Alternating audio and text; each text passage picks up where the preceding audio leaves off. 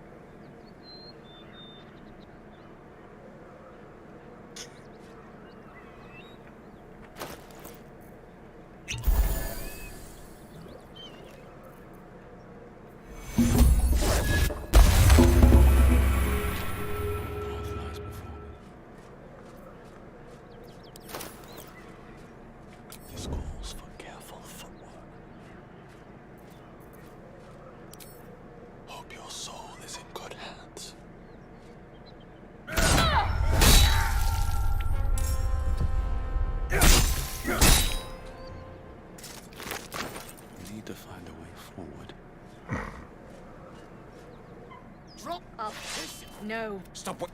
Knowing our queen. Facing that lot would be suicide. At least for now. Yeah, I don't know about that, Chief. Yeah, I have to take a hard pass on that one.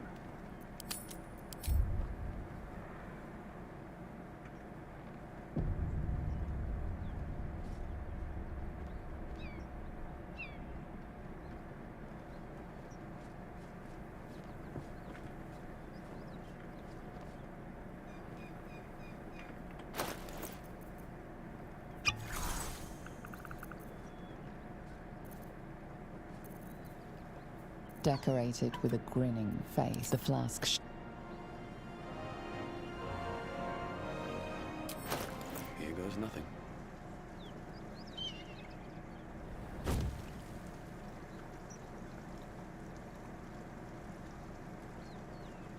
Keep looking. Someone in this wretched world has one. Yes, Kithrak. We shall find it.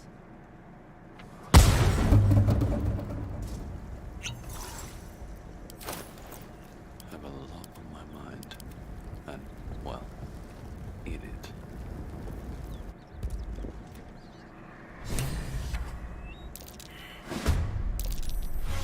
Never got the moment.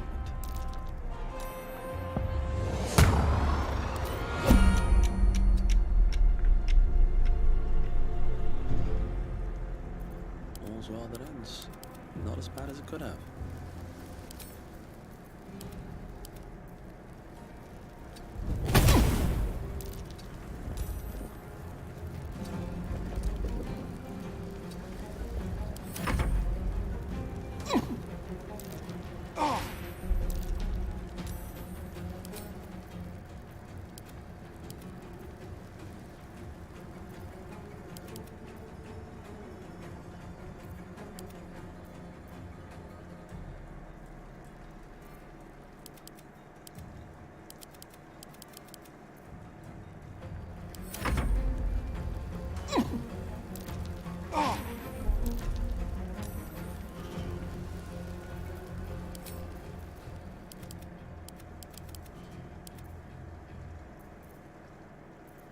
What to do?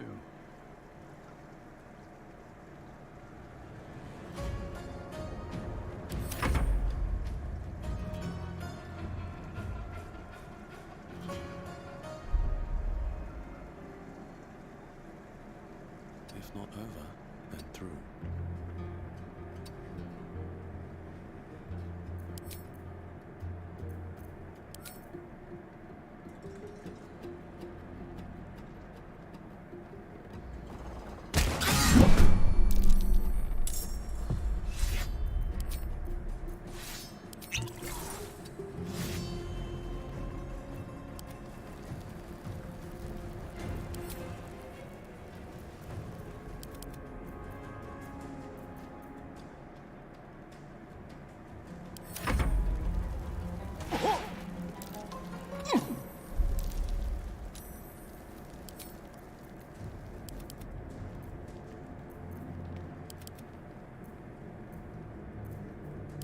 So much for peace.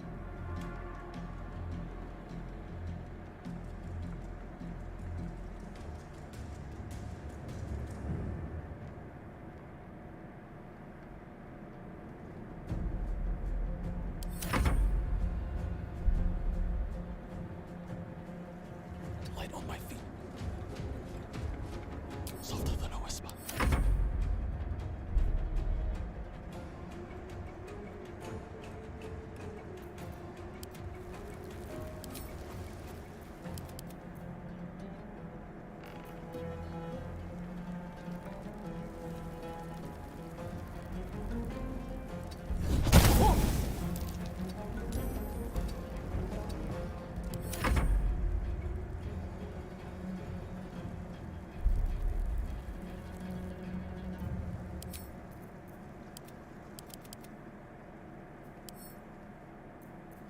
Nothing will stand in my way. One day I'll catch a break.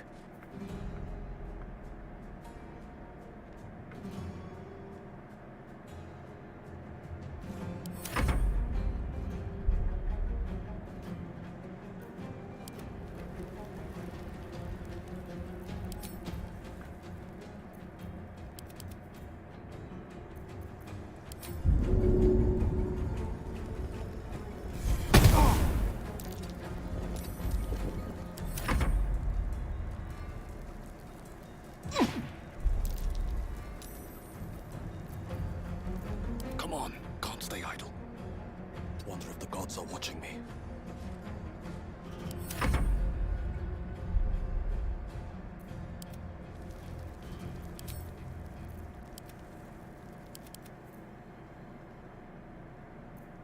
Nothing important is ever easy.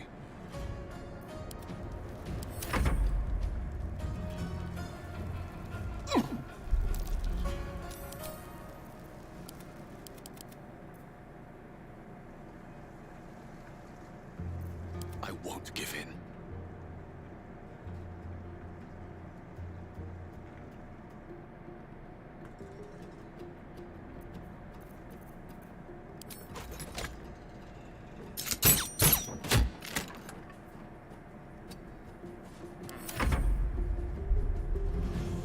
Better be cautious.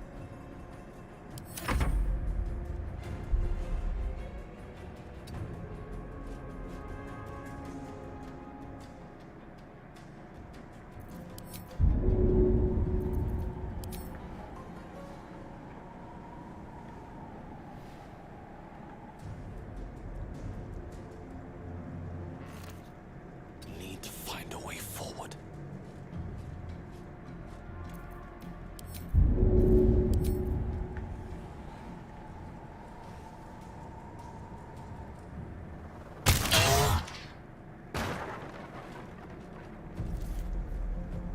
Oh shit.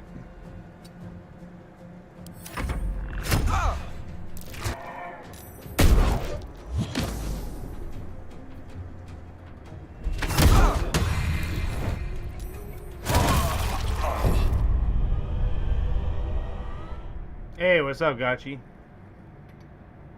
I'll be doing open co-op next Saturday. We'll have a big, or next Sunday rather, because that's my next day off.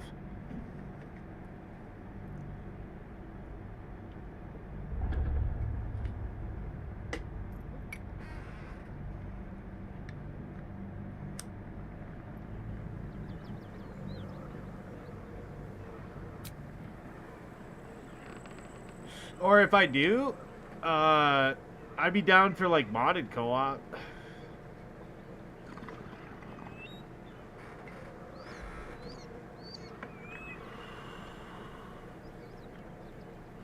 Damn, I don't know why this fight's being so Soft tough. as my feet can carry me.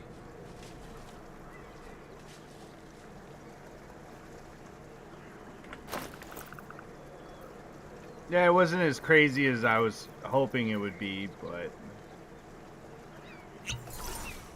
that's alright. Decorated with a grinning, the flask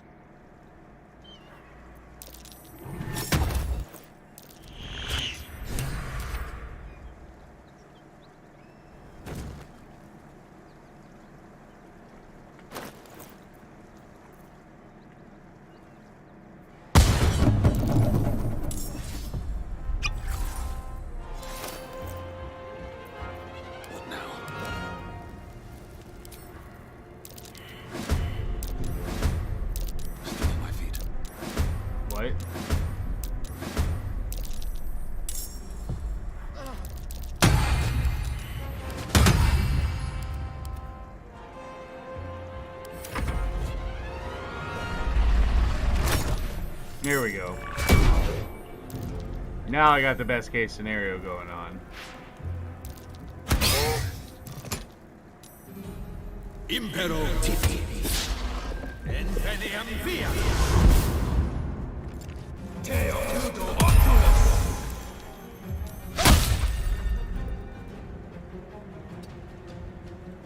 Still breathing, despite everything.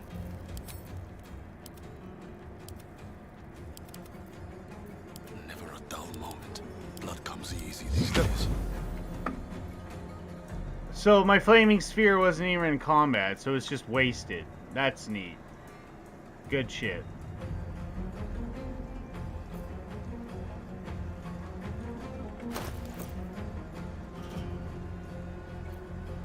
That wasn't cool.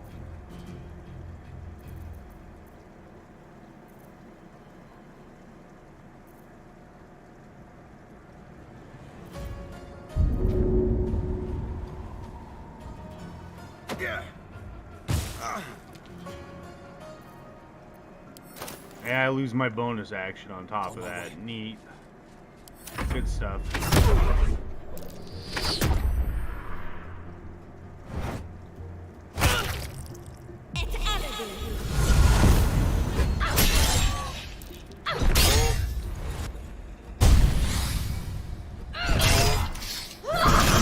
Holy fuck, man. Impero tibi.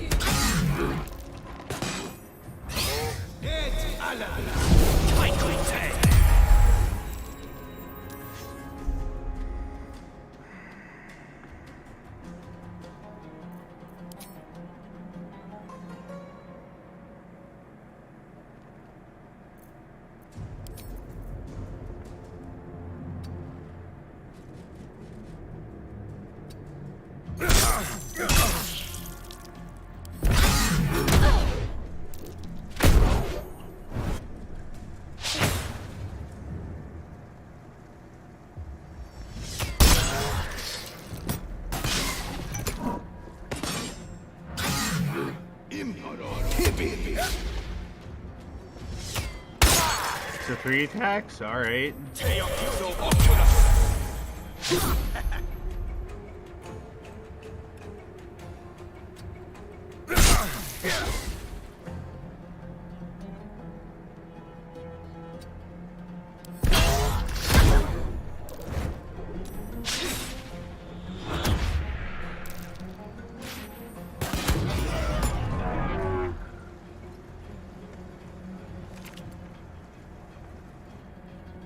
Impero tipi.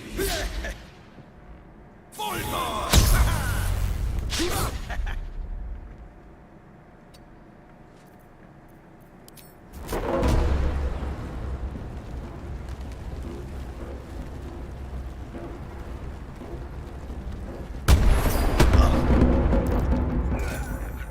That's one.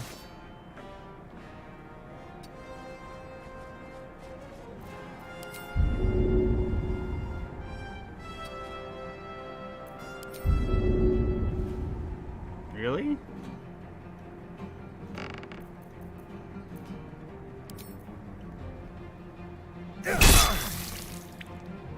Nocte Verite.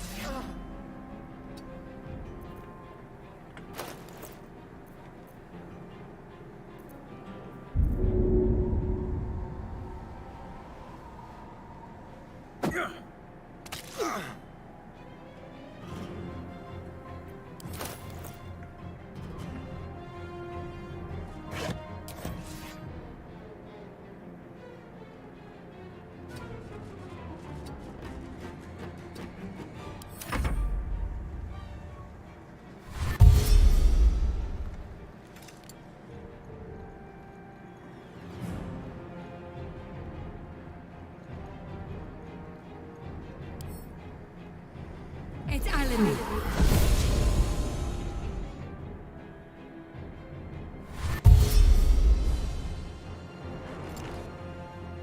That's right. Waste your actions.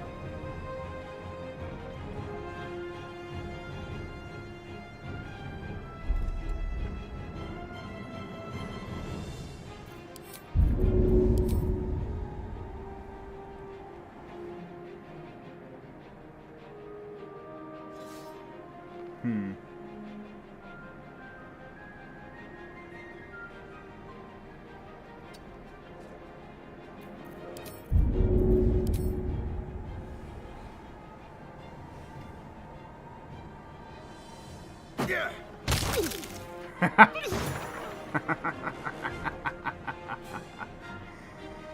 Oh, awesome. What do I have to lose?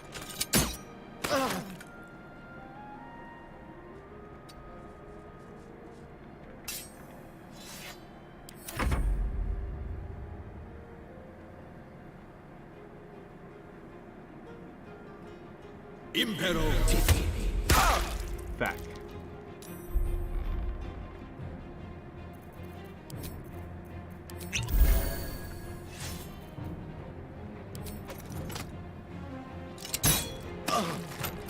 Damn, bro.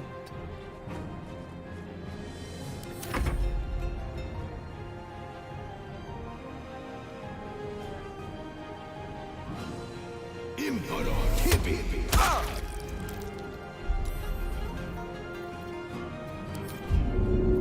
Okay, you know what? Fuck you, dude.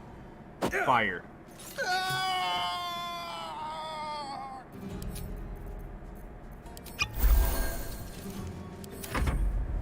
Yeah, here she comes. I just saw her jump. Yep. Ow.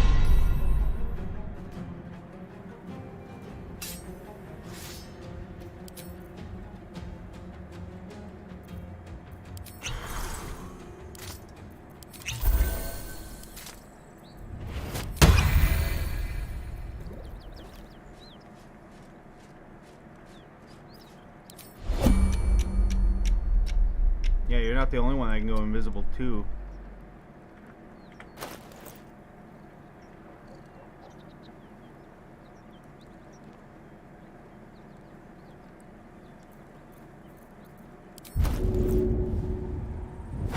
Bye. Parry that, you fucking filthy casual.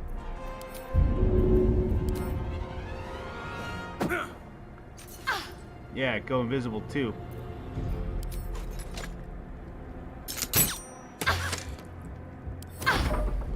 Yeah, no shit, you're surprised. I would be too. What?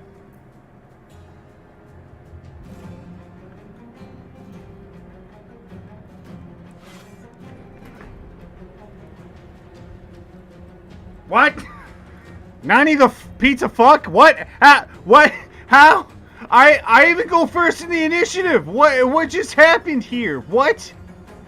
What? What, you got a fucking Misty step up your ass? Like, no way. No. No, you... Fuck you, bitch. Fuck you, Sarth. Cheating bitch. Let me guess you parried that too, right? Ah, you motherfucker. You know what? It's fine. It's cool. I'm fine, everybody. I'm cool.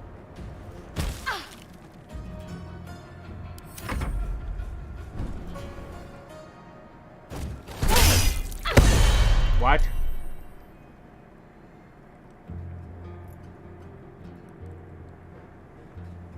What the fuck? What just happened here?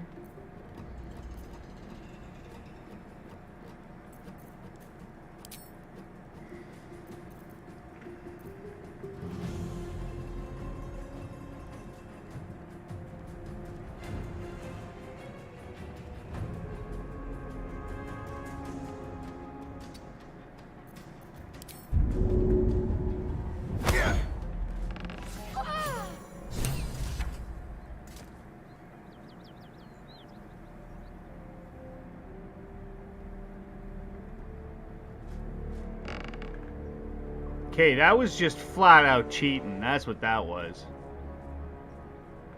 Holy moly.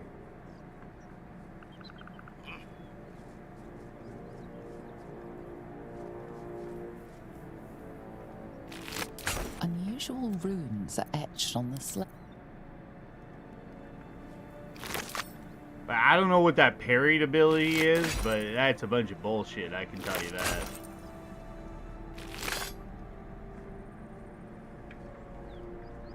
Unless that's like, I don't know, like if it's a Battle Master thing, I don't think that's how that works.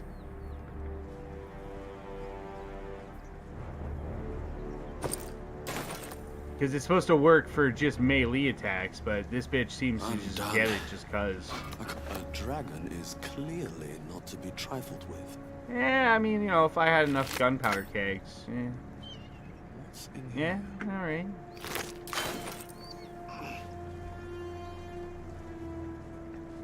I already know what I'm gonna do. I'm gonna get that room powder keg and I'm gonna stick that thing up that scaly boy's butthole. It'll be like bullfrogs and fireworks or firecrackers. Yeah, I'm pretty sure that's all of them. All of their bull crap. Holy moly.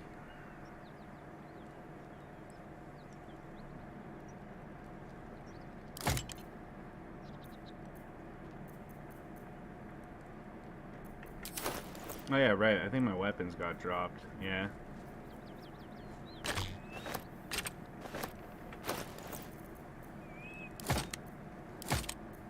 Mental. Well, at least if I wanted to and I was dual wielding, I could totally dual wield the. Nah. I'd rather dual wield the frostbite. And that bardic sword. Anyways.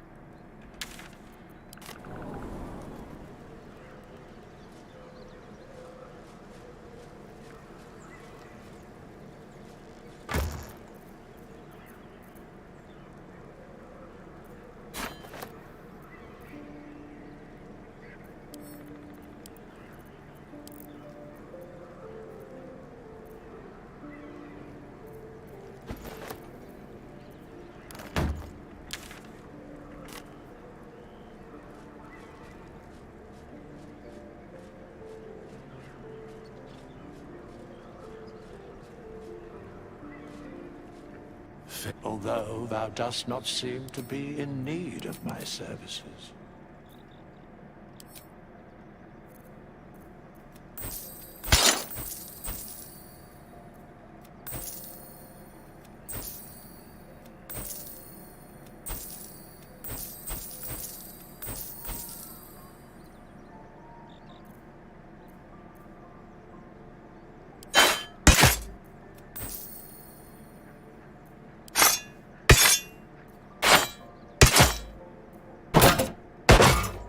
Baller.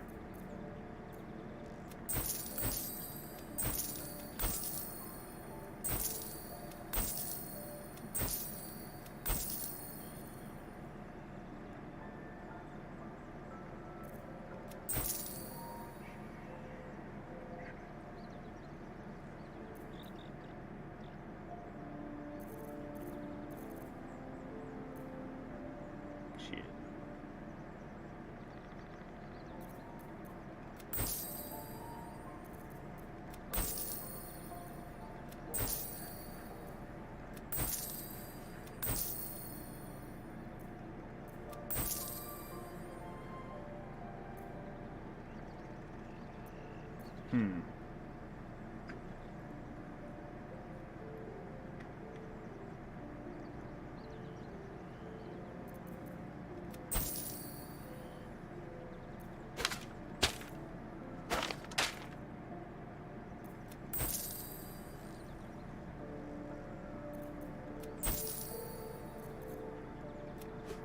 Hell yeah.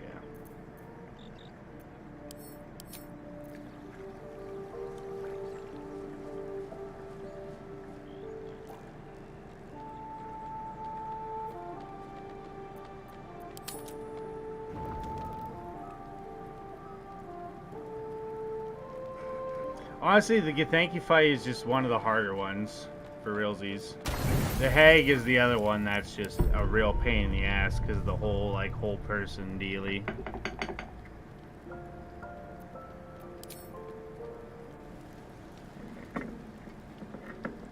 Oh no, Asterian's out on the prowl again. Ugh.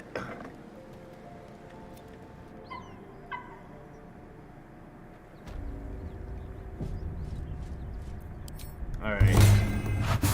Long Strider. Aid. Fucking false life, bro. Kill Giant Potion. With these powers combined, I'm like the ultimate guy. Yeah, I even got the tiara that gives me like bigger brain. Good stuff.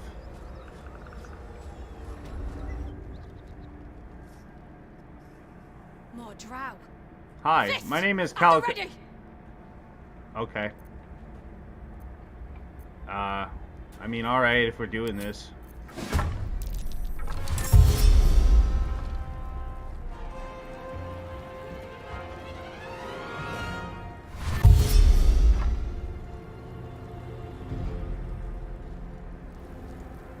I love how I'm just some guy just wandering by being like, oh hey, there's a fire, is everything cool? And they're like, Drow! Stab him! He's locked aligned! I'm like, well actually, I'm a Solentran drow. That means I'm a drow from the surface, and then they proceed to throw more shit at me.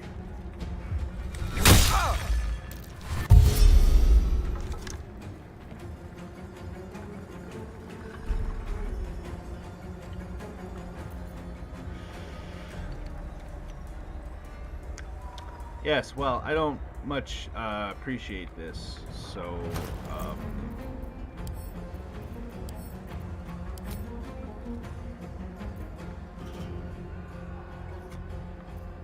I'm just, gonna go over here now. And, I'm gonna cast this.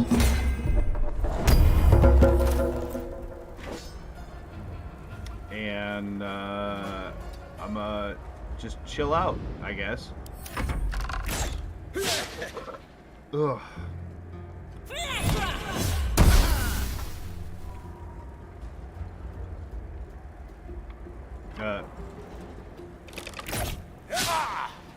Okay.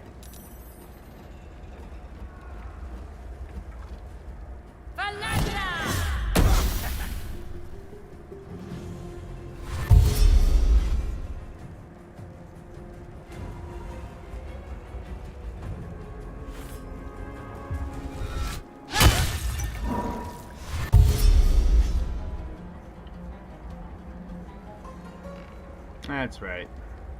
Make yourselves the path of least resistance. Oh yeah, no, make it a fucking party up here. Why not?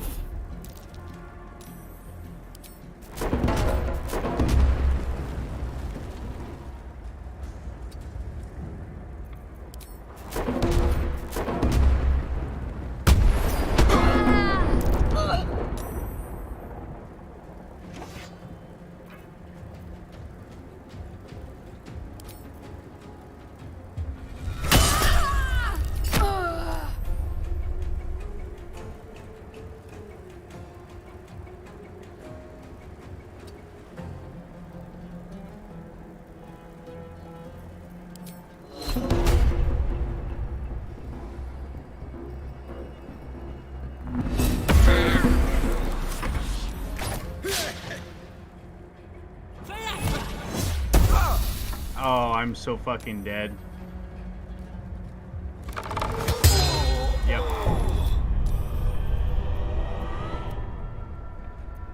Motherfuckers, man.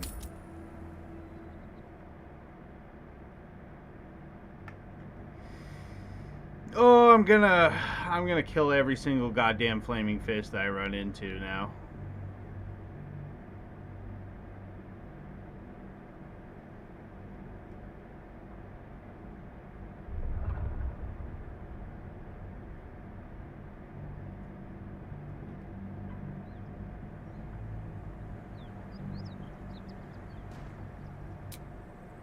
I'm just not even gonna give him a chance now. Like, holy dog shit, dude. I was just walking by and you motherfuckers wanted to toast me.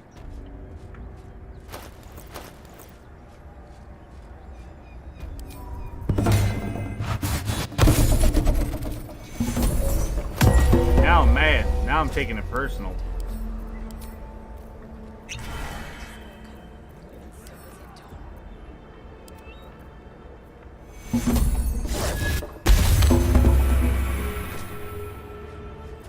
Well, I hope you made your peace with fucking Tyr, bitch. There was peace in this planet. More drow. Fist at the ready. You know what? No, I'll just talk my way out of it for the first bit. No. Now, please. Yeah, you guys suffered a lot, right? Yeah. Want to draw any attention. That's sad business, that is.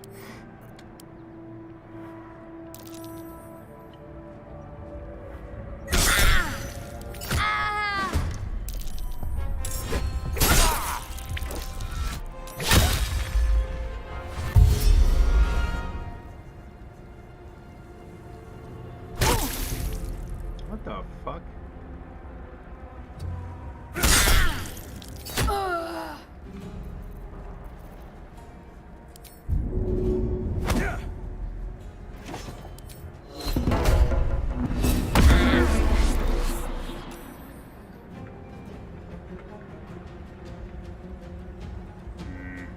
These boots have seen everything.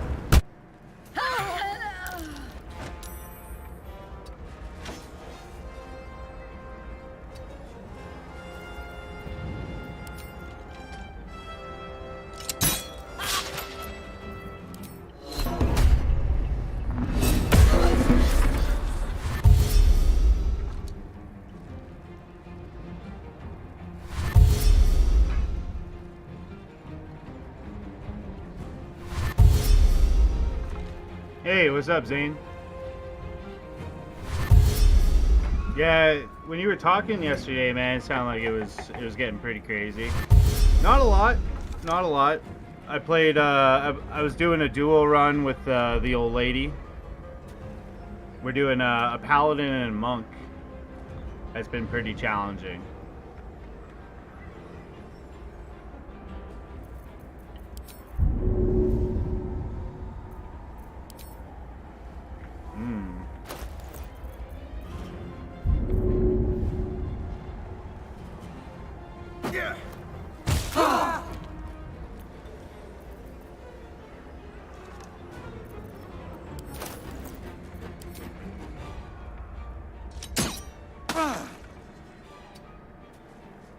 Long story short, I was walking by here. One of the guys is like, "Drow, kill it." So now I'm just super mad. I'm gonna kill it. Oh, dude, I'm playing the monk. My girlfriend's playing the paladin because she wants more practice playing that kind of a class. Her thing is more of a monk. Hence why I'm kind of playing the monk, is to give it a little bit more experience. Because to be honest, out of all the classes, monk is definitely the one I have the least amount of experience overall in D&D.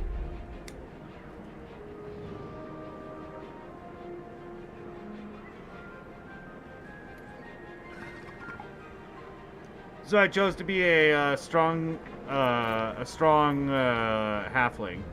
I forget what the sub-race is called.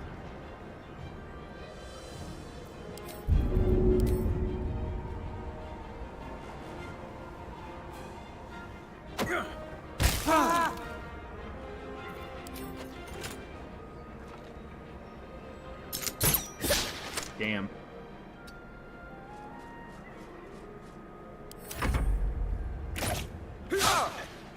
Rouge is different. It's like, it all depends really on the player, right? Like how your brain works, right, Zane? Like me personally, I play really good with bards and rogues. This is the reason why it's a bit of a challenge for me, is because being a lone bard is a difficulty in on itself, because in on itself is a support class. Ow.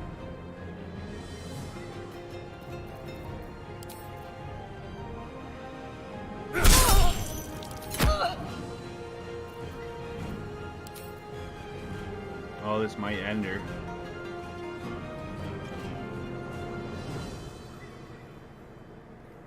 Nah, fuck.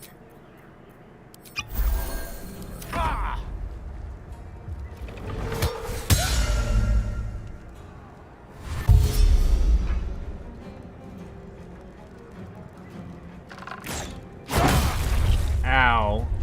Critical. Oh boy. I'm probably gonna get downed. Or not. Lucky. Really, really lucky right now. How much health does she got? 2? So even if she fails... But I kind of need them to get a little closer though.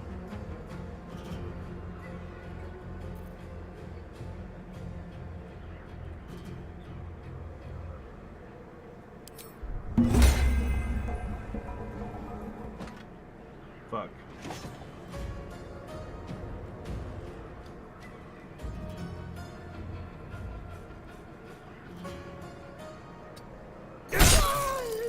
Nice.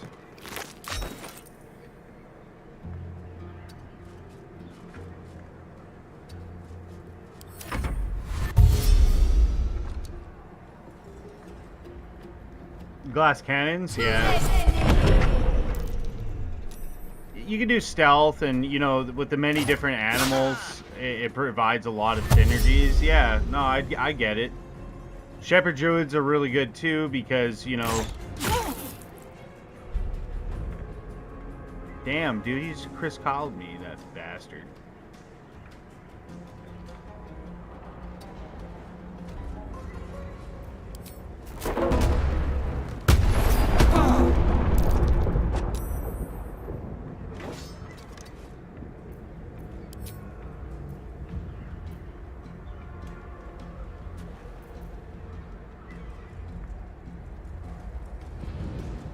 Although, how much farther could I really get?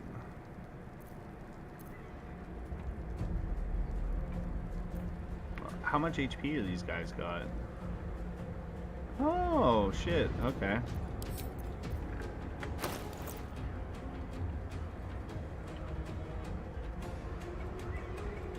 Yeah, no, I better heal.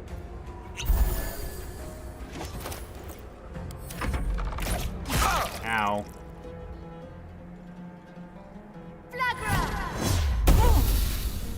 For sure. If I can survive. There's a lot of them and they're no joke. The guiding bolt can suck my nuts, bro. Fuck. I'm barely surviving. It's those two clerics just railing the shit out of me, man. Because they feed off each other. Because if you get a hit with a guiding bolt, it automatically gives advantage.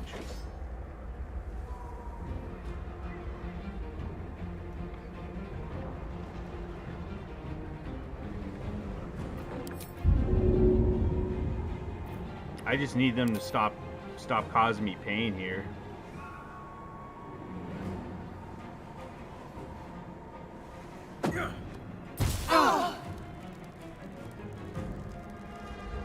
Oh crap.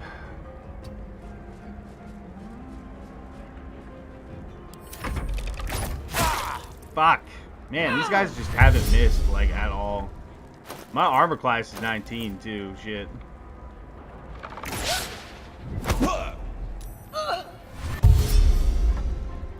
See, at least they're using their action to dash. That cuts me a break. Because that's literally the only way I'm going to win is just manipulating their action economy.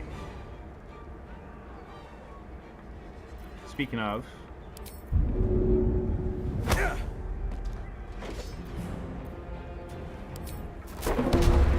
Too far. So anything I could spam? Alchemist fire, that's about it.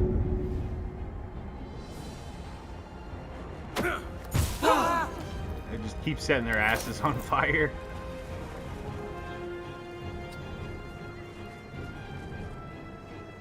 Shit.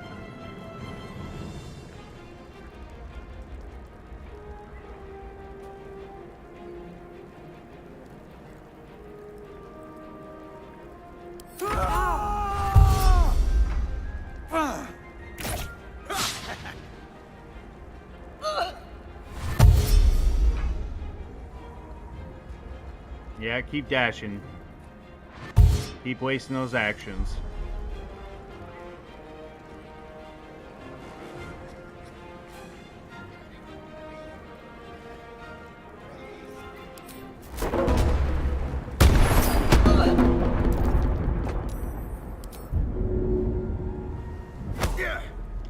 Fuck. That's about the worst case scenario. Yeah, it's not like she can swing for shit.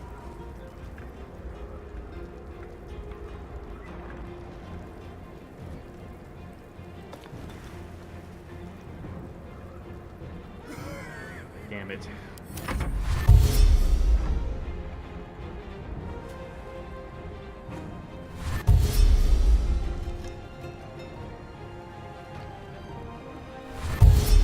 Oh, she's dashing? She must be out of spell slots.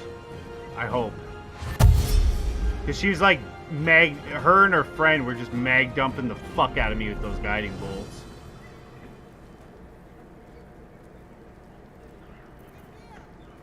How much do you weigh, bitch? 120 pounds. I might be able to. Nope.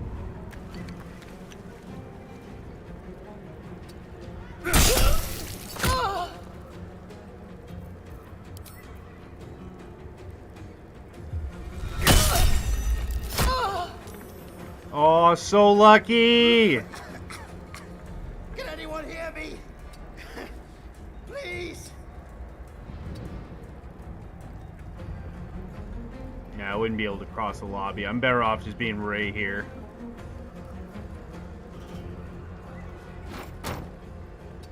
You know anything else I could just throw in the fucking doorway, just kind of block it? Am I right? Fuck, man.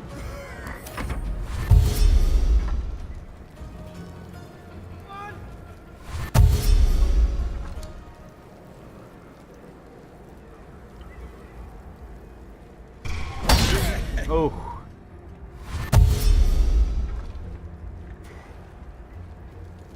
I do have some alchemist fire, yeah. That is part of the plan. Someone help! Shit. Alright, I'm gonna clap my hands real hard now.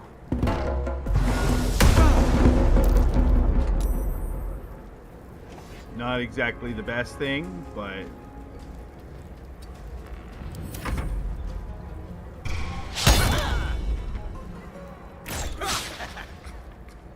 Can anyone hear me?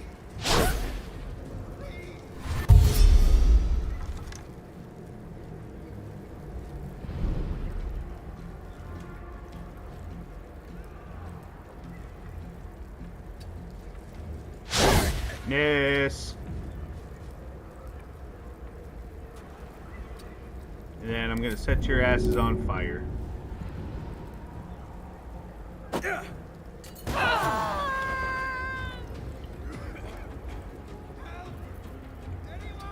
And for this guy, I'm gonna try to shove you again. Of course, be too easy.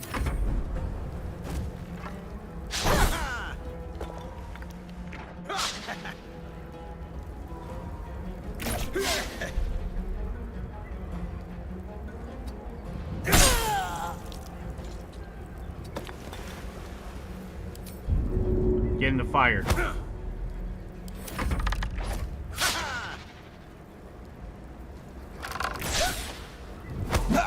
Someone help! Damn, man, really? Oh, there's just nowhere to shove them. Alright, I pull out my glizzy.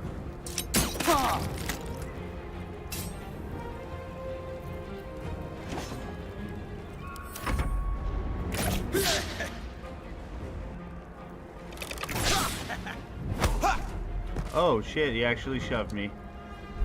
Okay, well, alright. I don't know why you thought you were gonna get away from me.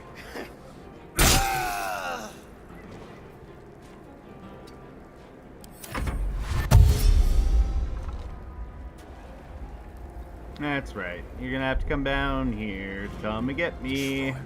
Surprise! To think, this all just started because I was walking by and they were like, "You, drow, die." To which I replied, "Ah, soft skids, bleh!" Help! Anyone? Fucking flaming fist, man. You know what this means, right? I have to kill the Duke's wife. Like, that's just how I roll, man.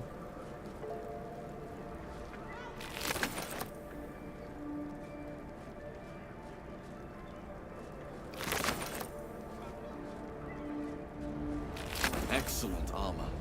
Drow craft, of course.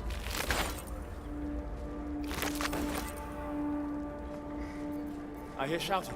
Someone needs help. Oh, I'll help him. Dude, Thunderclap is like one of the best spells you can use, man, for real. It's a 5-foot square all around you. You just clap once. It's good shit. Speaking of, time to level up. Oh yeah, 3rd level spells. Delish.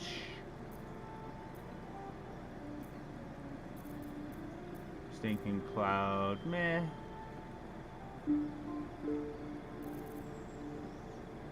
Still Curse, Catnap, Enemies Abound, Feign Death, Glyph of Warding, Hypnotic Pattern, Intellectual Force, Mass Healing Word is good. See, like, if I was in a party, that would be, like, one of the best spells I could grab, you know? Cloud of Daggers would be a good choice right now, though.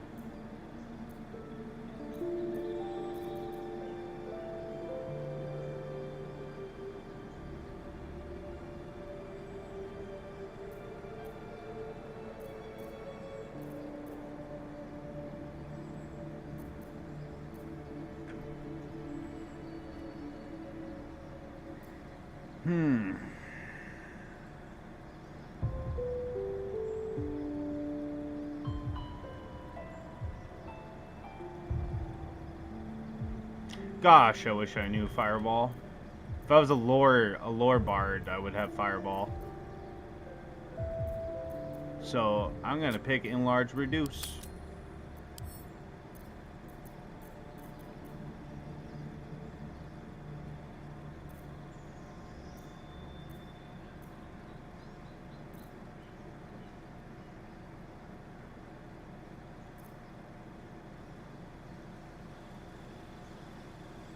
Earth Tremor would actually be a pretty good call. Yeah.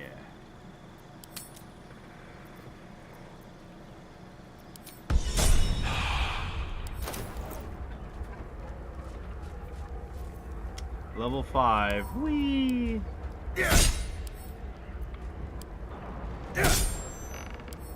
Oh, for real. See, that brings back to what I was talking about yesterday, where it's like it can be an advantage or disadvantage to have a lot of people in the party, really.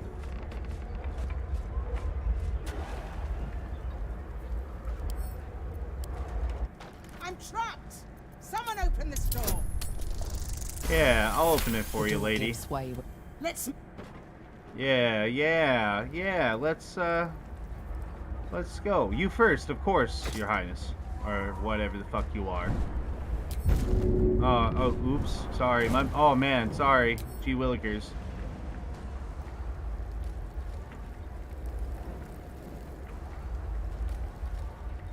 It's up for discussion. We can.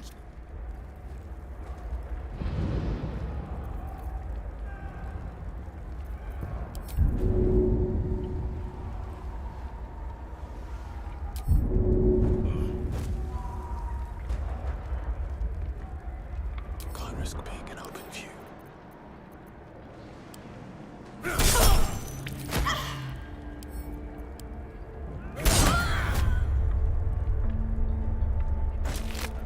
I got her before she could heal.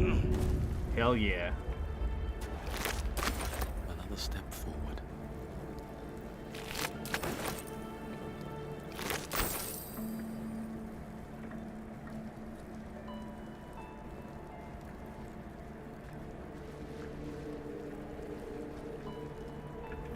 Someone help! Word. I mean, you kind of showed me some pretty memey shit. Like, I didn't know, like, mage hands could smack shit. I knew about them throwing things and stuff like that. Like, a really memey trick that I used to do was we'd make, like, 2 mage hands, and then we'd, like, pull a little fucking a little short bow. You know what I mean?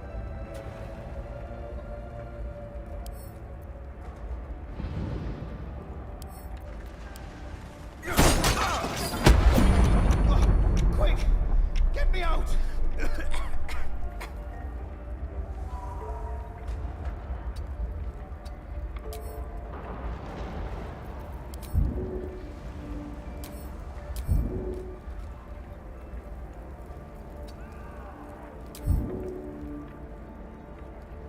How's my path interrupted, dog? What the f-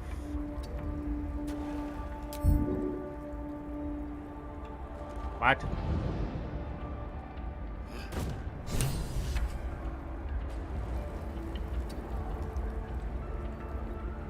Okay, what the fuck is this shit, dude?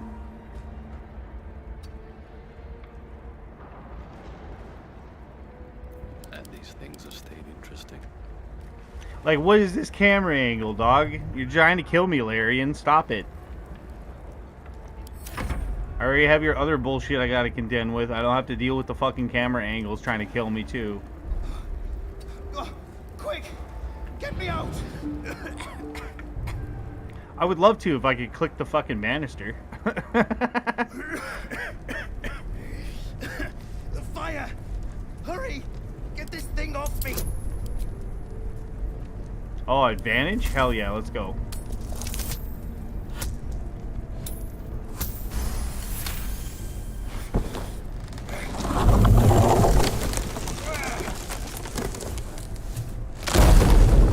Thank you.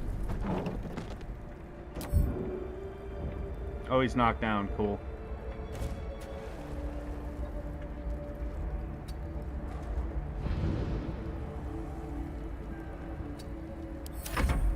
For real. Especially if you're, like, not really doing a lot of engineering and shit.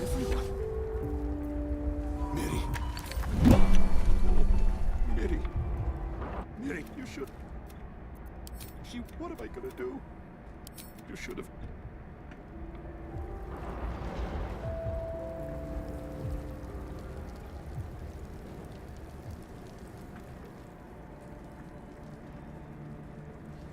Jeez, I already gotta go for fucking another long rest already.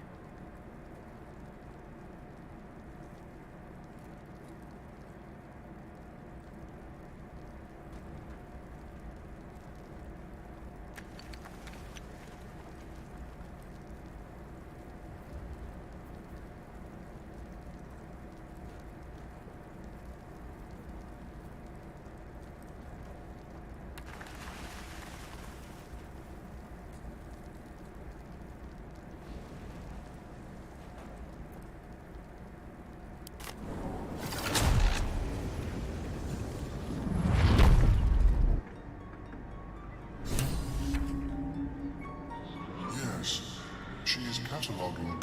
Welcome back. Have you made any new discoveries?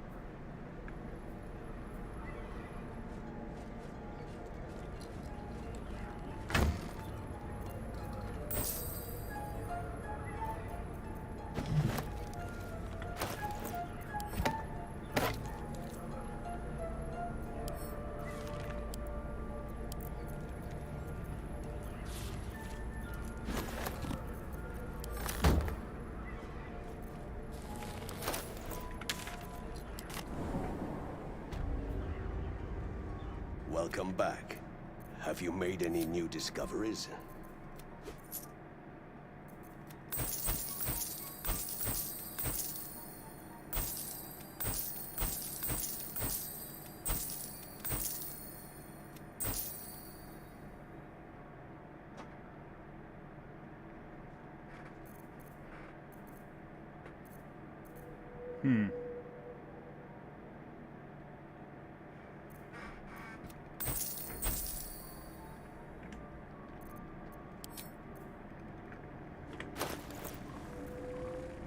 How is your more personal research progressing?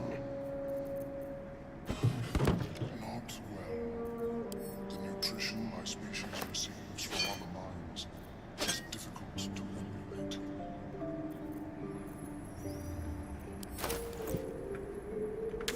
Worry not, friend. Gotta go pick up some more of the good stuff.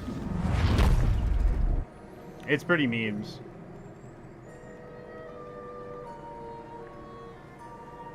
Yeah, exactly. See, that's usually what that's usually what Mage Hand is envisioned for, is exactly that. It's meant to, like, reach for things you can't normally reach to with your physical hand.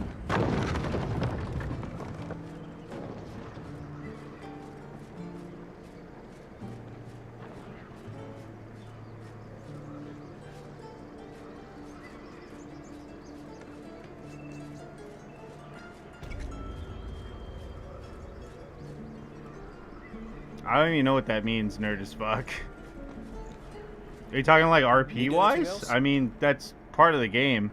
Mind you too, I'm coming from a guy that's just like, I like to make dungeons like cake levels, you know what I mean? Where there's light RP, combat, puzzles, a little bit of everything. But at the same time, I'm also the kind of guy that likes Diablo-esque dungeons, you know what I mean? Just go in, kill the monsters, get the loot. Let the RP happen naturally between your characters, because you're short resting and stuff like that. It's just most of the time people don't really utilize that. But at the same time, there's also downtime when you're at the taverns and stuff like that. It all depends on the context, really. Of, like, the type of game you're playing, right?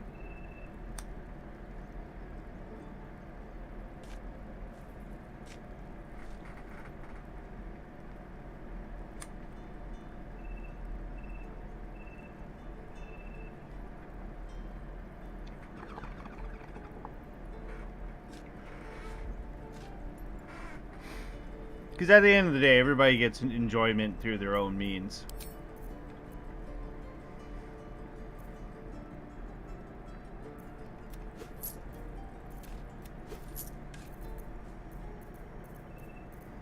Like, you can't expect me to go to, like, an NPC tavern and expect me to sit there for, like, 2 actual game hours when nothing interesting is happening. Because the thing is, I'm the type of player that instigates. Like, if there's no entertainment in the RP, I will make entertainment.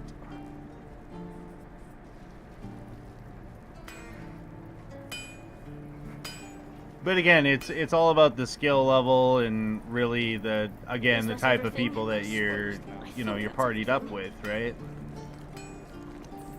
Hello, Petal. Need anything? Any lotions or potions? Lotions and the potions. Yeah, give me steroids.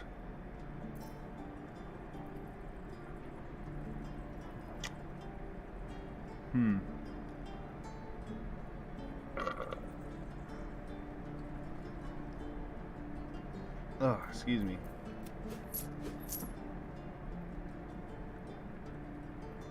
Yeah, we'll have a long rest. Nay, bother, love. And then I'll buy more steroids, because that's how fucking it works.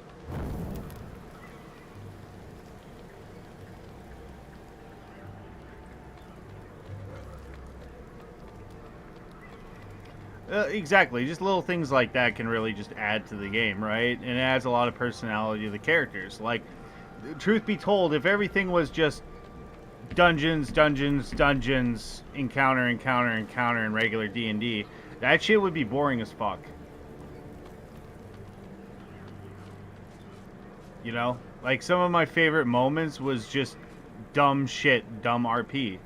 Like, I made a D&D memes videos of, like, some of the RP encounters we were having in our Discord server. Because the thing is like, part of it is sitting at the table and adventuring and stuff like that. But for the small in-between moments where there's nothing happening, that was kind of what the Adventure League's Discord chat channel was awesome for. Because they had, like, a dedicated text RP. We'll sit by the fire here. I'll tell you a little tale. Probably one of my favorite stories, just because of how out of hand it got. So, long story short, I was playing a Venarin, which is like a simian. They're like monkey people. And in this Adventure League of ours, our guild, we say Adventure League, but it was like an Adventure League mix with West Marches, where there was just a lot of fucking players. Everything was all organized and paperworked, and is very, very organized. So, but however, so imagine like D&D, but more of like an MMO style, where there is lots of people all roaming around in that sense, right, and doing stuff. So there was myself, and then there was two others. There was a fellow named Vadi, and a lady named, I'm trying to remember. It was played by my friend Schmoopy. I'm trying to remember what the fuck.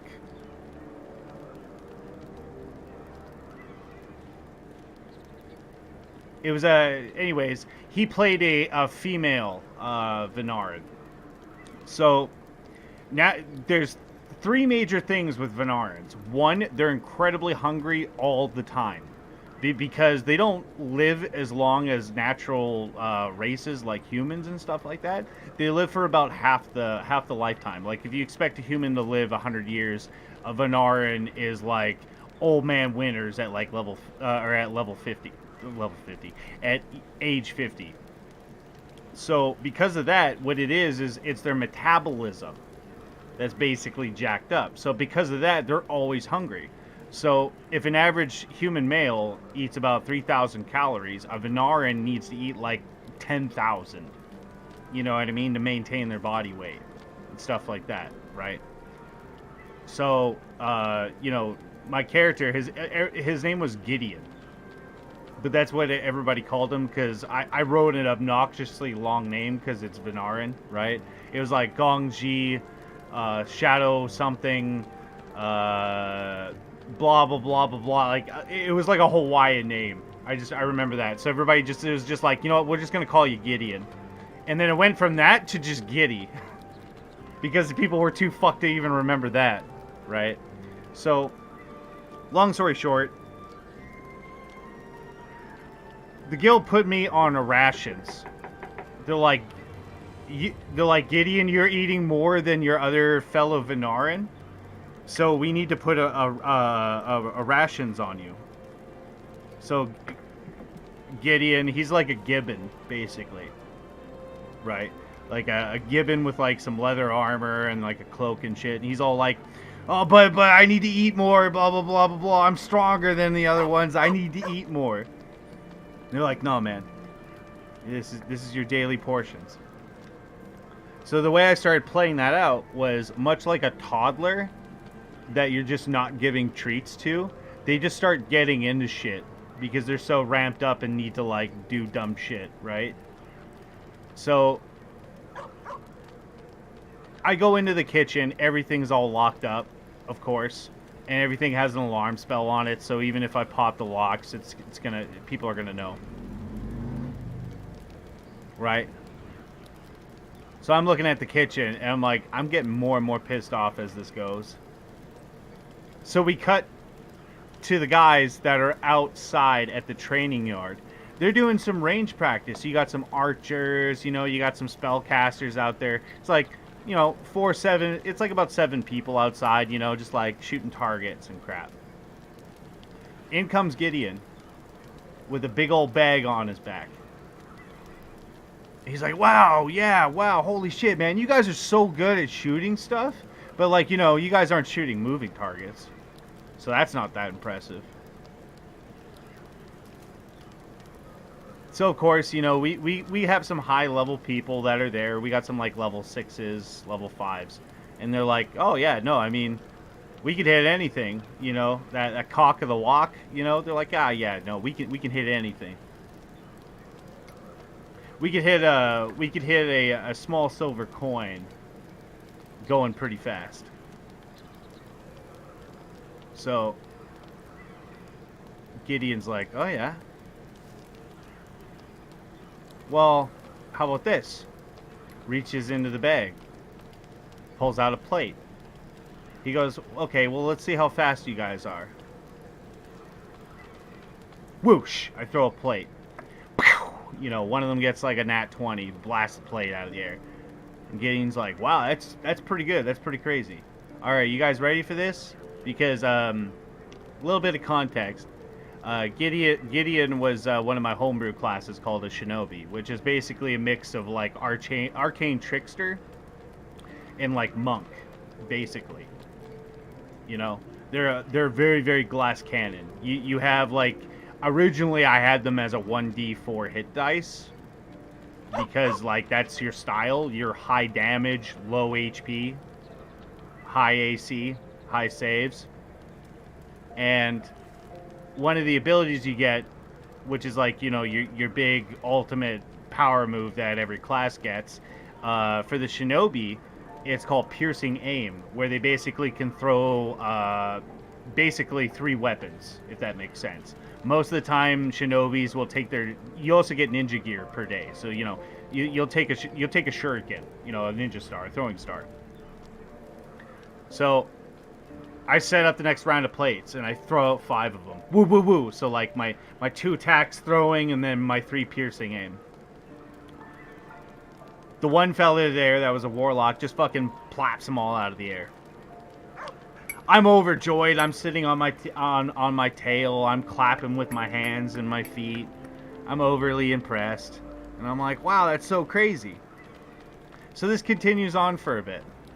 I'm whipping plates, I'm whipping bowls now, getting them to like skim across the ground and scoop up, you know, like a bit of an arc, you know. All of a sudden, one of the spell, mind you, this is like almost in the middle of the night, right? Like most of the players are asleep at this point in time. One of the players that was at the range is like, I'm going to get something to eat. And I'm going to go to bed. And it was at that point where my eyes go wide in character. I was like, oh.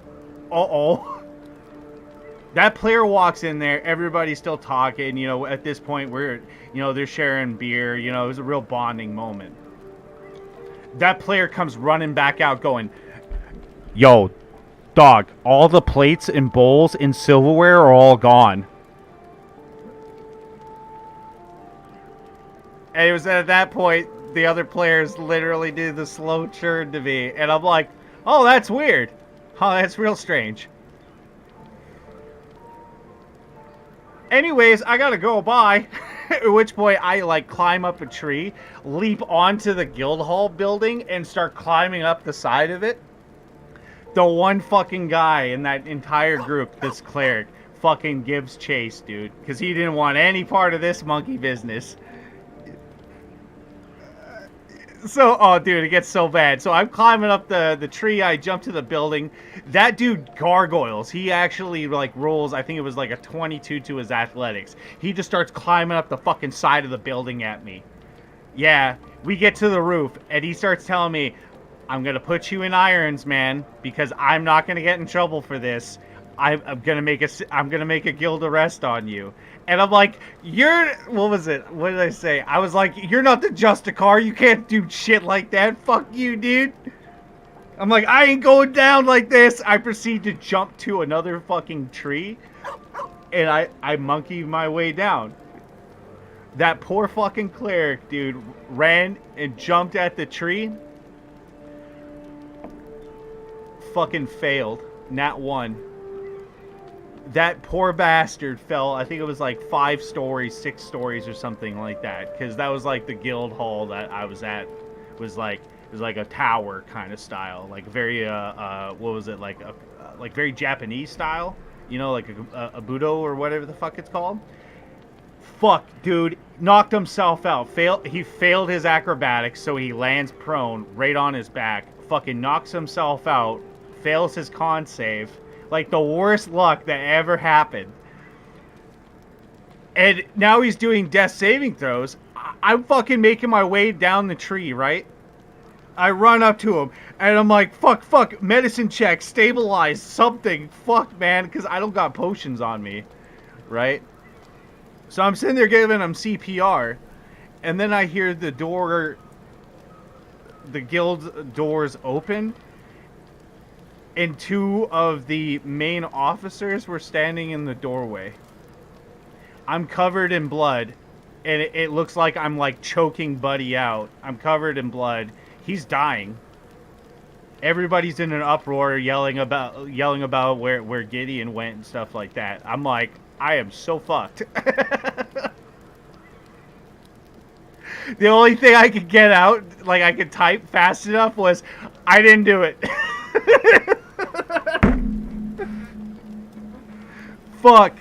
Fuck my life. I felt so terrible when that happened. I'm laughing about it now.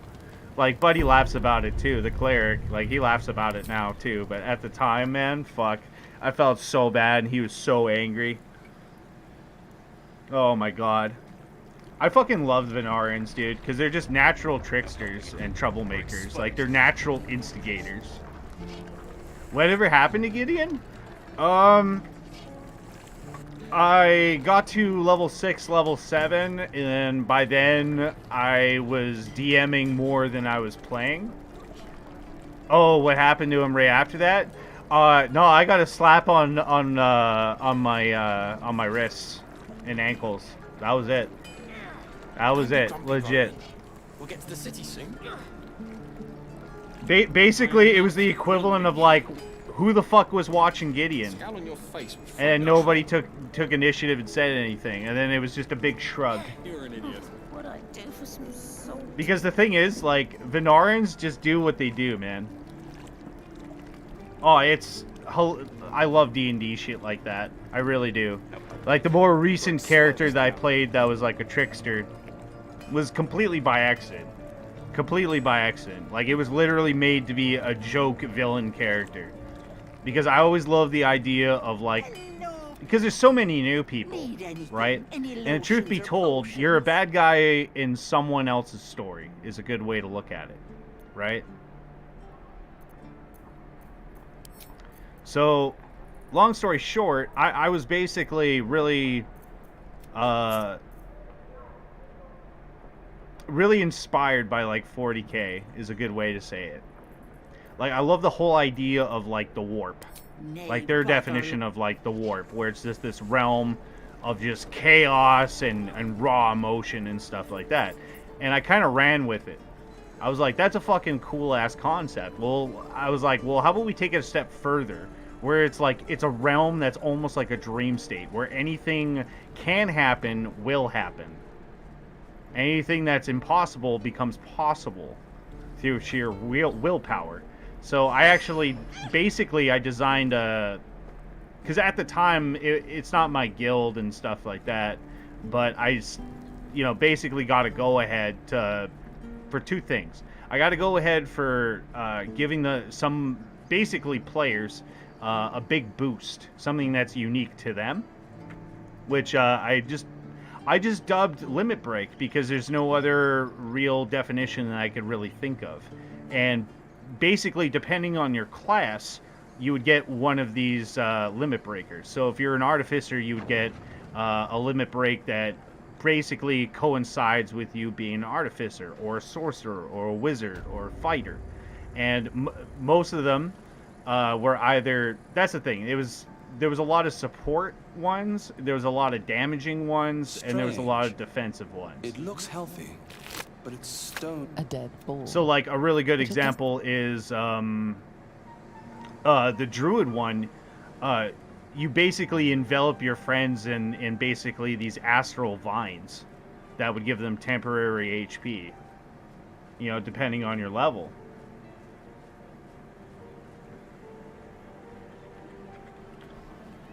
So, in this realm, right, where basically how this boss fight worked is I would throw you against a CR20 aberrant character, basically, because he had a player class. You know what I'm saying? And just given the context of the story and stuff like that, the whole fight was meant to be like basically Morpheus and Neo, where he basically opens your mind. Where, you know, I remember one point during, because that's the thing, the boss guy, when he comes at you, he doesn't come at you with his swords or nothing. He comes at you with just his bare fucking hands and just lays the boots to you, you know. But there was a lot of people that were fighting him and just not understanding how they're just supposed to beat him. And my point is, probably my favorite quote from Goblin Slayer: imagination is a weapon. So basically, whatever you imagine in the warp, you would make a wisdom saving throw, and depending on basically the thing that you were imagining or trying to will in existence would set the DC, and that would happen. Sky's the limits. So during one of these fights there, the boss flat out said to the guy, because he's like, I don't understand how I'm supposed to beat you. And he's basically says, do you think my strength has anything to do with my physical fucking body?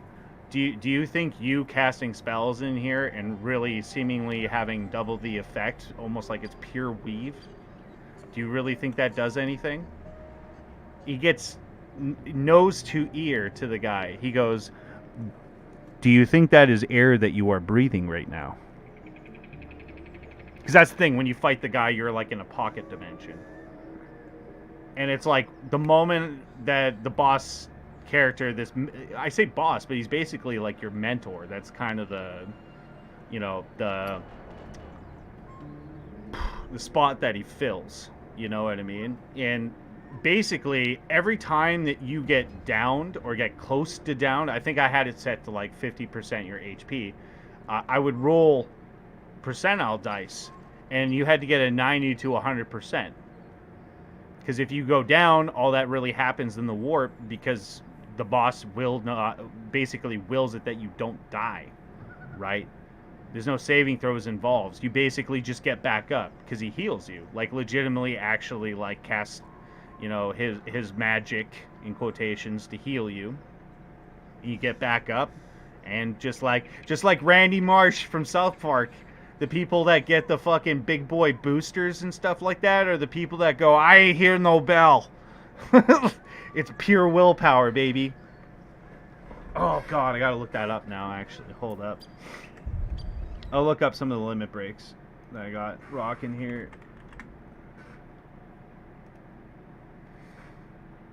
Okay, here we go. Oh, some of them are actually cut off.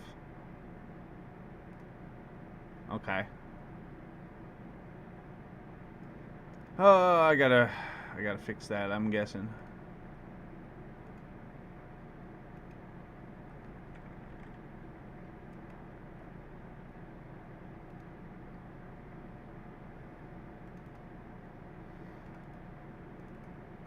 Yeah, alright, here we go.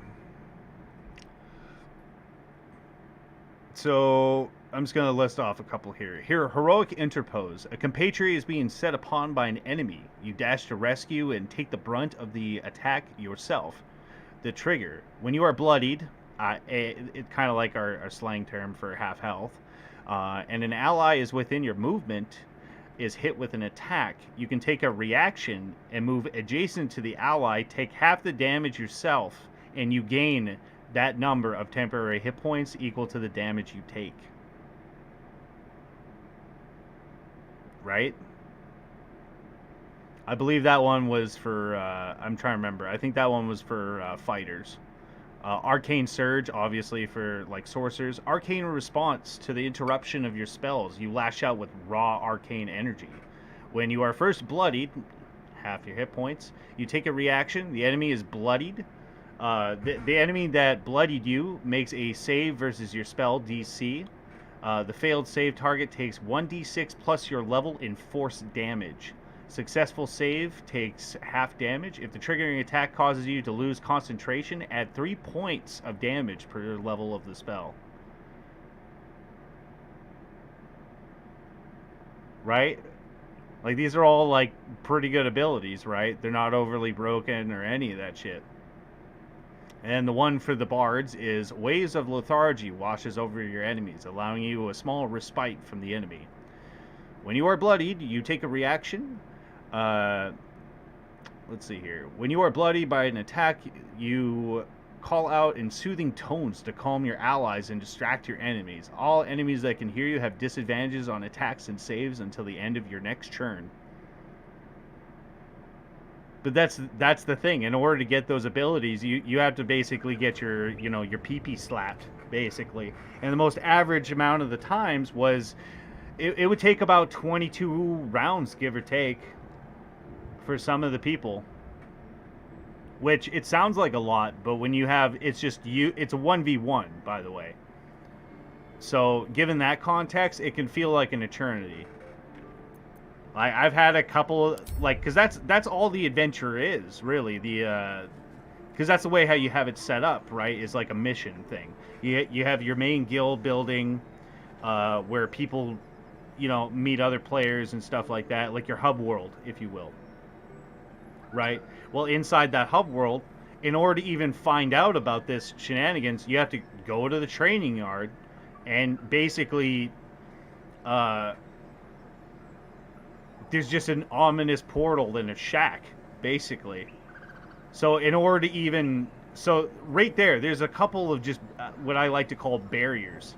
So if you're just not into it, you're just not interested, you're just not going to see it. You know what I'm saying? If you're not exploring the guild, you're really looking around. And that's all in text RP chat, right?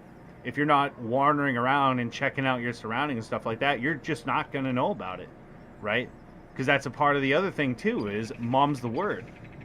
That was the one thing I said to the players, is you cannot talk about what happens in the warp only with other people that have been there. And see, what that does is it's part of the reason why, like, when I was running my West Marches server, why it was successful is because we had assessments.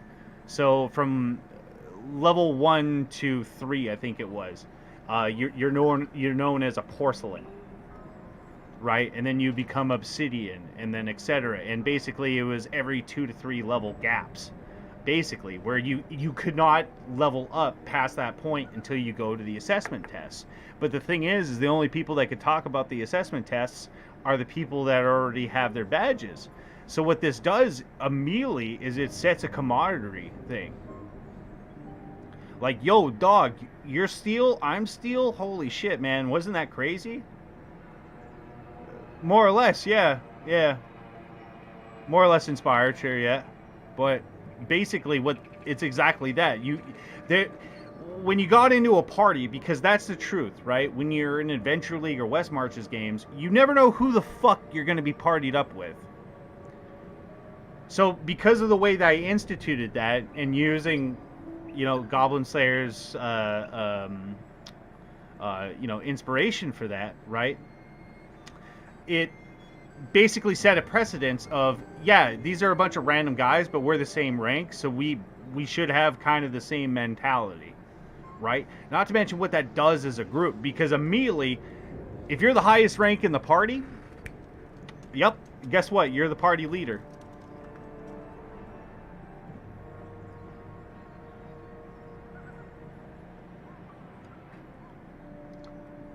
Again, it just gives it's a trust thing. So what was every rank? Give me a hot second.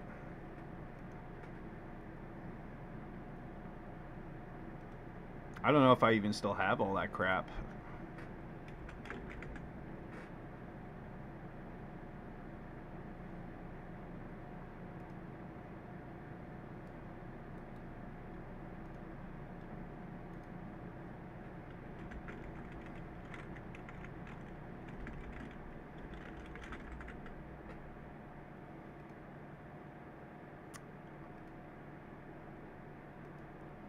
I don't seem to have my old sheets.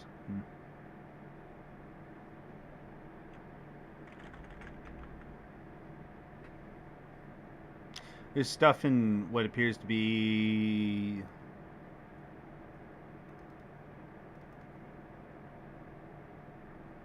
Okay. Where's my chart, though? Because I had a chart with all the ranks, not the individual badges.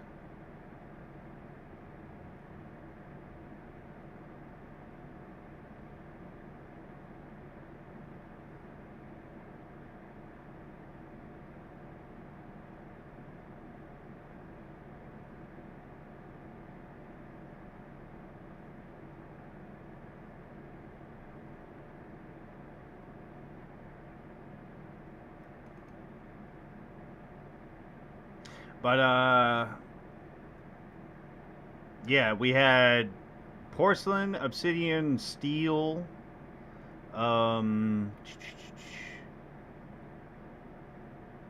steel, gold, silver, bronze, emerald, sapphire, ruby, of course, platinum, diamond. Diamond's like the level 20 shit, basically. I remember that. And the way how that I had it, this is all based off memory because I don't have all my paperwork, obviously. But every one of those ranks would basically unlock something. So porcelain, basically, so you could be in our guild, but you don't have a badge, which is perfectly fine. But you just don't get any of the benefits. I.e., you got to sleep outside. You got to eat your own food and stuff like that. We don't supply it. The moment you put that porcelain badge on, though, yep, food, drink, and even your material components you need for spells, ammunition for your bows and bolts and stuff like that, totally taken care of. The only thing I expected as a guild master is that you make the guild money and you do a good job. Don't be a dickhead to people, stuff like that. Yeah. There was a few people that were diamond rank. I mean, obviously I was, because at the time, I had material, basically, that allowed us to go past level 20. And the problem was I was level 23 lore bard at the time, which is pretty ridiculous. Yes, I know, but that's just because at the time, when I first started the guild, I was low level at the time. Because basically what happened was there's a group of people I was playing with. I think we got up to level 6, level 7. And then I was like, hey, why don't we start up a West Marches server? And it kind of just went from there. And then I was playing as much as I was DMing, basically. And it got to the point where I was just so powerful that just basic adventures are just no longer it was almost Looney Tunes, to be honest. So it went from me adventuring and it turned more into a game of almost like an RTS is a good way to describe it. Because when I was the guild master, I was the guild master. I was actually doing parchment work, writing down inventory, how much crap we're going through, where's going what, where's going where. I'm interviewing the guildies. I would go down and talk to the guild members and stuff like that and be like dad. I remember a big thing for me was Sundays was always just a community day because I always had Sundays off. So in character, I would wake my ass up, be one of the first people in the server of 100 people, and I would wake my ass up and be making everybody fucking pancakes in character and waiting in VC chat.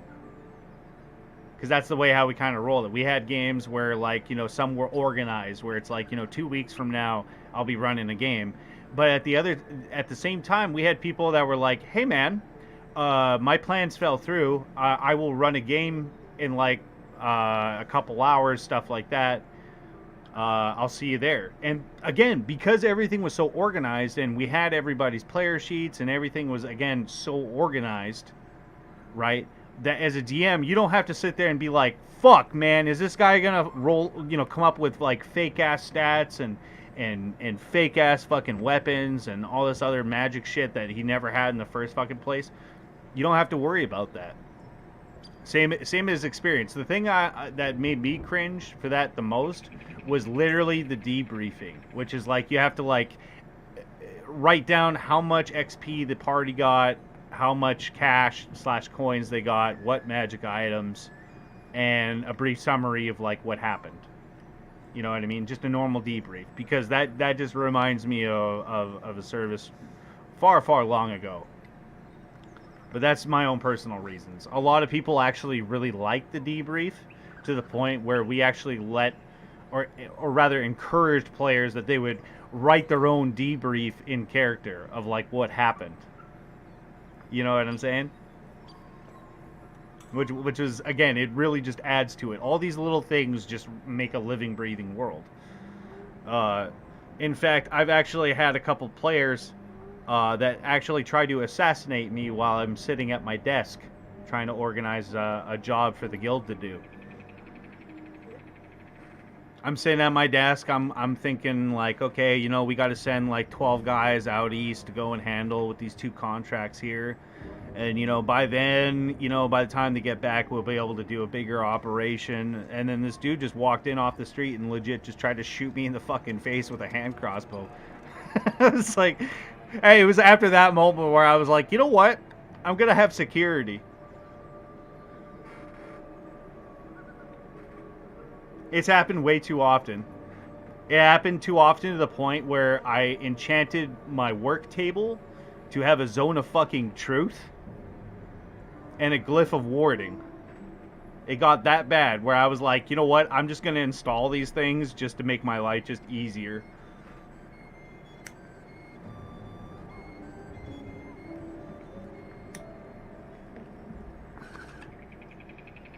Is it foolproof? No, but it definitely just cuts down on shit. Well, it was a combination of players trying to be spicy, role-playing, and my buddy dungeon mastering, and...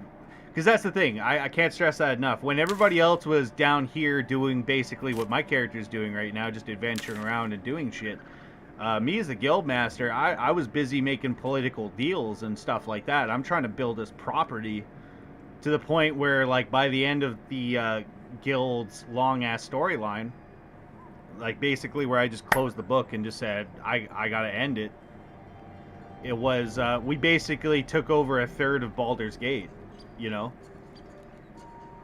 Like, I actually wrote a faction sheet for when people were joining in, basically. You know, we're known as, like, the market corner. You know what I mean? Because there's so many adventurers that...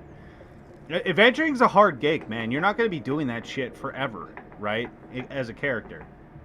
So there's a lot of characters that offer classes. And, like, shopkeep and stuff like that. So, of course, where are they going to set up shop? At home.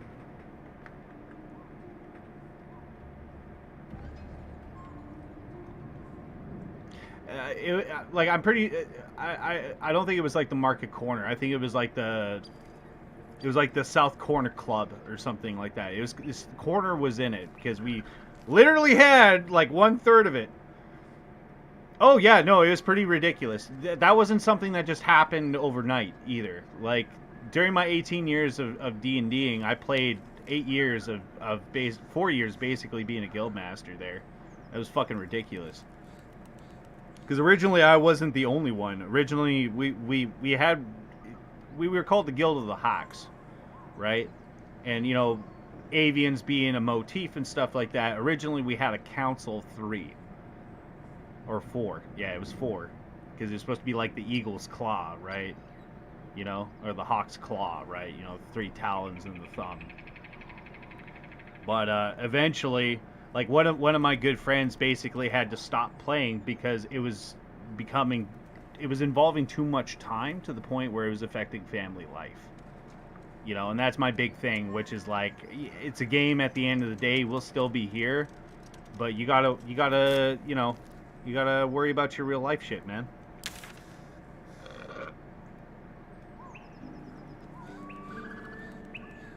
Another dude just passed away. Like, it's just... Shit happens, man. Things aren't going to be around forever. And it's always ridiculous when people think that it will be. Like they're fucking pharaohs of Egypt or some shit. And their fucking pyramids are gonna hang around forever. It ain't. Fuck. Like, even as a character, man, I sacrifice, like, that's a story in on itself, but I sacrificed myself for 3 of the party members, and what pissed me off more was that as characters and as players, they didn't really grow from it. You know what I mean? Considering it was, how they died was their own mistakes. It was their own hubris. You know what I mean? Basically, they went into the Steel Assessment, which is claimed the most amount of lives of any adventurers that have graced through that fucking door of my guild hall. And for right reasons.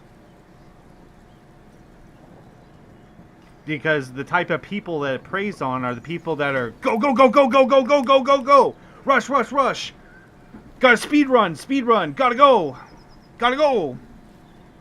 That's exactly the type of people that fail the Steel Assessment. Because of the challenges that are laid before you, all of the traps, all of the puzzles are exactly that. They prey on people that just want to speedrun without fucking thinking. So how did the Corner Club end? No, actually, RP-wise, what I wrote for the epilogue was... It became kind of like a heritage town, basically. Like, it's not really a guild-controlled area by anybody's standards. You know, the Zentarum aren't there, the Flaming Fist aren't there. Nobody controls the South End Corner Club. It is known as just a peace area. That being said, if people like to disrupt the peace in the South End Corner Club, it tends not to go so well, considering... RP-wise and stuff that happened and characters and people just evolving the world, there's basically a group of vigilantes that patrol the South End Corner Club, basically. Straight up thugging. Well, partly yes and no. It does prey upon people that rush into things, but more so it's... how the traps and everything is designed is, unless you stop and really think about what you're going to do, because there is no time limit. Out of all the other assessments and stuff like that, the Steel Assessment is the one that does not have a time limit, for a reason. I might as well just spoil it, because I don't think I'm going to be running that shit again. But, so, the Steel Assessment is basically probably the biggest threat to D&D players, which is lava. Lava and acid are the worst fucking things you can deal with as a player. So, there's some other traps and rooms and puzzles that come up before this, but the main room that claim the lives is what is known as the Saucer Room. That's what the players call it. So, you enter into a very, very large room, and before your eyes can even adjust or you can even see what happens, the large limestone doors collapse behind you, locking in place. Before you, you're stuck on a 15-foot, what can only be described as like a ceramic, muddy floor that extends out 15 feet, so about 3 spaces, and it's about 2 spaces wide, about 10 feet. As your eyes adjust and you look around, you can see an incredibly vaulted ceiling that seems to go up about 40 feet. As you look over the edge, over this tiny platform, you can see what appears to be crusted lava that sits atop this 50-foot drop. As you scan the room, you notice that there seems to be very, very large saucers, about 20 foot by 20 foot across, that dart the entirety of the room in almost a circle. So imagine your mind's eye. It's a big square room. You have a little landing pad. On the other side, you have another little landing pad. And then you have a ring of saucers that go around. Each one of these saucers has a singular chain that is attached to it. That goes all the way up to the vaulted ceiling. this is where the things start getting real sketchy, because after about a couple of minutes letting the party talk and converse among themselves, I start telling them the room's pretty hot. The room's pretty hot. It's real toasty. Your eyes start to burn. Your sweat starts to boil. You guys get immediate exhaustion. That right there, I shit you not. I shit you not. One out of 3 people immediately freak the fuck out. Not at me, but more of like, oh my god, we need to get the fuck out of here. We're gonna die. Blah blah blah blah blah. Start panicking.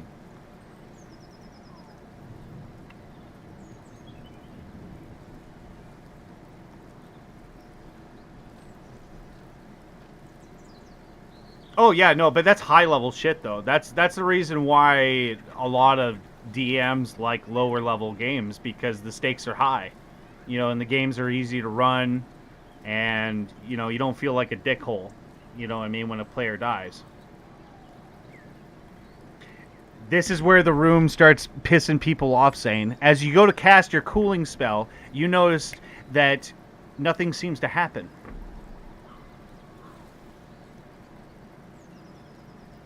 In fact, you didn't really notice it at first, but the weave seems to be rather quite quiet, quite cold, quite deafening as you walk into this room. You've only, you know, at which point I would ask you to roll like an Arcana check or like an intelligence save to kind of pick up what's going on. But but if you were to succeed, at which point I would say, you know, this is kind of similar of the things that you've written and studied about and heard about in the academy, which is a no magic area. Yep, exactly. Yep. And again, these little things stacking up onto each other, you really get to see how players crack and snap. You really do. Because once these problems start continuing to escalate, right, all of a sudden, because of all the vapors and stuff like that, and the doors are closed now, i.e. there's no ventilation, it starts becoming smoky. It's starting to become hard to see. Do you see what I mean by the stacking effect, man? Oh my god. Like, my buddy ran through it, and, you know, he's an experienced veteran dungeoneer as well, man, and he was, like, telling me he's, like, having a heart attack. He's like, he could literally said he could feel his chest becoming tighter and tighter and tighter as I keep it telling him more and more bad shit just keeps fucking happening, and nobody's like, y'all have been in this room for like 5-10 minutes. You know what I mean? Oh god. So we'll just play it out. We'll just play it out in a scenario. In a scenario. I don't need checks or any of that shit. Just tell me what you would do in this scenario that I just described. What would you do? Magic's not working. It's becoming choking. You're becoming exhausted, so now you're getting disadvantages on saving throws and shit. Right? It's becoming hotter. It's becoming more and more smoky. Poke and prod the walls.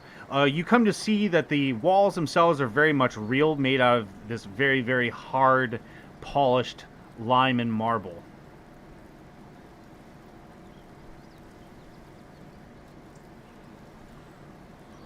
Scouts, I mean, it'll help for your movement speed and stuff like that, but again, it's becoming obscure in it, right?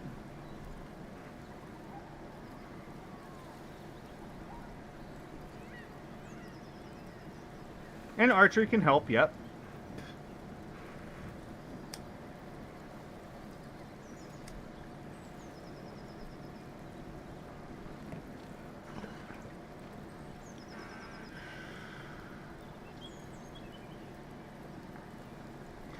Why don't I take my labor team? There is no hirelings. It's you, and I believe the maximum number for steel was 4. So it'd be you and 3 other players. You're not allowed to take hirelings or anything like that. I throw acid on the walls to create foot and handholds. As you do, you notice that the limestone and the marble seems to be almost this varnish. It does melt through somewhat, but not enough for your hands and feet to really get a proper grasp. You're going to need a lot more acid, you figure, or possibly a climber's kit.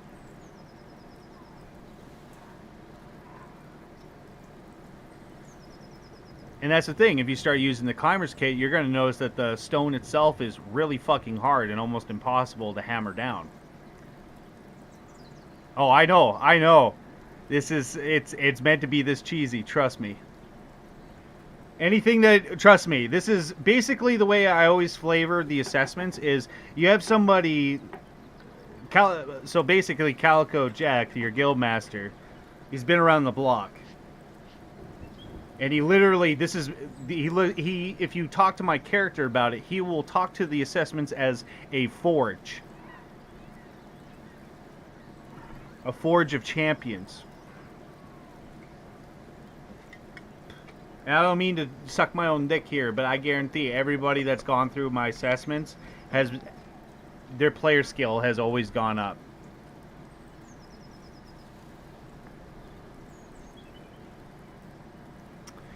You whack it with the sling, it seems to be rather quite sturdy. You can hear it rumble up to the ceiling and down and retro throughout the saucer, making this satisfying ting noise.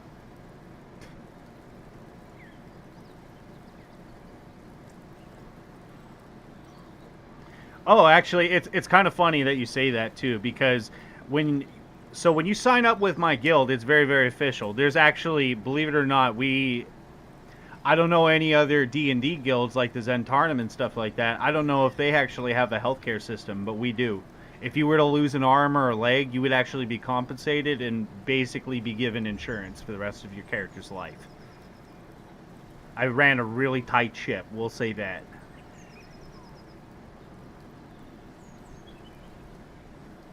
Oh, Zayn, and this is where it gets spicy, brother.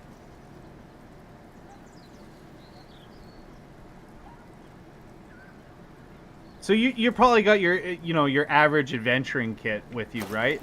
So you reckon that'd be like 60 pounds on itself. So you'd probably be about 170, 200 pounds, give or take, of adventuring equipment, right? The moment you step on that saucer, that chain immediately snaps. And this is what I mean by the highest casualty rating.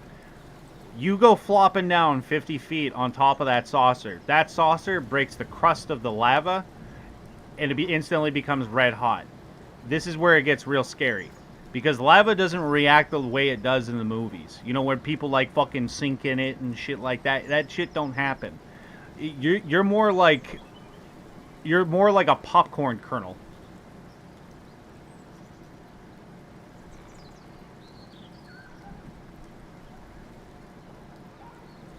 Oh, see, that's a spicy thing. That's one way to do it, is to basically go be the lightest person with all of your kit gone in your skivvies and make it across to make sure the chains don't break. But this is the other way. Is that thin crust, and this is what I mean by like the lava doesn't react like it does in the movies. That crust is actually the safest fucking place you can be in that entire area. Yeah, you know what? Your feetsies will get a little toasty, for sure. For sure. However, that shit will support your weight. Granted, not all of the crust. Some crust is going to be weaker. It's like ice, right? So legit, people would actually like hold on to the rope, let the guy get down there, go across the crust, and then basically climb their way back up. Because that the far side with the exit has so many footholds and so much crap from all the other adventurers that have gone through there, that you're almost like walking on the past, basically. You're climbing up wherever other people have been. But basically, yeah, that's now you understand kind of where the casualties come in. Because most of the time people just don't know what to do. I had a party that literally just sat there in front of the door and just didn't do anything. They just let heat exhaustion take them. No, that's very, very true. But at the same time, during the steel assessment, that's the thing. You're like level 5, level 6. So you've been around the block. You've probably been in a couple of my adventures. And I usually do exactly that, where it's like surreal is the best way I can describe it. Where it's like, it's realistic to a point.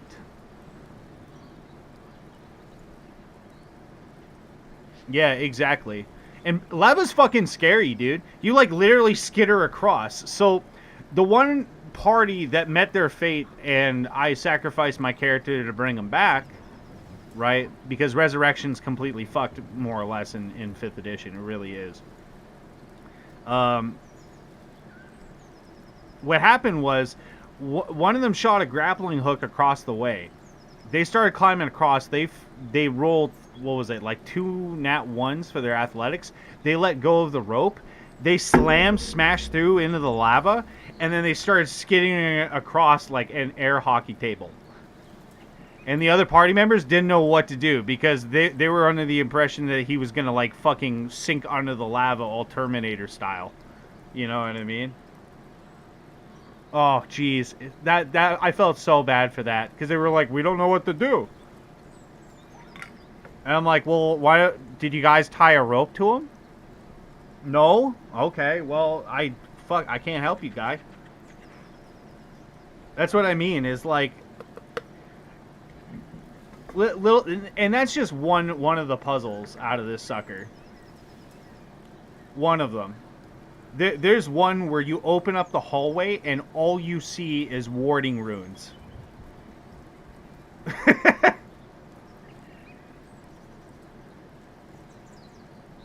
Oh, dude, it's nasty. Not only that, too, but if he were to get enveloped by it and stuff like that, man, oh my gosh, dude, it was so rough.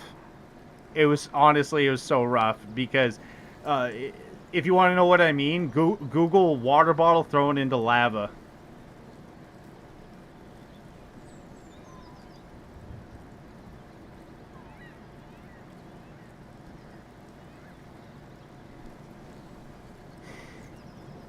And truth be told, right, for the people that have failed the skill assessment, and, you know, they remake a new character and stuff like that, too many puzzles for my 8-in character.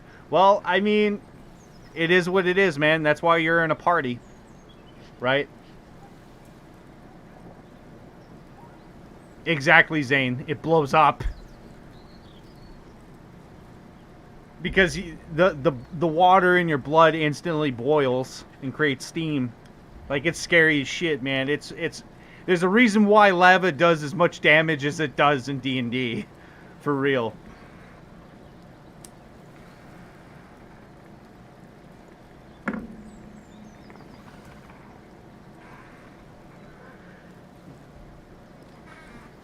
The only other one that I could really think of that was like really brutal and like really killed a lot of players was one of the assessments. You have to fight a wraith. Singular.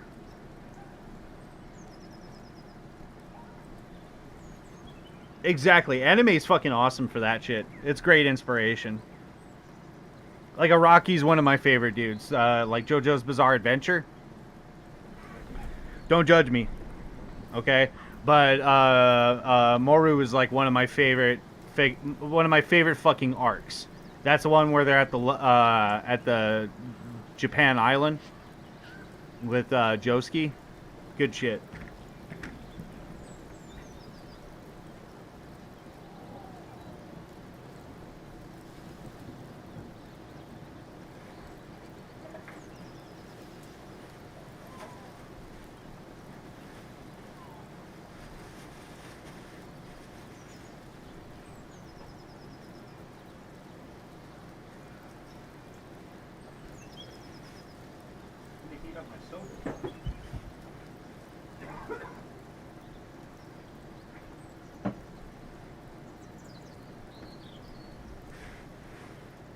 Oh man, I love D&D. I really do.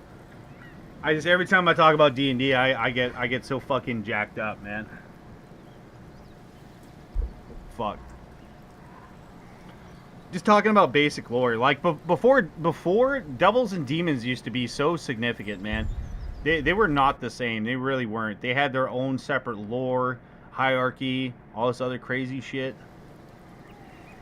These kind of dumbed it down. What the fuck was I doing?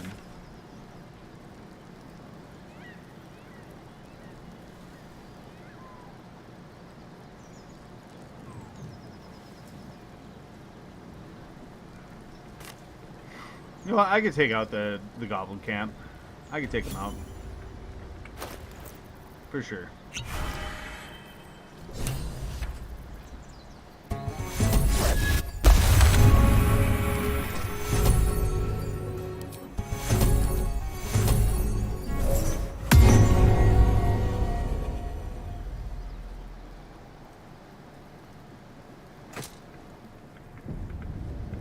Good D&D, yeah.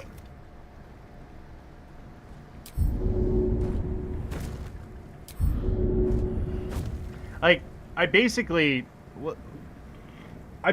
made a homebrew class that, it sounds really simple, really derpy, really dorky, whatever you want to say, but it's called the Dark Knight. And I don't mean Dark Knight like Batman, you know what I mean? I mean like Dark Knight as in like my 3 big inspirations for this class, right? I'm not talking like D&D inspirations. I'm talking like just the overall, like the concept idea of what I wanted. Fucking Berserk, Spawn, and The Crow, specifically. And Berserk for its own reasons. Berserk is a great, fantastic thing. But the main idea of it is I love the idea of the Berserker armor. What are they doing over there? Because it's simultaneously the best and worst power-up for the character. Right? So to break it down Barney style, the Berserk armor, when it's activated, it allows Guts to, quote, go beyond the limits of what a human body can do. And it can allow them to keep fighting. Now the issue arises is, for example, how the Berserk armor accomplishes this is, let's say you break your arm. Well, the armor's going to reset your arm. It will even use iron shards or iron teeth to kind of put the bones back into place. However, here's the thing. It doesn't heal the wounds. It just allows you to keep fighting. A Hex Armor Warlock? No, it's far deeper than that. It's far deeper than that, because if we're going for D&D inspiration, the main thing I wanted from this class was Paladin. Okay? And what I mean by that is I want the old school Paladin, where you are forced to fucking roleplay. You want those sick fucking powers, bro? You gotta fucking earn them. You don't just get to fucking flash your hand and go, well, whatever. My issue with 5th edition Paladins is you can be an agnostic Paladin, and that's perfectly fine. That's fucked up. That's so wrong. It should not be allowed. Or like the Hex, or what's it called? The Pallock, the Paladin Warlock. It's, role-playing wise, it doesn't make fucking sense. And I will fucking die on this hill. Because it's fucking stupid. I don't give a shit. The master of your soul can't be 2 separate entities. Shut up. So, here's the thing. Okay, to get back on track. I love the idea with the Berserk armor of you getting a power up, but at the same time, it's a power down. Right? The other thing is with Spawn is, again, he basically a monster that hunts monsters, an anti-hero. That's what I wanted. I wanted to create a character class that is an anti-hero. You know what I mean? Like, your whole shtick is that you're lawful neutral, right? And a lot of people look at that and say, well, that's good, isn't it? No, lawful neutral is not a good thing. It's the farthest thing from it. It's literally more damaging than chaotic neutral. Right? But here's the thing, is, again, with Spawn, you know, like, the type of character he is. He's the general of hell, but he also kills demons. I love that idea. I love the idea of a monster that hunts monsters. That's hot. I don't give a fuck. You could call it edgy, whatever you want. I don't care. That's cool as shit. Right? And last but not least, the Crow. The perfect example of what I would refer to as vengeance. Right? Not revenge, vengeance. Like actual cold steel justice. Like old-timey God style of strike you down, motherfucker. That fear of that really primal instinct is what I'm getting at of justice, right? So in order for you to become a Dark Knight, right, you basically, in the first place, you basically had to be incredibly downtrodden in the first place. You know what I mean? You had to basically be an outsider. You know what? Actually, give me a second here. I'll literally, I have it posted on my Discord server, but, oh man. It speaks to a particular type of player. Exactly, Zane. We're kind of on the same wavelength, so you know what's up. Because that's the thing. I don't like goody-goody two-shoes paladins either, because most of the time they always get in the way of the greater good, to be fair. Sometimes you have to do some pretty hard shit, you know, for the greater good.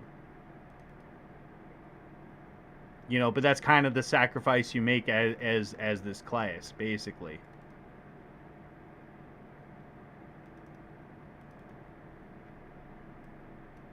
So this is just the breakdown of it, all right? Literally the paragraph that explains exactly, exactly. Rather than be Batman where he just keeps throwing his ass into prison, right? The Red Hood, right? He fucking just flat out just plaps him right in the face to end it. Right? But that's the thing. He's martyred as being a bad guy, right? Because he broke the rule, right? So this is my little paragraph for this class, all right? Dark Knights are also known as the Black Knights, are a minority of group of knights who refuse to serve lords or kings. Instead, they either looted and raided, hunted bounties, or lived off the charity of the more humble folk in much the same manner as a Japanese ronin. As they had no master, thus no squire, they would paint their armor a signature black to prevent rust and damage. Dark Knights were considered by many to be a necessary evil, as they would protect the villages from lesser people, from invaders and bandits, but would also cause problems in the region they dwelt in to sustain themselves. In some legends, Black Knights were reputed to be nigh invincible in combat. Dark Knights are warriors who have embraced the darkness of the mind, the id, in order to gain strength. They're willing to sacrifice their own health and safety to defeat their foes. They enhance their damage with necrotic energy and can choose to sacrifice their own vitality to access new attacks and abilities in their iron will to defeat their foes. Dark Knights have forsaken shields in favor of great swords, which they transform into their signature fell blade.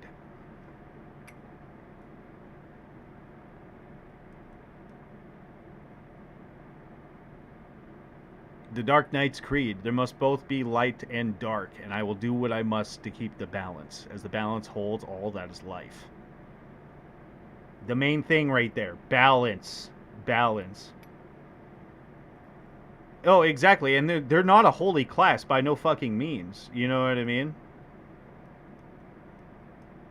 They're exactly that. They're a necessary evil, basically. I mean, a lot of their shtick is like, let's be fair, it's pretty badass. For example, it's a fighter archetype. So this is basically the breakdown of my class, right? It's a fighter archetype.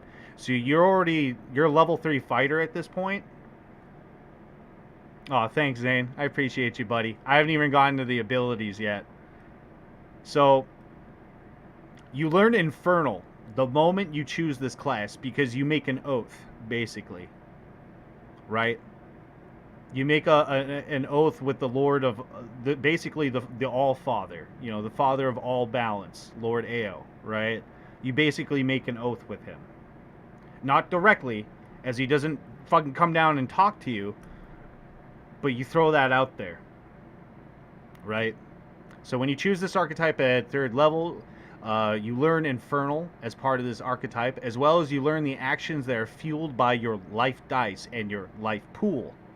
So those are two very, very unique distinctions. It's not temporary health, it's a life pool, right?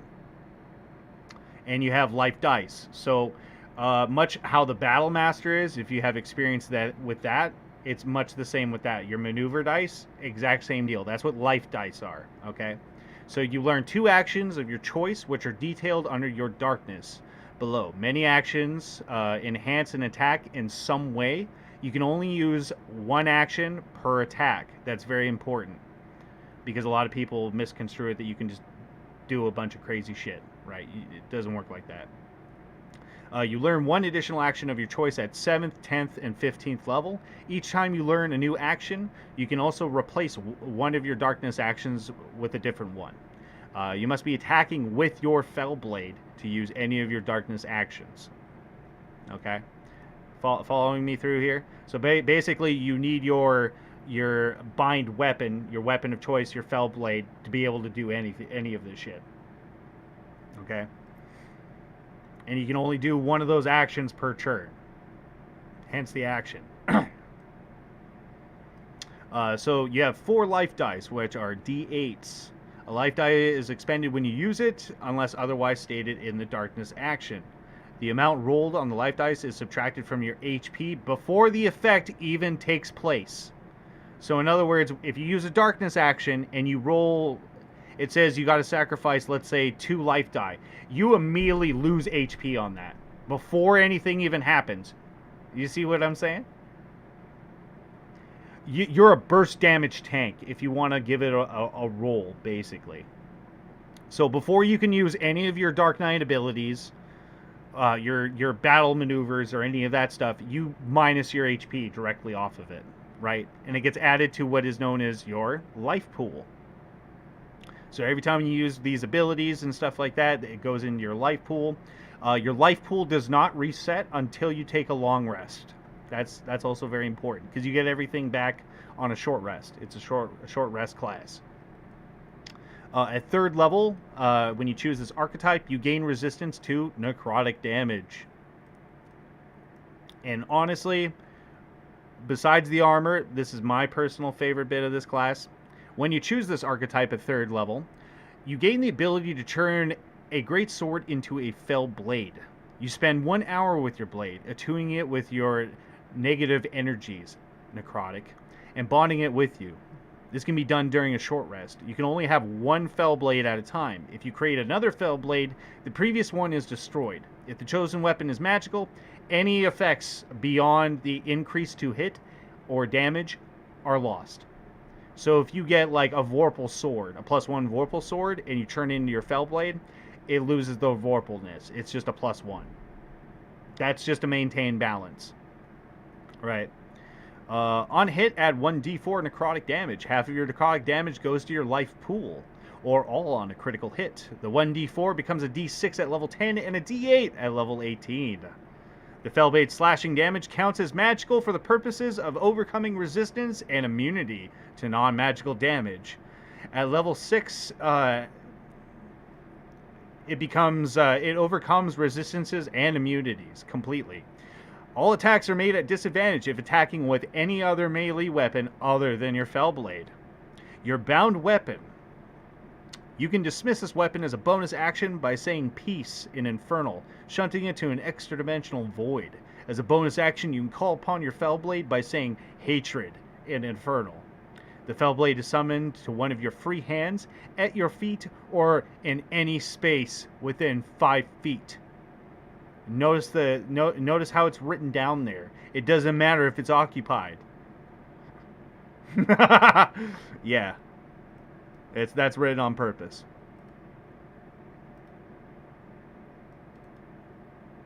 Alright, so your darkness actions. So this is the things that you can do during your attacks. Corrupting Strike. You hit it with weapon attack, you expend 1 of your life dice, reducing the enemy's AC by half the number rolled. by a maximum of 3. The effect lasts until the start of your next turn. Glooming Slice. When you hit with a weapon attack, you expend 1 life dice, and you add the amount rolled to the damage rolled. Virulent Repose. When an enemy triggers an attack of opportunity, on hit, roll 1 life dice. You choose to expend any amount from your life pool up to the number rolled on the spent life dice. Add the number to the damage done. Reduce the enemy's movement by 5 feet per life spent to a minimum of 0. So imagine it's basically a sentinel, but you can jack it up with necrotic damage. So you can summon it into someone's chest. Yup, exactly that, Zane. I've done the Vegeta trick too many times to people.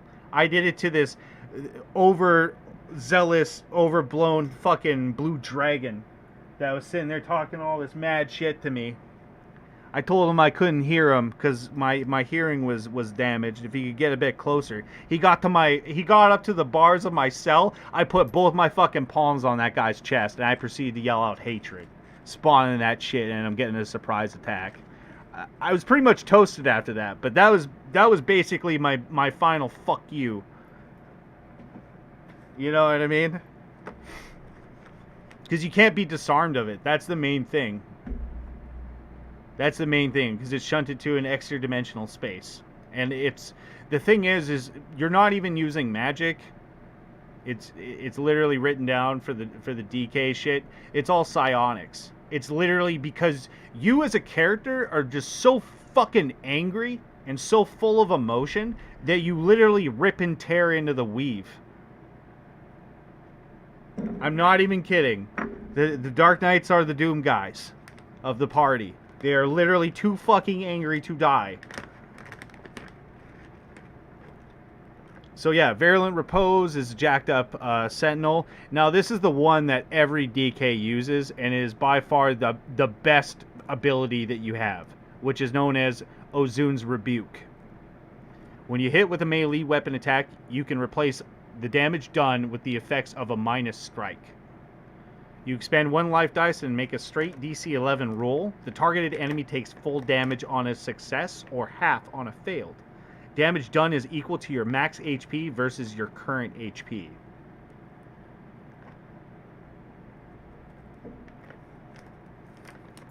Oh, it's great. It's great. I mean, this class, there's a little bit of backstory of why I made this class so fucking edgy, but anyways, so that's the big one. That's your smite as a Dark Knight, is the Ozun's Rebuke. The next one is the Sanguine Slash. When you hit with a weapon attack, you expend 1 life die.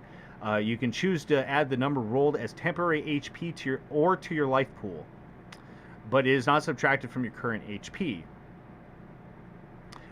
Note that temporary HP from multiple Sanguine strikes can stack, but fade immediately at the end of combat. Oh, like I said, I'll tell you kind of the backstory about why it's so edgy. But for the last ability, this is probably another one that every Dark Knight always had in their kit. Always. Godless Eclipse.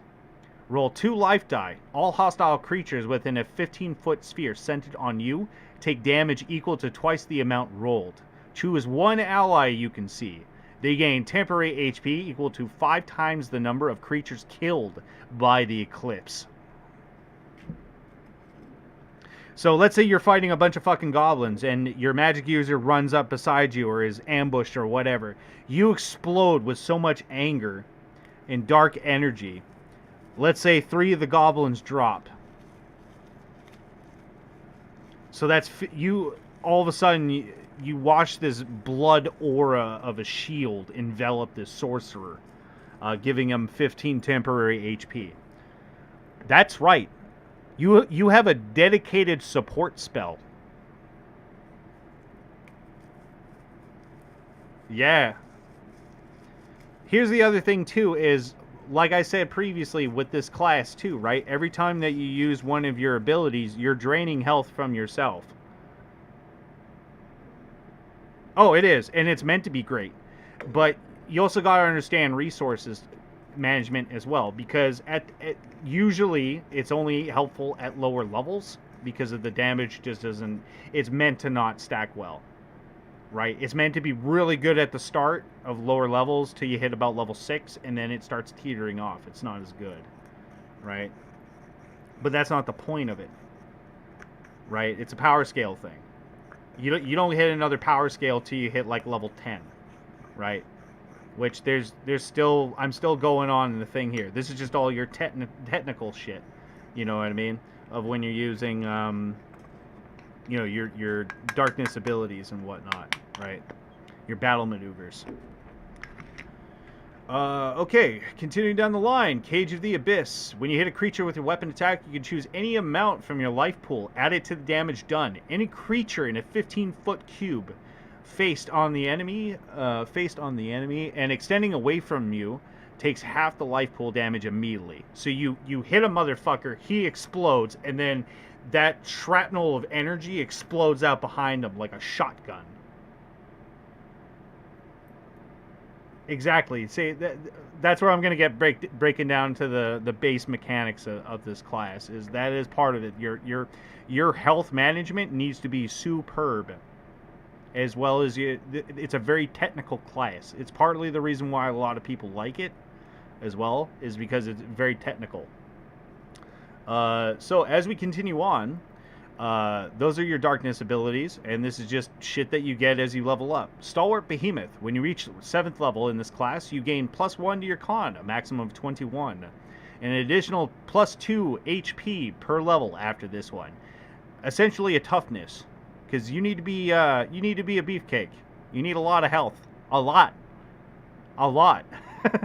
I can't state that enough. When I was playing my class as a DK, there was never an encounter where I was not down on the ground at least once. Because that's the way this class is meant to be played. You're supposed to dance on the rope of death constantly. It's great. Okay, at 10th, let's see here.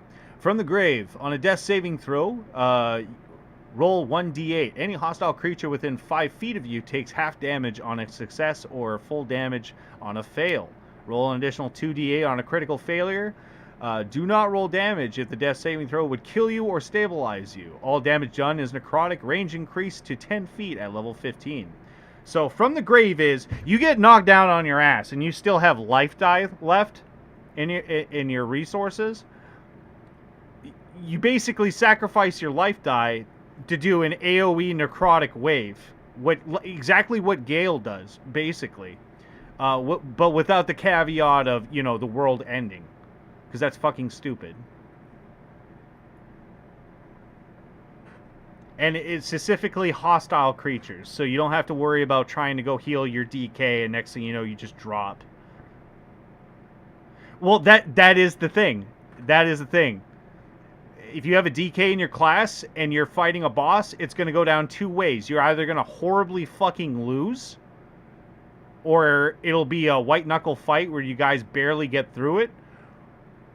Or there's the anime ending, which the DKs are absolutely famous for, which is why I designed the class to do that with the rebuke and everything like that, is all hope is lost. We are on the very urge of losing. This dragon is 1 turn away from just breath weaponing us. And you see your DK in one last act of desperation, sword stuck in the ground, dragging themselves forward like a fucking cane. As you see their arms and legs twisting back into place, you can hear the metal manipulating to get this motherfucker to continue to move forward. And with one big swing, you do like 80 points of damage, killing that dragon, literally saving the party. It's hot. It feels good. So you get improved life dice, which I already stated before. Let's see here. Here's the big power up. Here's the last big thing. The last big caveat of this class that's a booster, which is when you hit level 10, you get what is known as the Blessings of the Void. So you get what is known, your armor that you are wearing, you basically attune to it and you make it become what is known as the Armor of Twilight or Armor of Dusk. You cannot wear magic armor, i.e. +1, etc. However, you can wear rare material armor. such as adamantine, ignum, etc. Exactly that. Yeah, exactly that, Zane. So, with the Armor of Dust, you can't wear +1 magic armor and stuff like that. However, the trade-off is you can wear adamantine, like base adamantine plate armor, let's say. But the main thing is when you reach 10th level in this class, your affinity with your id, your inner darkness, allows you to extend its power to your armor, turning it dark as the void. The armor itself seems to absorb all natural light, shrouding you in almost a constant state of twilight. You also gain 3 reaction abilities that can be used on 3 abilities that can be used per long rest or short rest. So you get access to any 3 of these abilities as a reaction, and you can activate them 3 times before you got to take a rest, right? So you have Twilight Barrier. Use your reaction to expend 2 life dice, minus the amount from HP, to create a barrier of hallowed light, granting temporary HP to an ally. You must use this before the damage is rolled. That's the caveat for that. So imagine for a moment, you see your sorcerer about to take like 30 arrows to the chest. You can quickly cast Twilight Barrier on them, draining your HP, giving them temporary HP, maybe saving them. A bearskin onesie. Yeah, exactly. Absorb Despair. Use your reaction to absorb all incoming necrotic energy. 1/4 of the absorbed damage is added to your life pool. Zealous Surge. You must have at least 20 points in your life pool to use. Expend half of your life pool to get advantage on a saving throw or impose disadvantage on an enemy creature's saving throw. You can see that is within 60 feet of you. So basically, you can bless or bane basically if you use some of your life pool and life dice. Then we get to level 18. Your life die turns into D12s, and you get your last ability, Life or Death.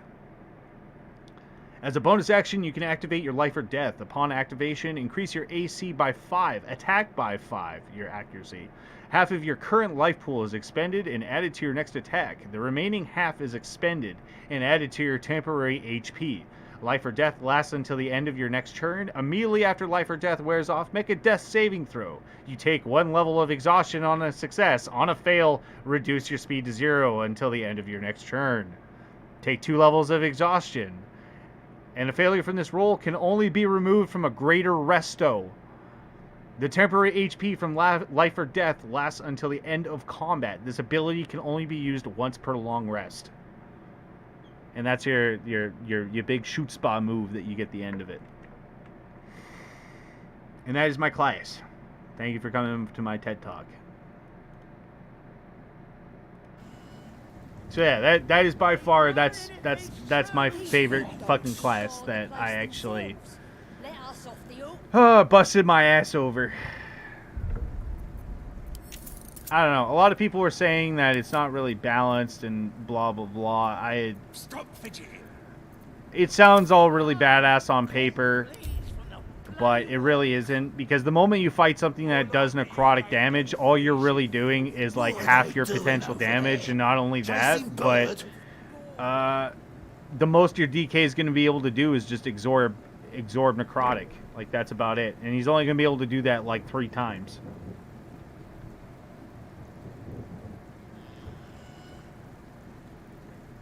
No, you wouldn't be able to do that. It's specifically you can only use great swords. That's the thing. You can't because of how this class is. It's not so customizable per se as, let's say, like a warlock or a sorcerer or a fighter, for even that matter. Even though you are a fighter archetype, because the moment that you do any of that stuff, the moment you put on +1 plate mail, or you start not using your fell blade and stuff like that, those bonuses go right out the window. Little blue beetle in my stew. Now, as it comes for RP and stuff like that, what ends up happening is your DM literally has to play the two devils on your shoulders. So it's represented by, like, when I was playing it, I had two wolves, but the names of them always are the same, which is Jindai is supposed to be, you know, your compassion, you know, all the good stuff, right? And then you have Oz, who's supposed to be all the negative. So what ends up happening is essentially you have an angel and a devil on your shoulder, basically trying to coerce you into making decisions. And every time you make a decision, because of balance, right, they tend to not get happy when they don't get chosen. So if you're constantly feeding Ozun, you're constantly giving them negative energies, Jin will start fucking you in the ass and start giving you disadvantages for shit and stuff like that involves feeding more into the negatives. Like, there's a reason why I went with two wolves, right? Like, not only is it the old native story of, like, you know, you have the two wolves inside you shenanigans, but it's also like when you have two dogs and you start overly feeding the one dog gets real fucking jealous and starts waiting for you, right? And tries to catch you at the most inopportune times. You see what I'm saying? You got to have that kind of mentality when you're basically DMing a Dark Knight.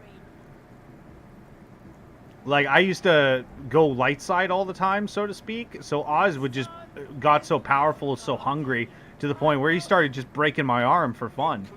You know what I mean? Like, I got to roll a quick con save. I failed. Snap. You know what I mean? No, and that's the best part of it, is because I keep mentioning id and stuff like that, because the thing is with Oz and Jin, you're the only one that can see it. Because it's a literal manifestation of your own mind. Going back to the DK and how their powers work and stuff like that, right? It's all emotional based and stuff like that.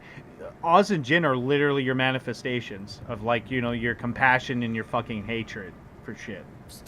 You know what I'm saying? Like, it's so good for RP concepts and stuff like that. Because as a DK, you don't know that nobody else can see it. JoJo all over again. It's kind of like a stand, sure, but they don't. But that's the thing. Oz and Jin, they can't physically manipulate anything else around you, right? They can only fuck with you, right? Because it's your own mind, right? Like the dog, like Oz biting your arm is not actually happening, but because your mind perceives it real, your body makes it real. Gestures to the armor, right?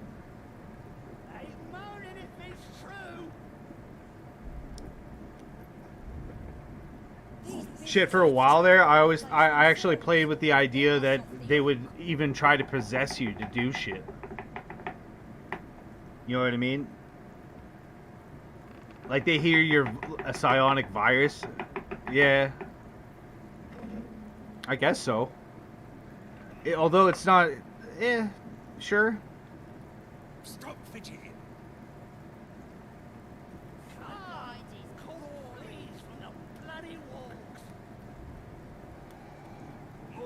I mean, the way I look at it is, like, if Githyanki can do all their shit because of psionics, I mean, who's to say that... Because that's the thing. DKs are usually implied to be, like, half-orcs, humans. You know, people with a lot of emotion. Like, you're not going to see a fucking elf be a Dark Knight, right? Because there's many words to describe an elf. Emotional is definitely not one of them. Generally speaking, they're pretty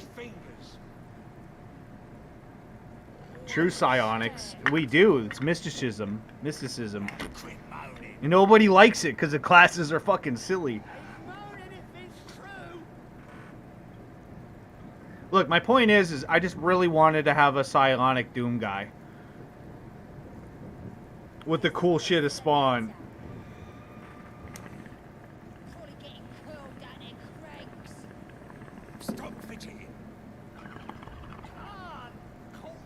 And big swords like Berserk. I'm just a simple man.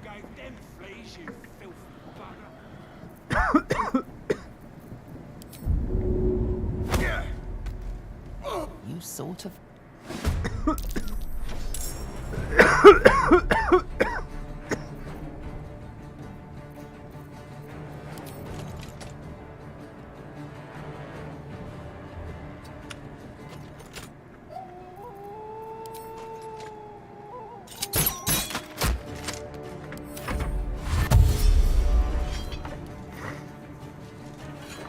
It's like I said with my previous statement too, right? Like paladins, because they become so customizable, whatever you want to say, they've literally have lost all the things that makes a paladin. You know?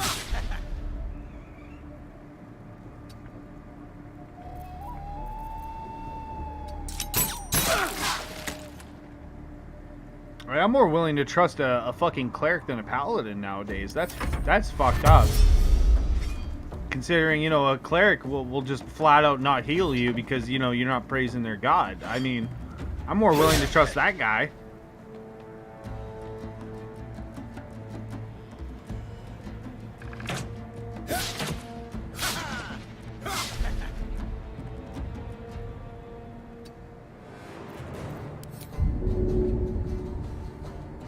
Fuck, like, even samurai are terrifying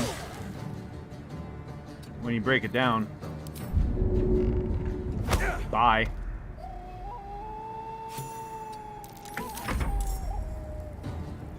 Because the samurai is like lawful good nature. I mean, I can't believe I just said that. Their whole lawful nature is that they're doing what their lord demands. So by extension, their alignment is only as good as their lord's word. Really. It brings me back to that previous comment I made yesterday of like, I would rather trust fucking Vader over some paladins nowadays.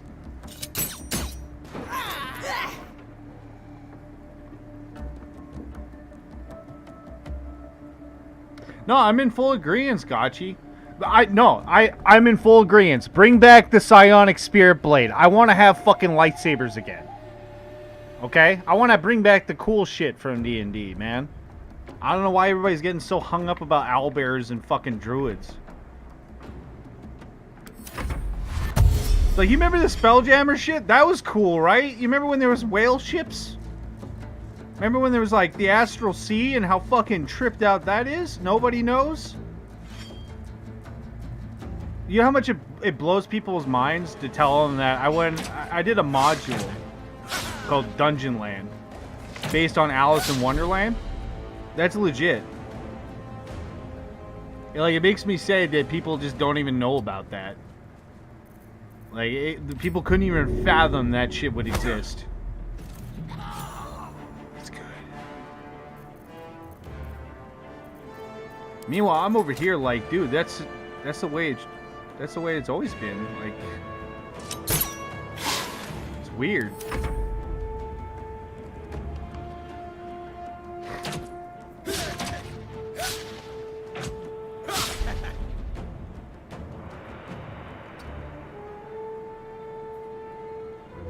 Really weird.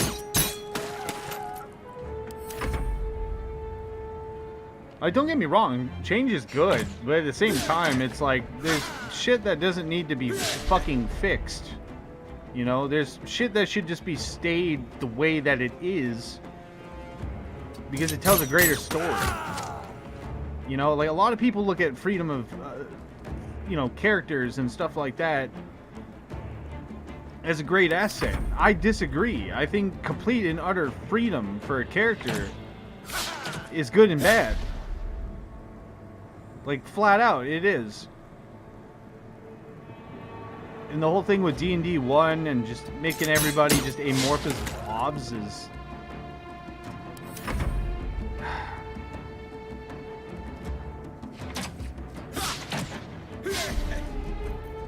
I don't mean to harp on that. It blows my mind because it's like they're so focused on destroying stereotypes, they're just not realizing that, you know, there's a reason why the stereotype exists. It's like the whole evil orc thing. It's like, I don't understand why it's such a problem that orcs are evil. Like, I literally, it bugs me. Years I've been pondering this of like, I don't understand why it's such an issue.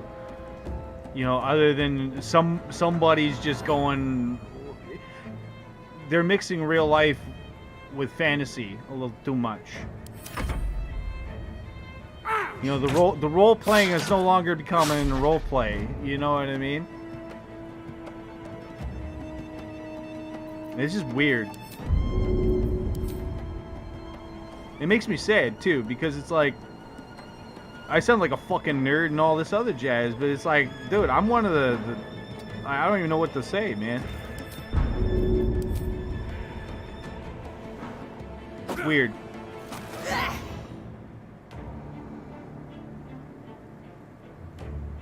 Exactly. It's like,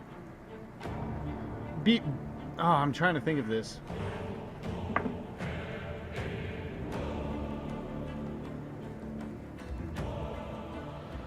If you give too many options to people, people will often choose fucking nothing. Right? So for example, right, like I said previously, like if you're a good orc, you're significant. But you're already an adventurer. That's significant enough.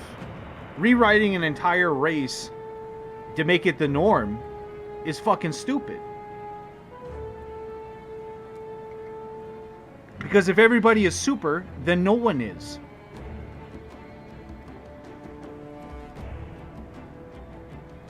It's the same thing for Drow. Like after Dritz, you know, and R.A. Salvatore and his success, like I love Dritz, but what it did, like overall, was it did more damage than anything.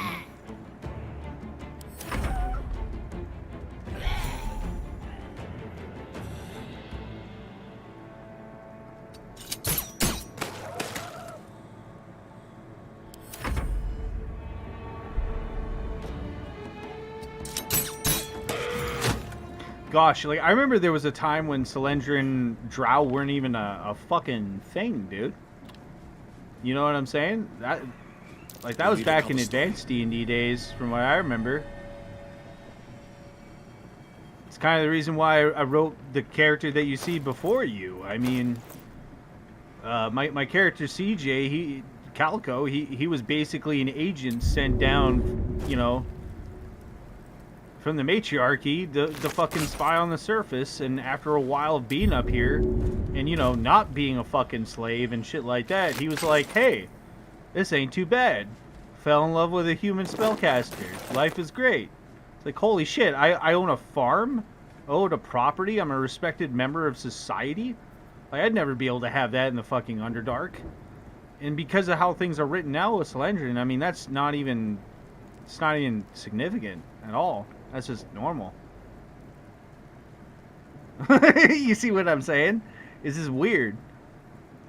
I even wrote it into my character's like appearance and shit like that. He was known as a snow spider, as the Drow like to call them, because from all intents and purposes, when you just look at them, they look like a wood elf, or if they grow really, really long hair, they almost look human-like. I.e., the whole spy thing that I was talking about. Roll touche! And now, because Selendrian can be like, I don't know, fucking pale white as ghost with purple fucking hair and goddamn afros, all of a sudden it makes it a lot less significant. A little bit.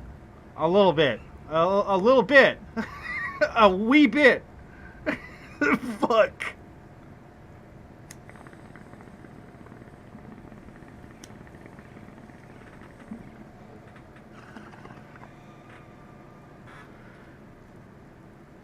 It's like making orcs look exactly like elves, dude. It's weird. Exactly. You realize just how pissed I was? Dude, the first time I played this game and Asterion refers to himself as the pale fucking elf. Fuck you, dude. Unreal. What about the priestess? I don't mean to be that guy, but I played as a character literally named Calico Jack, the Pale Drow of Shadowdale. Like, damn. A pale elf, you say? Fuck, that's significant.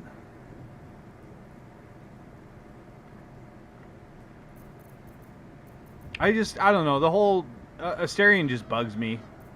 Like, vampire-like characters have always bugged the fuck out of me because you can't trust them at the end of the day. You just can't. I literally called it the first day I was playing this game. I was like, this motherfucker is going to try to munch on one of us, and he's going to get exactly what he deserves.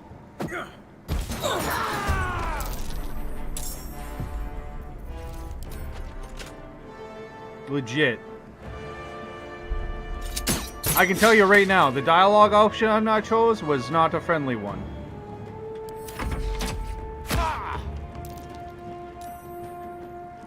Oh, Jack, I don't know why you're so hard on him. He's a character with a terrible backstory. Yeah, and a vampire. No time for mercy.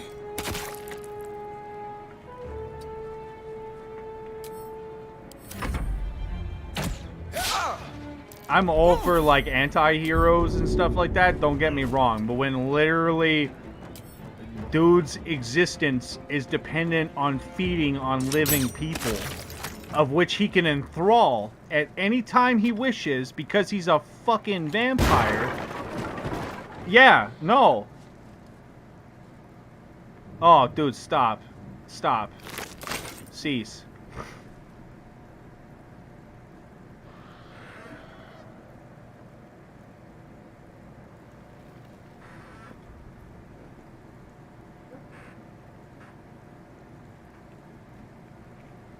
See, I really want you to sink in, too, because if you think about what he says, right?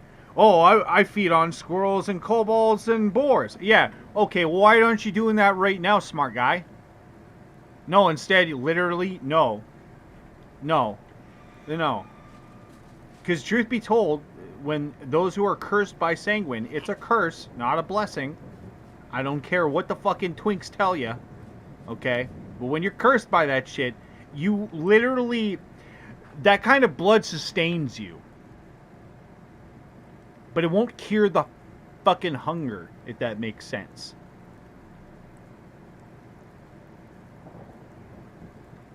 So literally, like I said, when I first saw him, I'm like, that guy is a time bomb.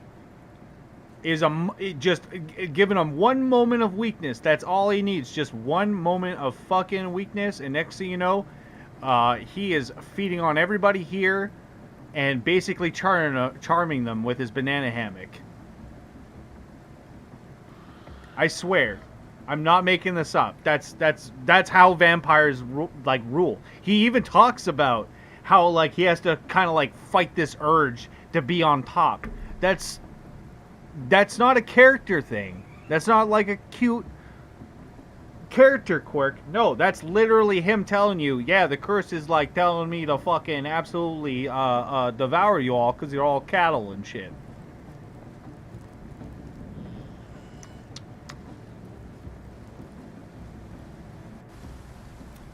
The voices, aerial vision, then there are three. The aid their search. The visions. My power grows. My... Which brings me to this fucking box. A curious, ornate box. Its many sides are engraved with indecipherable glyphs. I'm fucking telling you right now. I'm calling it right now, folks. That is an infernal puzzle box. I'm telling you right now. I know you keep making the Hellraiser jokes and shit like that, but I'm telling you, that's what that is. I'm telling you, there's a soul of a god in here. Now, whether it's Velklith or not, I don't know, but it's got to be significant enough if it could just tell a hive mind of mind flayers to fuck off. I'm just saying. Right? Because mind flayers, when they infect you, right, they can make you believe and see things and believe whatever, right?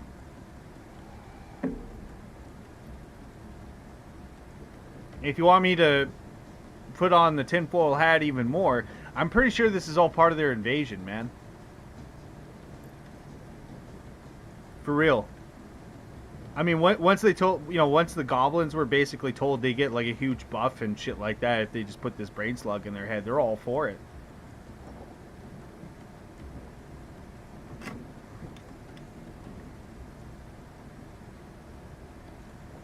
So what if they're just literally just infecting people So the day that, like, when they do show up, everybody just, I don't know, is no longer sleeper cells.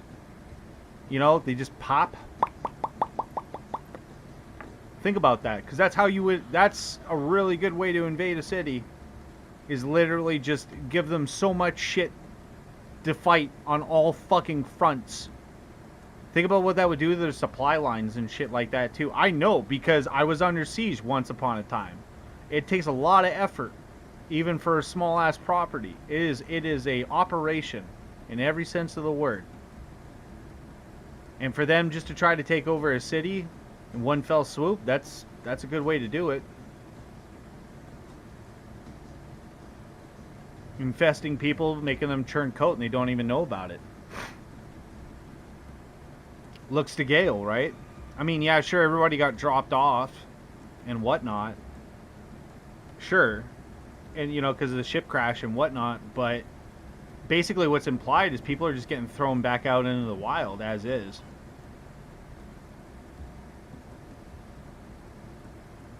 I mean, look how tripped out the druids were, man.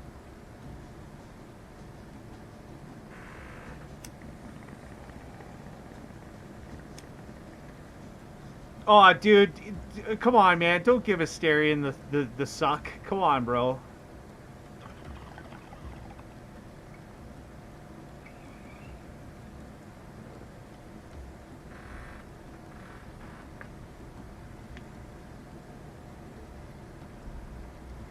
Exactly, Zane. And like, look at the orcs, how they are. Like, if we're gonna talk about old timey lore as well, orcs only came around because they were tortured by elves, or they were elves that were so tortured and corrupted that they turned into orcs. Yeah, exactly.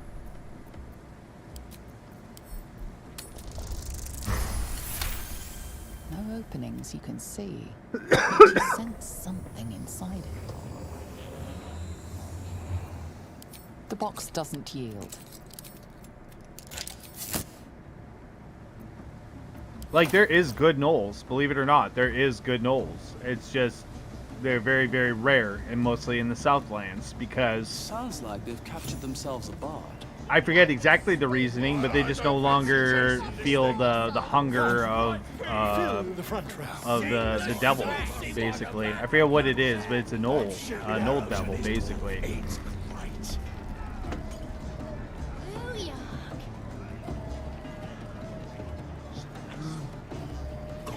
I'm gonna take out this entire party legitimately. I ain't gonna bond them like I normally do. Supplies! New batch. I'm that confident in my abilities. Nah, he captured him, right? I'm just gonna go pick up an item first. I figured I'd get into the drow. Yeah, keep the absolute happy. I mean, orcs themselves, they're already outcasts, right? So that's a pretty good reason why they're just pissed off at people. Carefully. There's a trap. You know? And goblins being really, really dumb, and they kind of look similar, right? Of course they're going to pal around. You know, goblins like getting bullied, too, so... Make that what you will.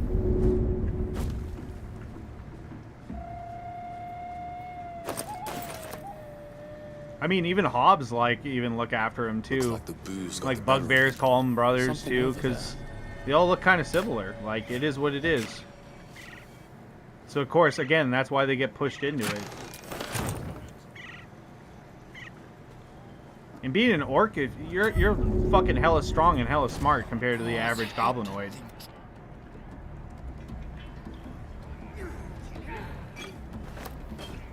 Like, the whole reason why goblins are, quote, evil in the first place is because they're so weak and small that, of course, it's like the Chihuahua mentality. Like, if you're that small, you gotta have twice the fucking attitude, bro, to survive. Are you serious?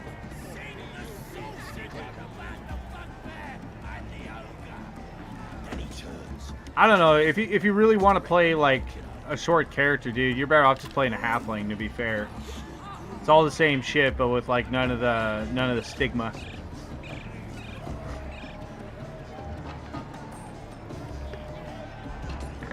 Exactly.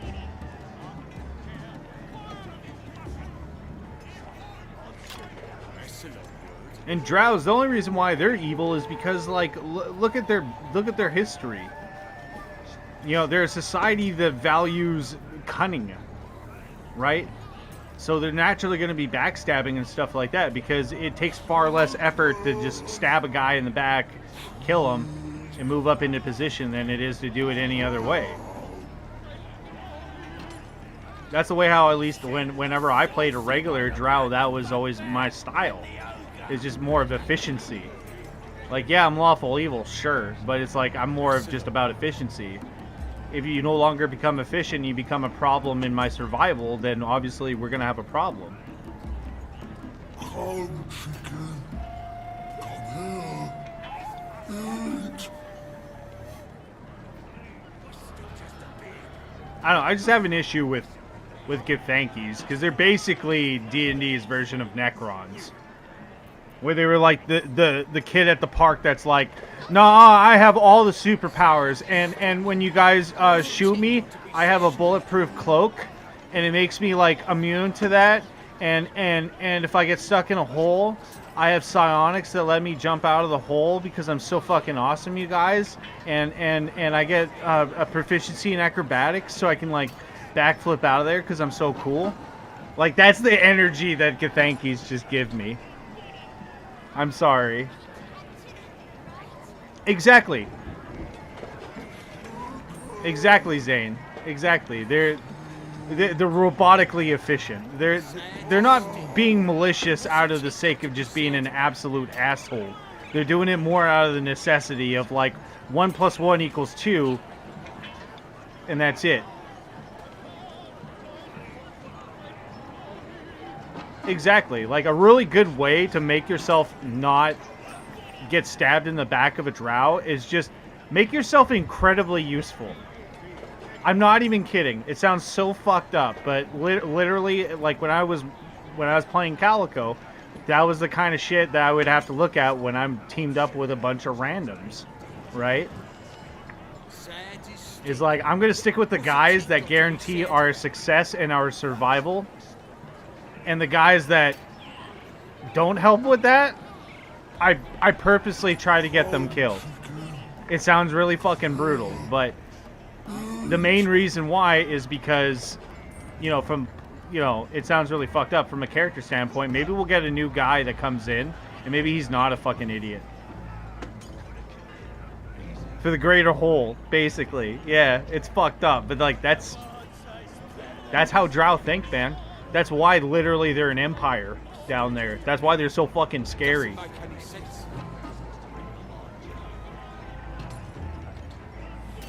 Exactly. Exactly. It works both ways. That's why I always laugh where it's like, you know, if you're a complete and utter NPC, a stranger, and you're in the way of the goal, dude. That's the truth. That is the truth, man. It's like, I'm all for the party up until, like, the party becomes a detriment. I don't mean to be that guy, but I've been literally... I've watched, from personal experience when I was playing Calico, I've seen literal people kill themselves.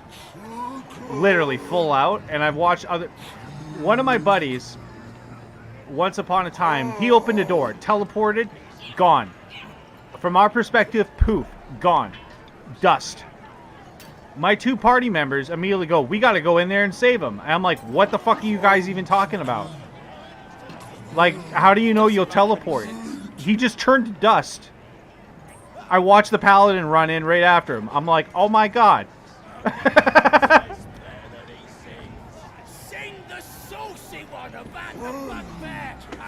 Long story short, the third guy, he went in after a little bit. I continued on through the dungeon. I found them later. They were all dead.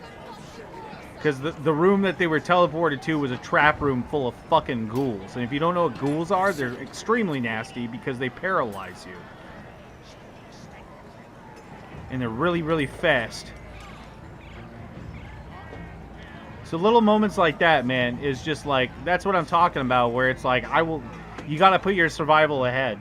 Like, there's a time and a place for teamwork, and there's a time and a place for individuality.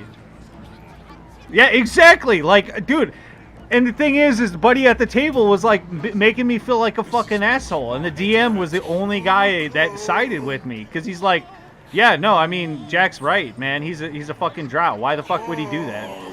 He's like, what was it? Because in character, we only spent like, I think like 2 nights together.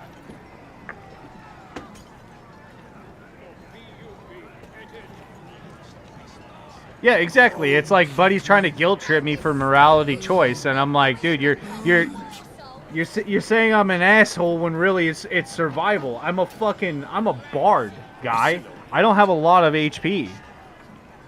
Like, look at this shit. I'm level 5. I have 33 HP with aid.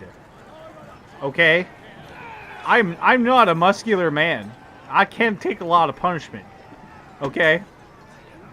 And the simple fact that our barbarian, who's also a Goliath, walked through that door and then proceeded to turn to dust before my very fucking eyes doesn't fill me with a lot of confidence. I'll be right back. Sad as stick. What's a tick got to be sad about?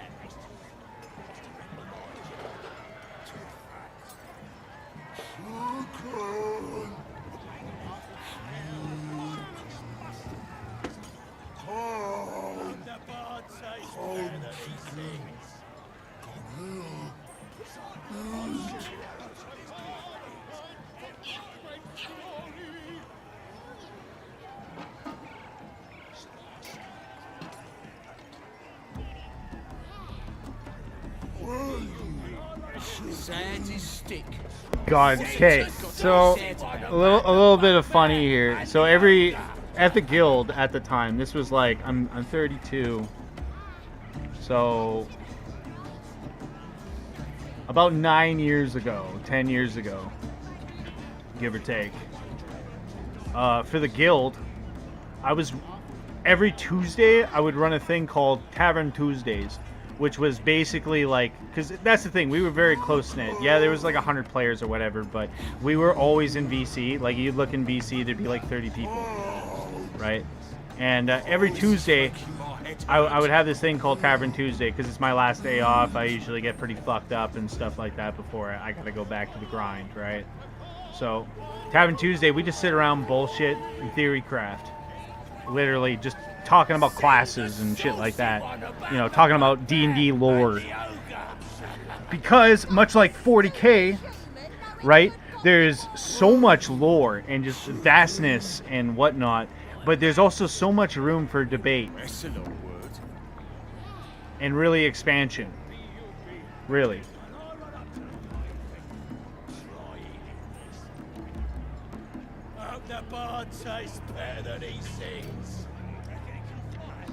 Oh, dude, like, oh man, I've done so much just dumb shit, just out of spite of just my character. Like, I had a guy that joined my party there, because that's the thing too. We were online, but we also had, like, at least the early days, we had online, and we also had the game shop. Right.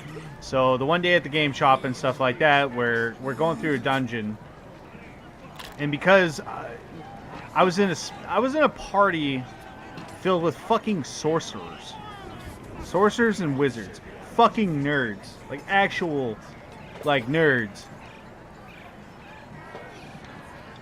You know, it's kind of weird too, because, you know, I was a young buck at the time. I was like 20, 22, 23.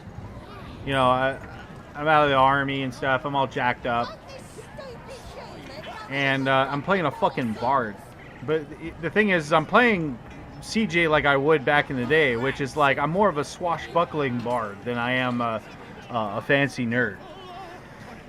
So here's the thing. I got stuck as a de facto tank and the skill monkey, because nobody else could do any of that shit, because everybody else was so fucking busy being a fucking nerd. Oh my god, that pissed me off so much, dude. You had no idea. I was in a party of 5. I was the 5th member. There was two wizards, 2 sorcerers. The one dude was like a 6th level. The other 2 were like level 3. I think like one literally just chose her archetype, and the other one was like level 5 or something like that. And then I was like level 7 fucking lore bard. So I was like the de facto tank because I was the only one that could cast like, you know, Armor of Agathis and, you know, like shit that could keep me, I don't know, alive in a fight.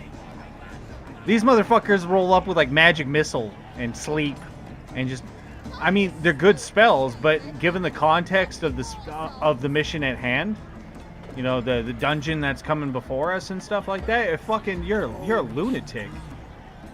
Not even mage armor? Like, are you fucking? I've never had a group of fucking weed casters ever fucking with a bunch of kill me signs. Fuck me. And of course, all their constitutions are absolute shit. Right? So if they get hit, their fucking concentration's gone. It's out the window. There's no saving that. You're fucked. Absolutely fucked. So, flash forward, we get into a couple scraps. They've done their big dick moves. They're fireballing and shit like that.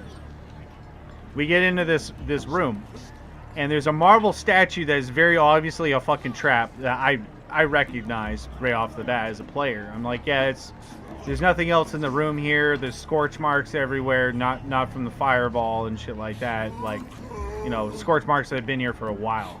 You know, implying that there's like some fire-breathing trap. So I'm literally walking up. This is making my head hurt.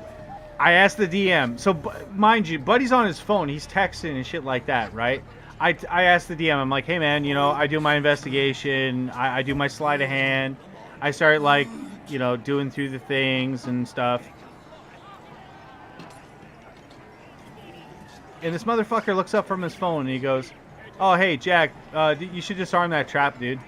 Well, actually, he didn't even call me Jack. He said Bard. He's like, Bard, disarm the trap. Like, as I'm in the process of fucking disarming it, bro.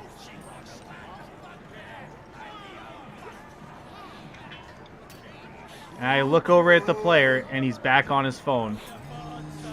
Like, he literally couldn't even be fucked to be like, you know, to have that intimacy of like, yeah. So I proceeded to look at the DM. I go, oh, I rolled a 1. And the DM's like, well, you know, you got the jack of all trades, you got your sleight of hand, stuff like that. What do you want to do? And I'm like, I'd fail. Basically saying I'm making a choice to fail. He made his deck save. The other party members didn't. I had advantage because I knew it was coming. And we just had this awkward moment of like everybody else being toasted and him and I not. We had this moment of like intimacy where he just made like non-ending eye contact. And I was like, yeah, my name's Jack. It's pretty easy to remember. Click. You know, undo the trap. Like, fuck. That was pretty intense, man. Like, legit. Because that's the thing, like, when we're making eye contact on the table and stuff like that, I'll tell you something right now. I'm not a tall man. I'll tell you that right now. I'm not fucking short either. Doesn't make you know? sense. But, yeah, no, it was pretty intense, man. We were gonna fucking... I could tell after, like... you know, a couple nights afterwards when we had like a debrief. The debrief is like, you know, after you play the session, you know, and everybody has their nice chat of like, you know, the session that just happened, what things could have been done better, that kind of thing, you know, the debrief. Like, he said he was gonna, like, because he stood out of his chair, right? Like, he was gonna fucking throw down. Because one of the members, one of the wizards was a she, it happened to be his girlfriend. And I guess he's trying to be all tough man. Why trap so deadly? Gosh. Well, because if you're a spellcaster and you literally throw everything else into every other stat except for your your constitution, you're gonna get thwapped because traps work in basically like 3-4 different styles, right? There's nuisances, setbacks, deadly, and death. Death obviously being like the insta-kill, like save or die kind of traps, right? So the thing is like even a setback trap is fucking absolutely horrid for a spellcaster. You know what I'm saying? Like if you don't put false life on, you know what I'm saying? If there's no cohesion to buff each other up and stuff like that, they get taken down pretty easy. They can deal out damage for sure, but I mean, you critical hit a spellcaster, they're more than likely gonna go fucking down, right? It's the same thing for traps. Traps can be pretty fucking bad, dude. I point to this game, right? With the opening trap in the crypt. A very good example. There's just shit like that out in the world, man. You know?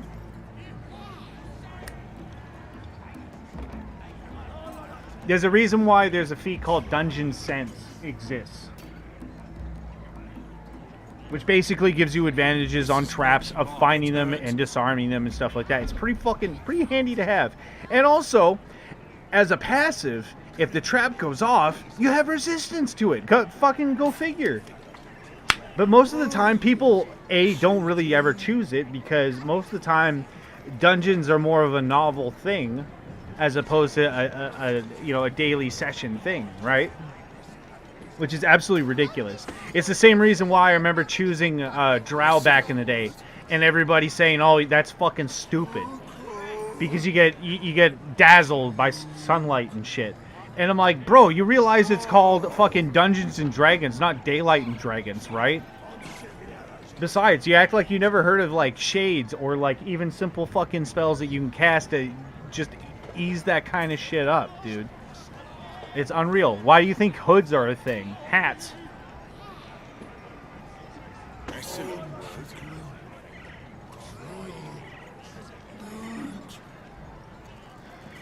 Exactly. It was a setback. I mean, those wizards, they got knocked on their ass. They didn't die. But, I mean, they were doing their death saving throws and shit. That's... I mean, it is what it is, man. It's part of the game. Better yet, just don't put yourself in those positions.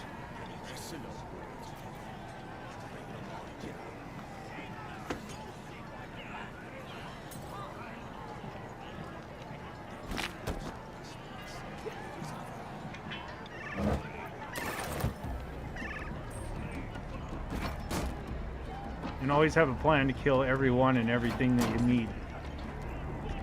Because there might come a time where you might need to.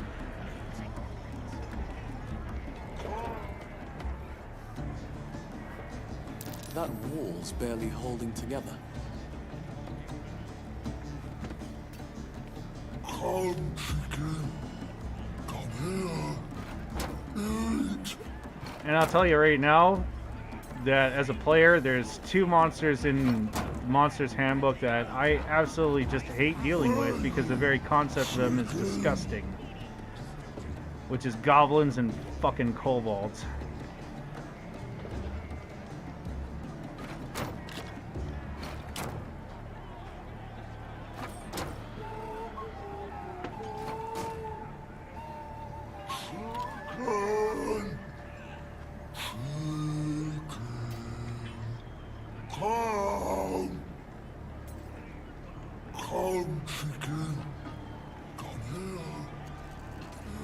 You know, and from an outsider's perspective, this may look like a mental case where I'm just murdering people left and right. But the thing is, you might want to keep in mind is every one of them has a brain slug in them. Doesn't make any sense.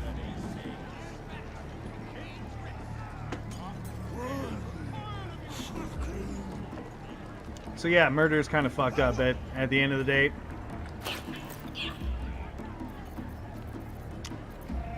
It is what it is.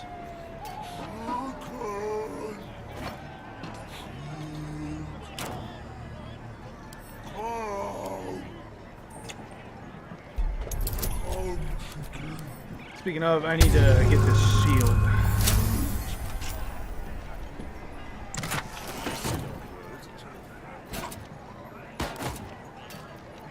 Because this is gonna be a scrap.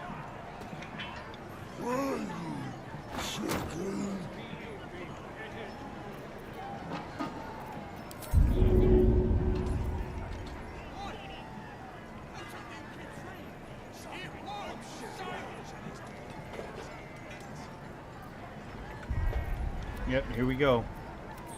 Sad as stick. What's a tick got to be sad about? Sing the saucy one about the bugbear and the ogre. Please, no. Don't remind me of that.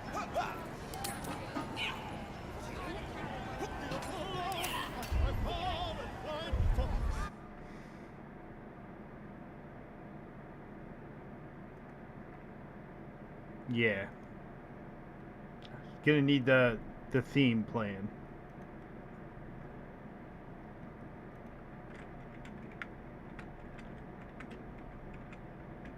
Because we're gonna at least cleanse this entire first bit.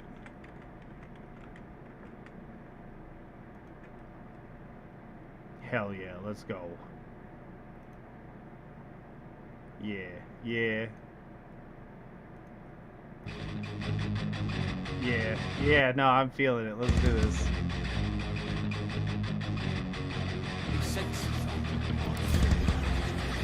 I hope this warlock can fly.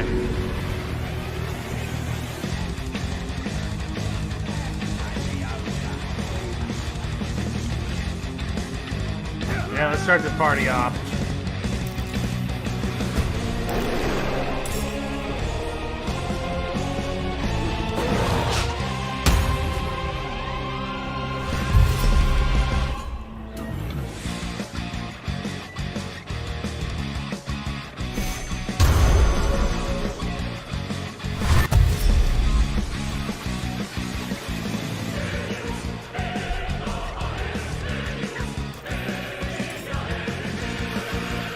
Get them all in here. Let's go.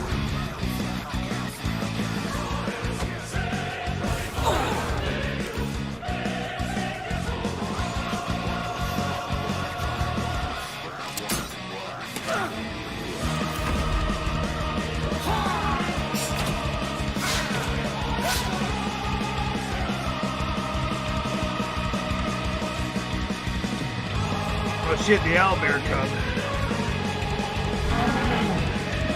Maybe it's a good thing I didn't blow everybody up.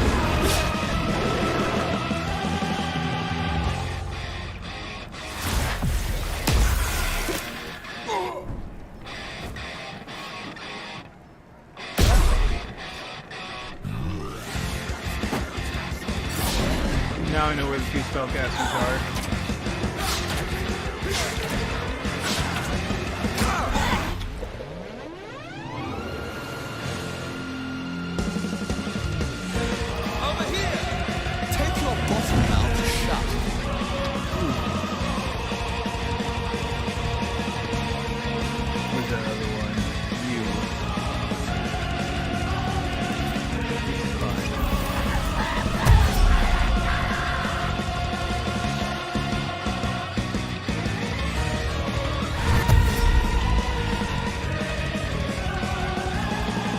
Oh yeah, no, I'm up high and most of the guys are on fire. The only real big unit I have to worry about is the ogre, and he's got no fucking way of getting up here, considering most of the holes are also plugged as well. So I hope they're good at accuracy.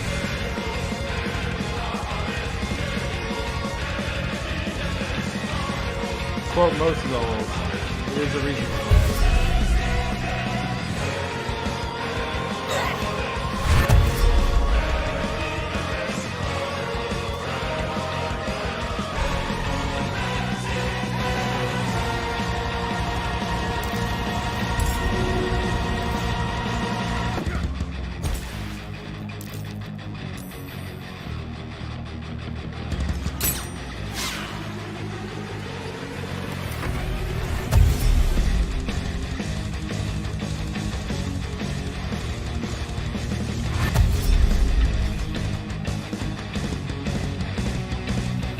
Yeah, it's kind of hard for them to all come at me through one fucking hole. I hope they moved in a nice organized fashion.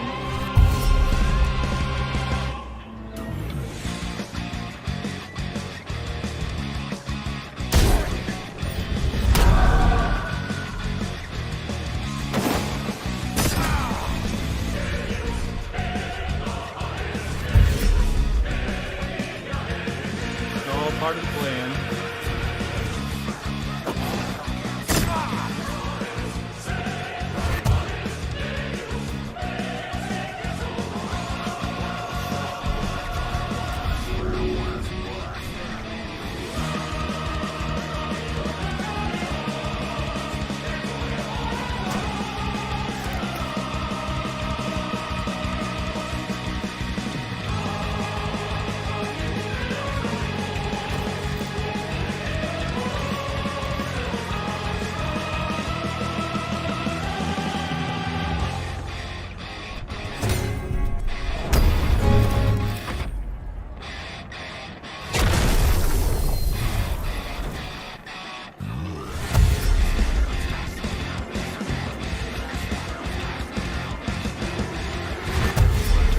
Again, numbers don't really count for shit.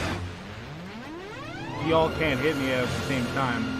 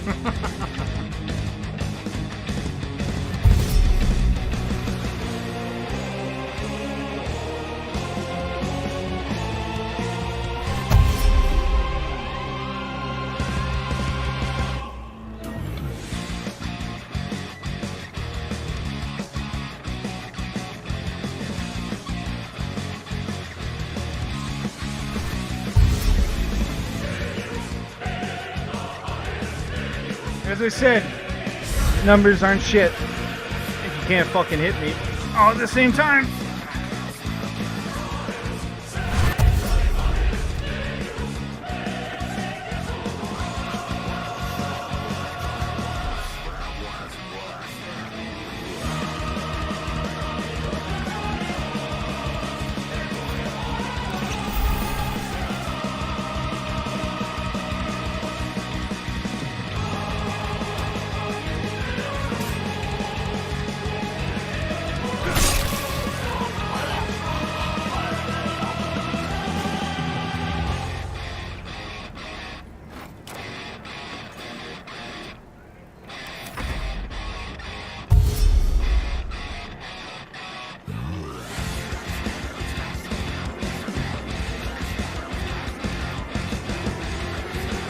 Now they're completely clueless because now they don't know how to get up to me.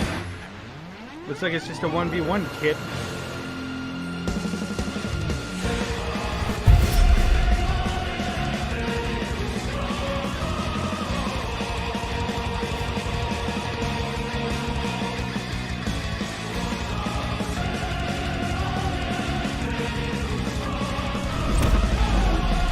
Oh, magic missile.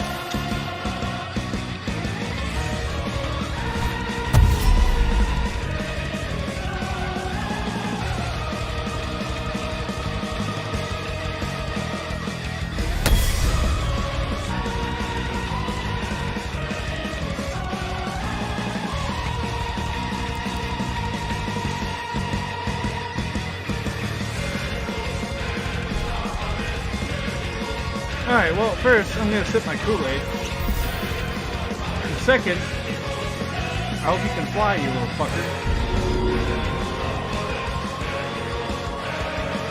And you.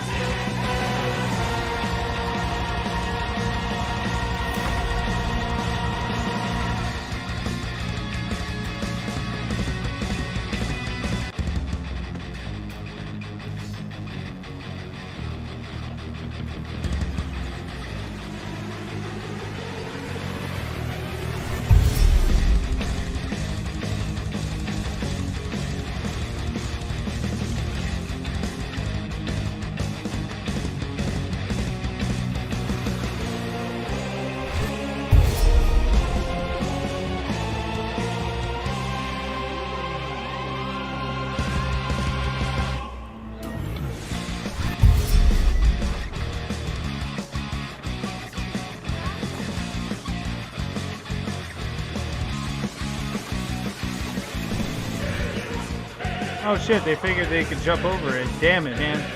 They're evolving.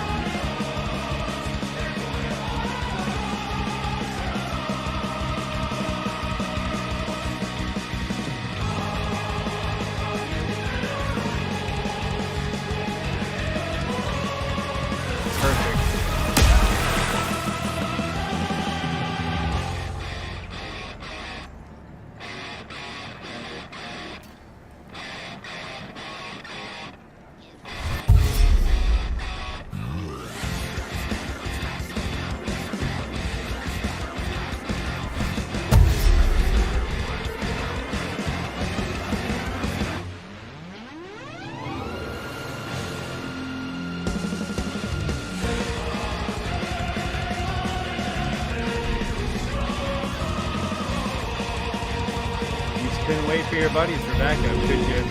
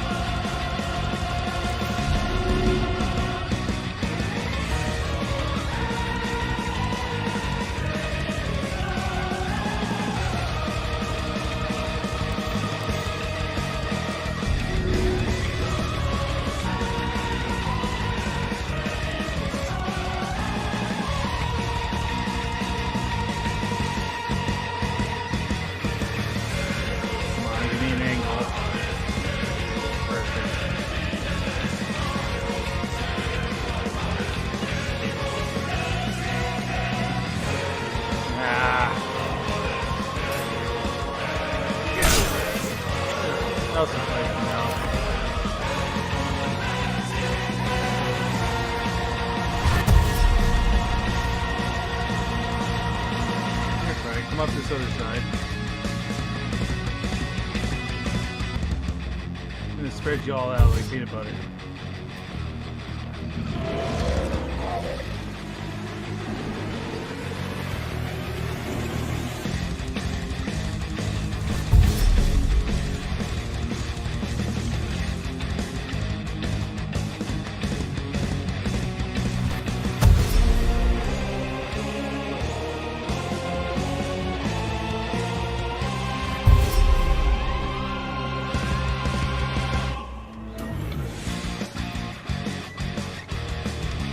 Man, they're kind of just killing the move now. Literally just taking forever to do nothing!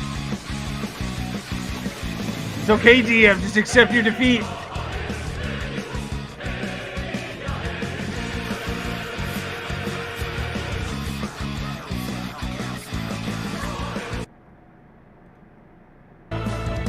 Yeah.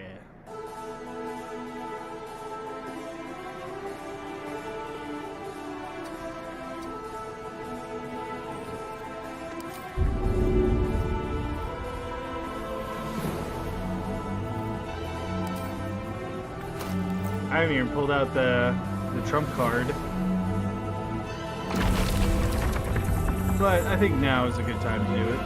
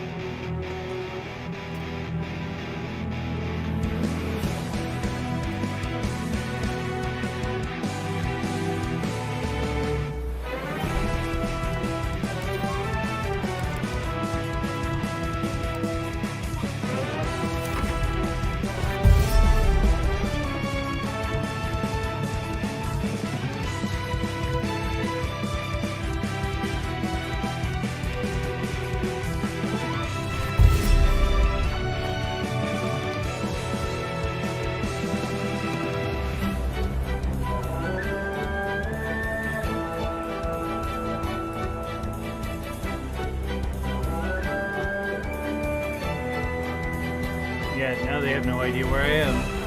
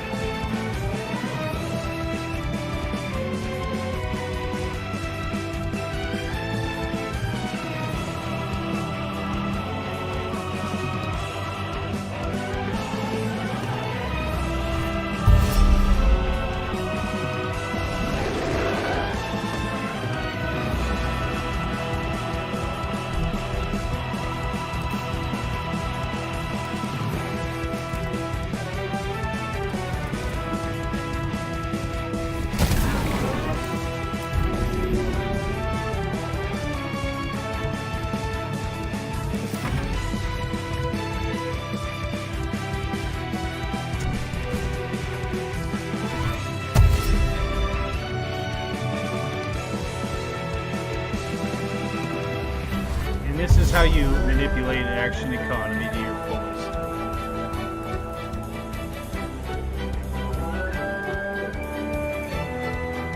And why it's important to have melee and ranged options, for sure.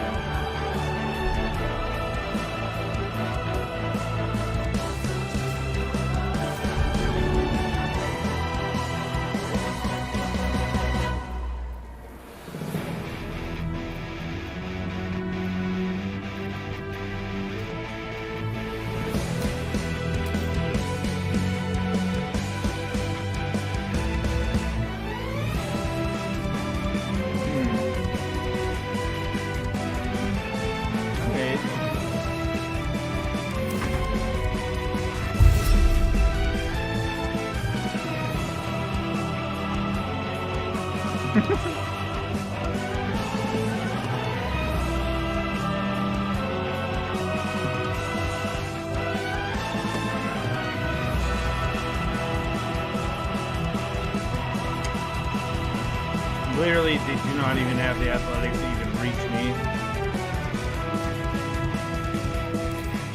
Oh, Owlbear, buddy, please don't.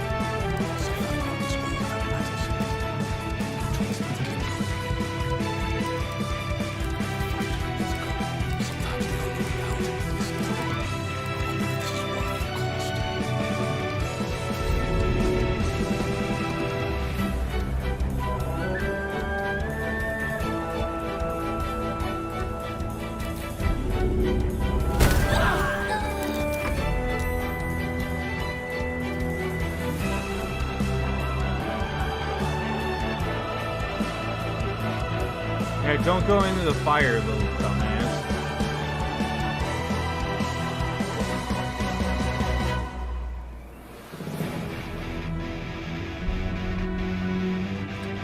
Jeez, that's the last thing I want.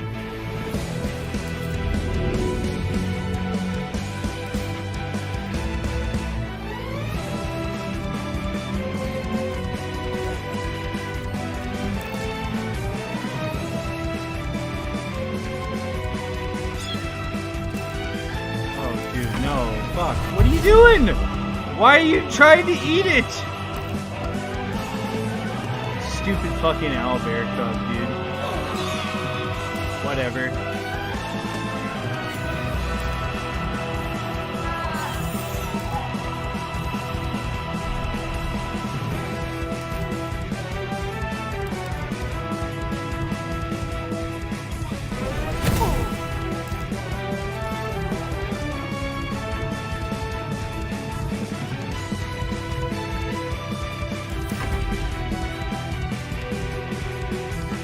That sucks.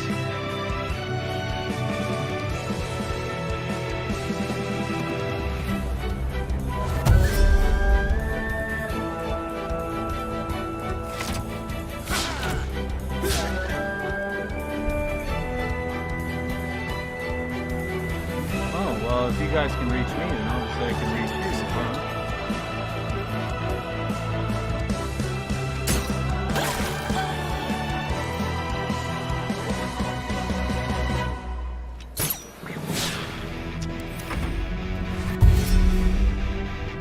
Oh man, look at that churn bar. It's getting smaller and smaller.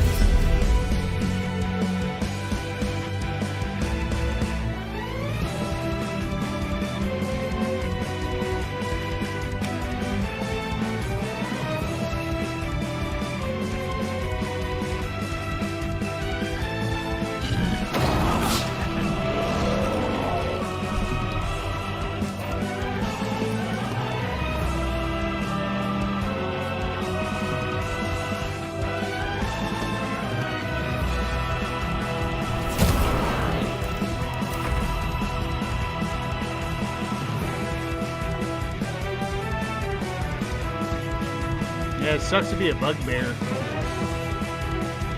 Literally no ranged options, nothing. Oh shit!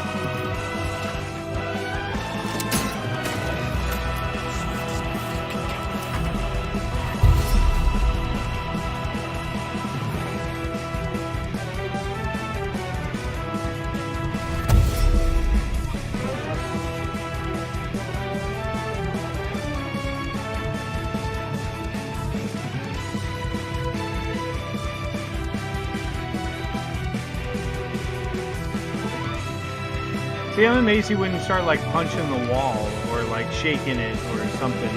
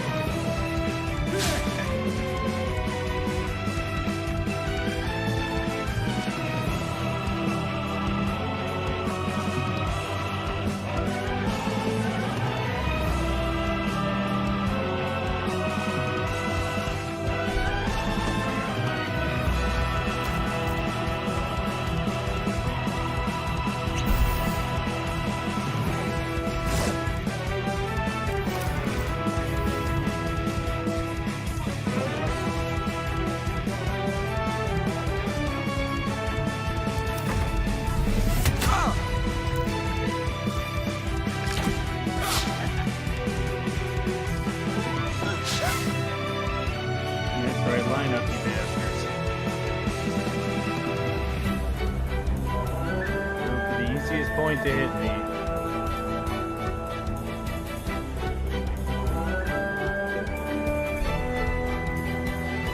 I gotta clap my hands really, really fucking hard.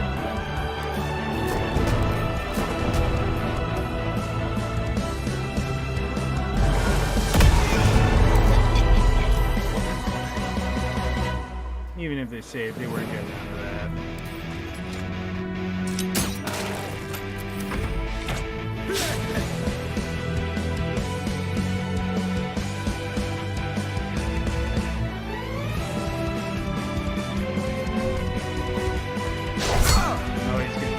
I thought he would have tried to shove me, but... Alright, buddy.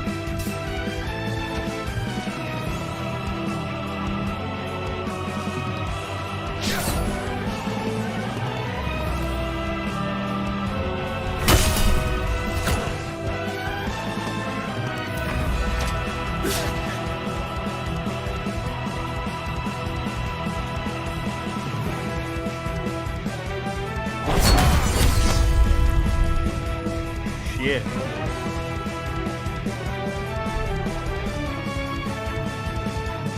Oh man, that really, really fucking hurt.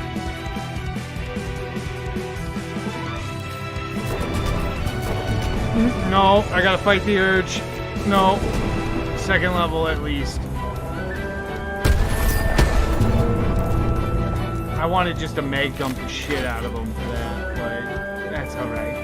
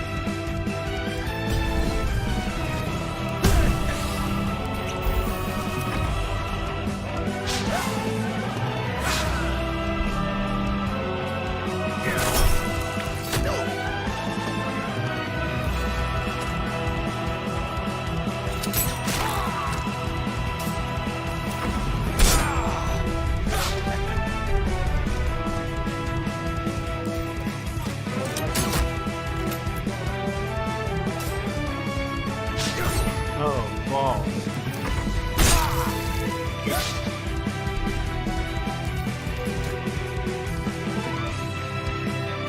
Listen up! Spear is true top.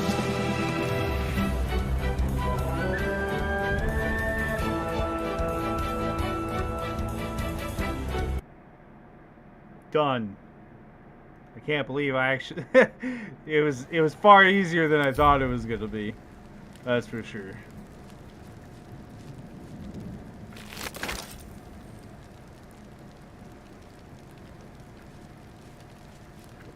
I want his ring. It's been a long day. I'll need to rest soon.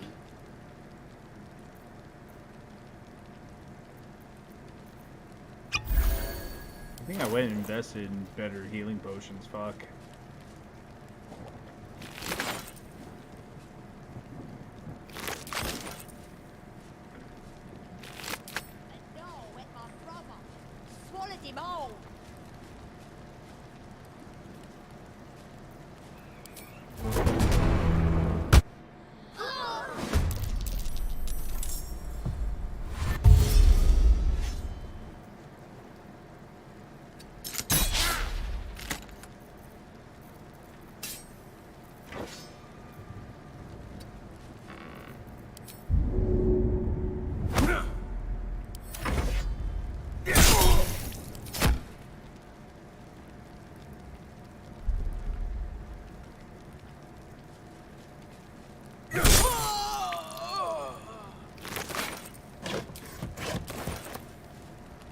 Anyways.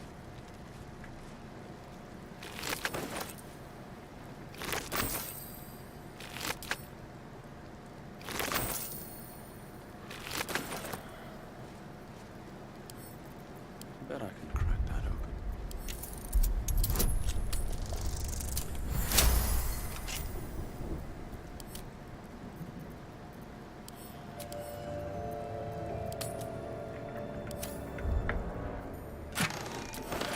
What's hiding here? Venturing is not often pretty. Often not full of adventure.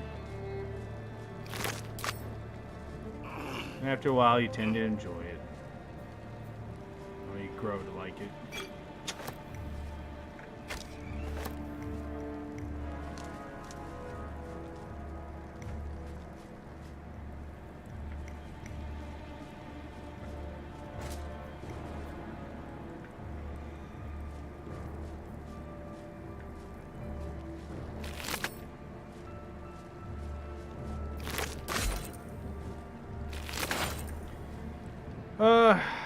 I mean, the loot's alright.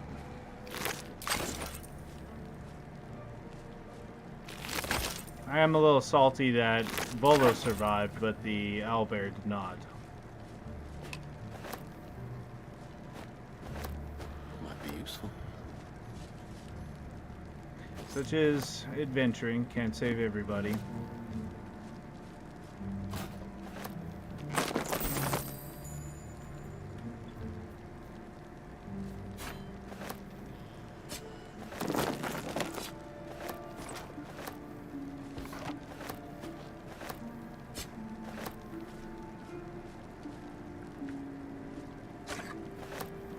Honestly, the outside is more of a pain in the ass than the inside.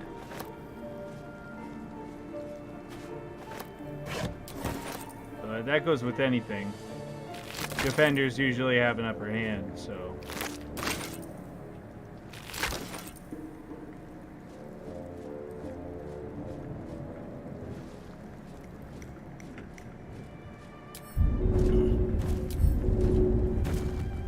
Like I said, not being a lore bard and going with a valor instead, just to save a feat or a stat in this case, is it's advantageous, but it's not. It brings up its own. It's an advantage, but it's a disadvantage at the same time. What's that? Because it brings up just different challenges. Like for instance, having Fireball is a really, really fucking good spell to have, which I would have if I was a lore bard, but I'm not.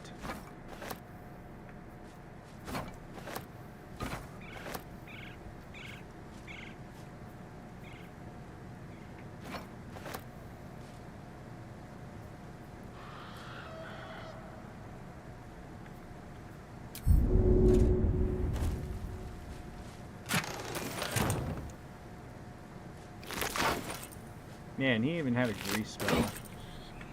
They deserve to get bullied.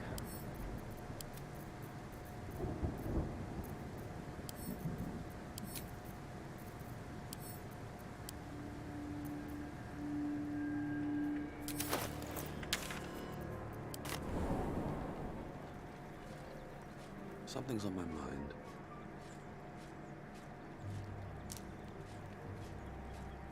Fate, although thou dost not see, there are many answers to that. Correct. No.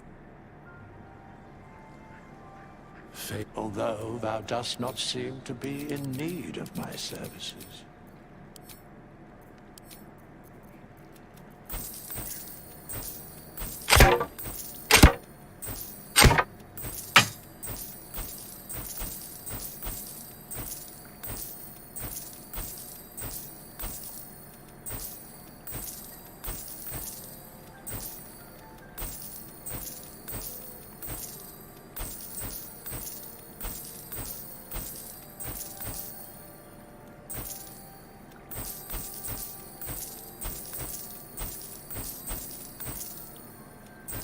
Oh, hell yeah. Flute?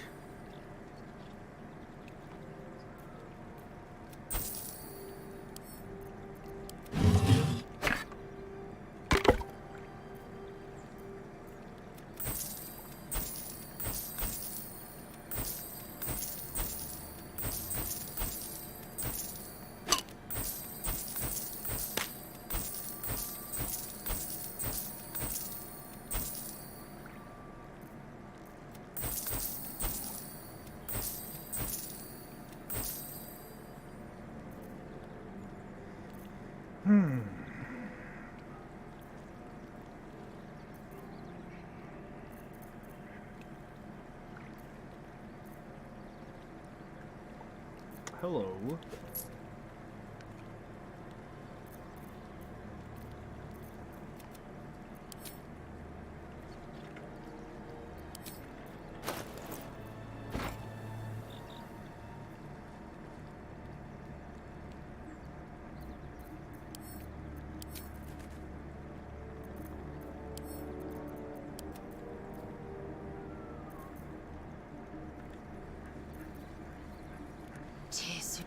Magical and a mystical. The map is. Hurry forth.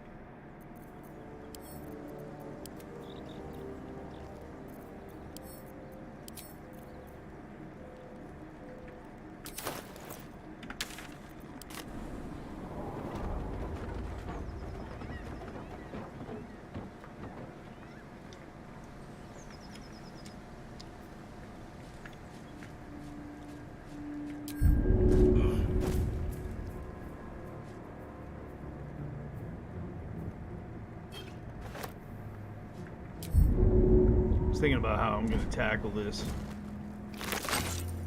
So rather not go through the front door.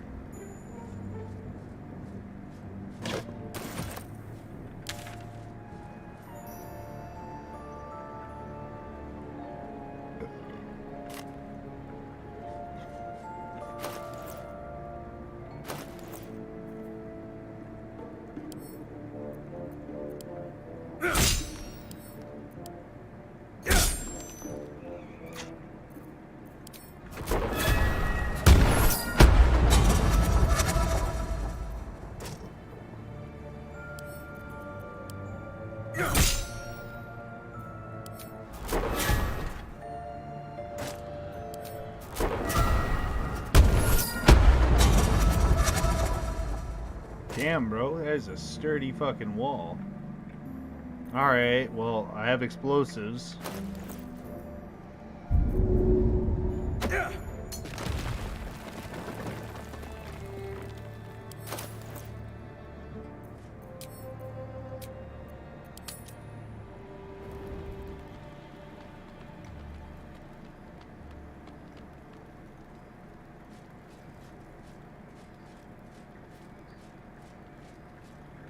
Fate, although thou dost not see.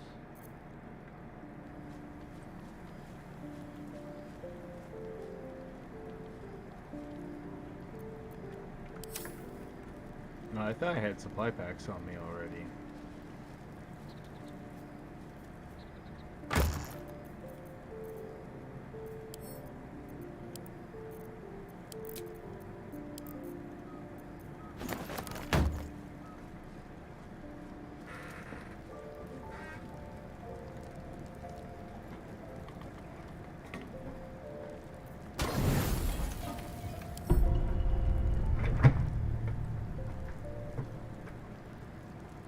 Fuck me, it's already 7:20?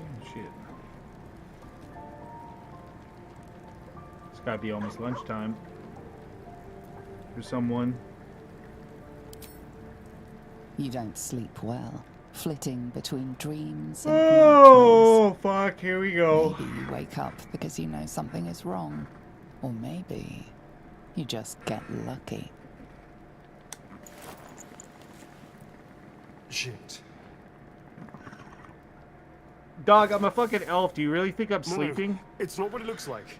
I swear. Oh, what does it look like? You're gonna give me a big old I wasn't smooch? going to hurt you.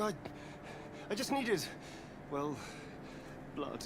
Yeah, because you're a vampire, There, right? in the dim firelight, you see him for what he really is.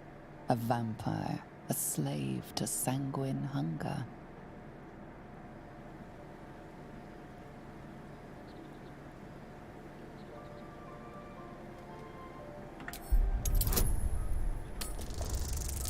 I'm gonna treat you with the same respect that I gave the last vampire. No, it ain't happening like that. I don't care, DM. Are you no inspiration? For real? Fuck. Of course. You wretch! I love how I still beat his AC.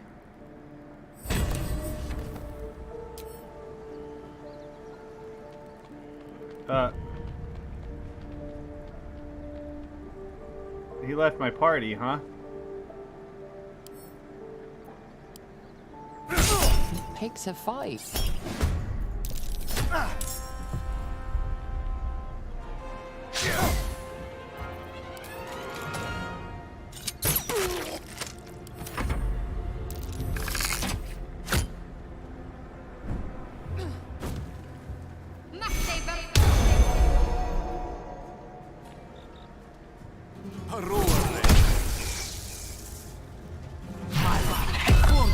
Holy fuck, Blade Ward? Really? Are you serious right now? Will and Gale, Witch Bolt, really? You guys, really? Are you fucking kidding me? Dog. You guys are serious right now. Fucking useless, holy shit.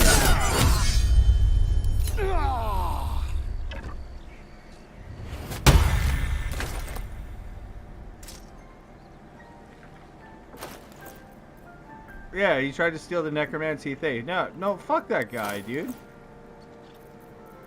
Okay, look, alright.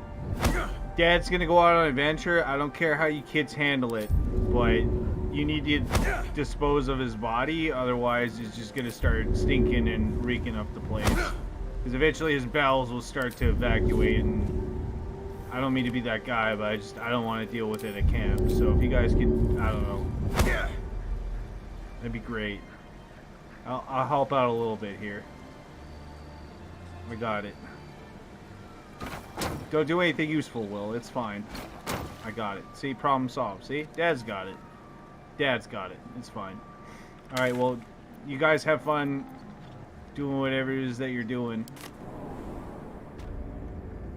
I swear, I feel so awkward every time I go back to camp, because it's just like, everybody's just standing around naked, not doing anything.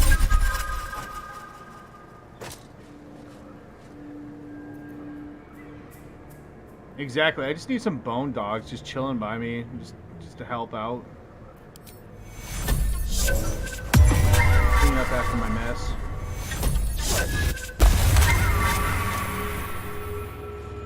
Alright, well, time to go pick up more fights.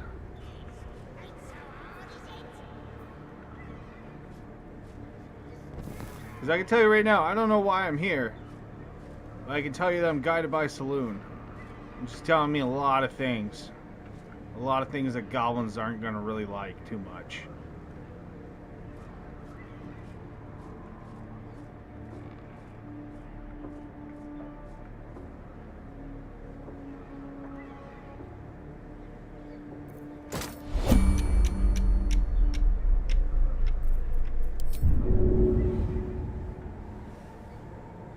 Okay, well first, I'm gonna shoot that. Second, I'm gonna toss that at the same friggin' time. Dos with that.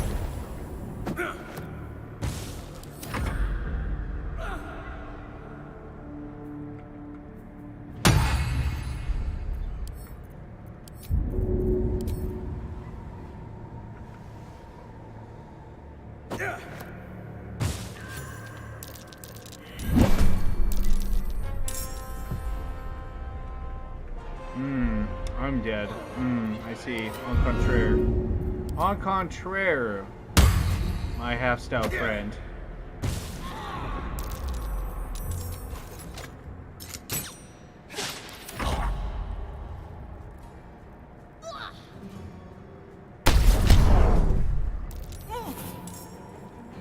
Hog. You better fucking hope that kills me. Because if I get up, I'm gonna get real mad. What the fuck? That camera angle made me think I was out of combat there for a second.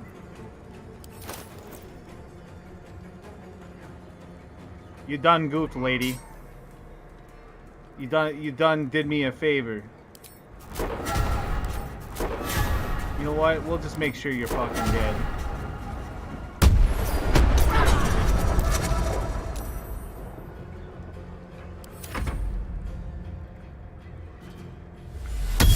Man, she dropped me from like 50 feet up, man, and I'm still like, I'ma just kill you now. All you done is piss me off.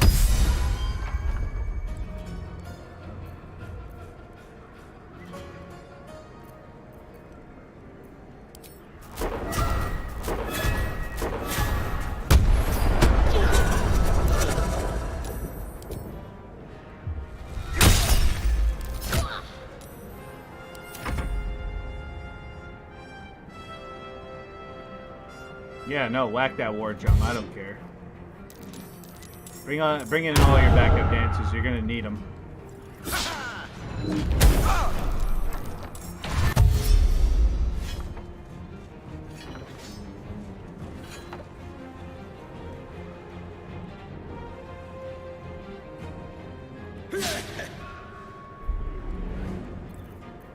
I sip my Kool-Aid. I proceed to dash, but first I'm gonna cast Thunder Wave at 3rd level because again, fuck y'all. And then I'm gonna walk away because you're all dead.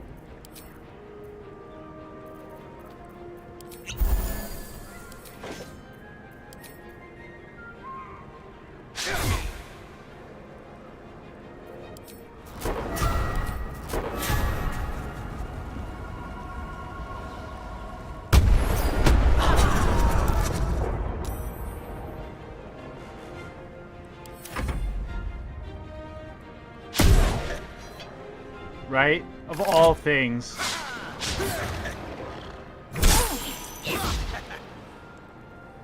Goblins are only scary if they have the upper hand, like i.e., you know, the ambush and all that other jazz. If they don't, they're basically fucked because they're dumb. I mean, I don't care. You guys can keep surrounding me. I don't give a shit. Oh no. Ah, scary warg. Ah, bleh.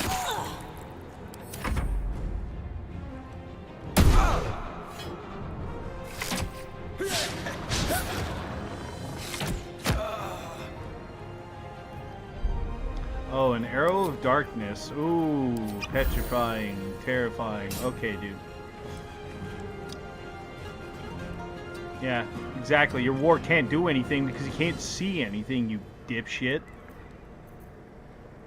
He's like, what? I'm like, I'm just gonna stab you.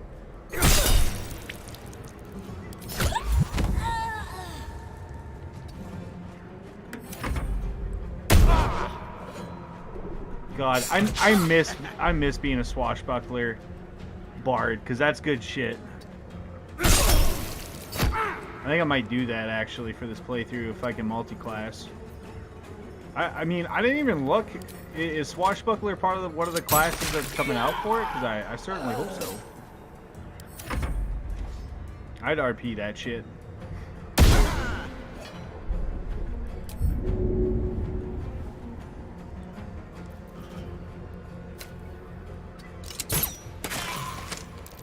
The priestess is slain, and the horde is weaker for it.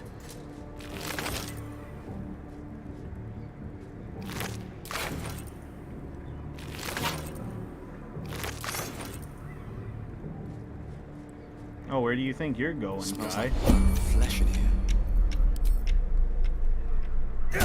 Your actions have not... Your actions... Your assault has... I mean, I want to pick a fight. How is he still alive?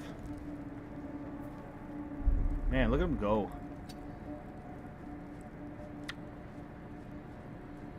Hey, wait, aren't you that guy that's like, I like pain and all this other jazz, right? Where are you going? Where are you going, buddy? Don't you want to feel pain? Hold up. I'm turning you into a pincushion.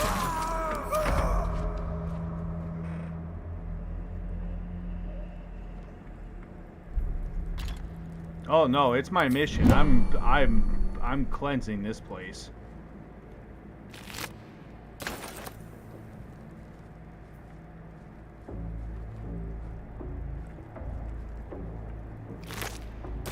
It's like, I swear I'm not with the goblins. I'm like, oh yeah, okay. Well, why are you here? I got lost. It's like, oh yeah, okay. How'd you get lost here? Just palling around with them. You don't look like you were in a prison or anything. See any irons on you either.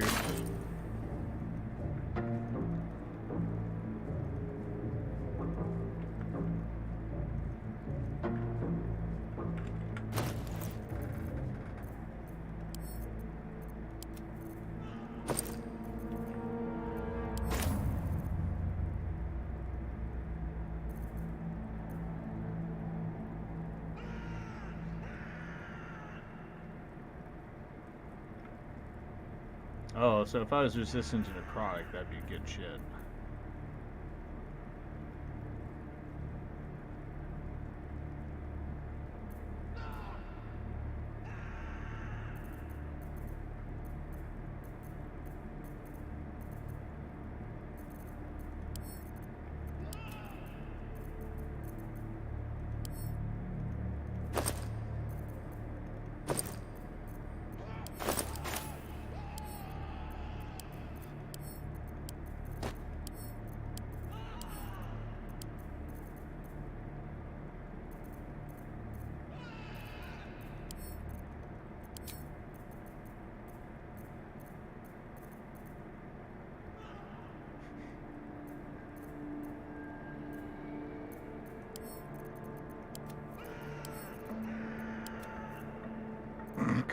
Fuck.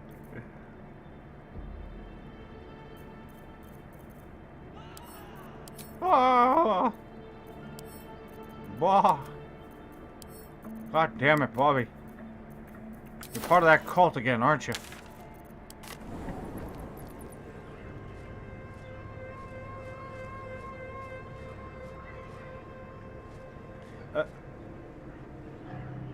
You know, kids, when I was talking about disposing the body, I thought it meant, like, you know, I was pretty clear on just, you know, not leaving it here as opposed to just bringing it with us and then putting it on the far side of the fucking room so you don't have to deal with, like, whatever. I don't care.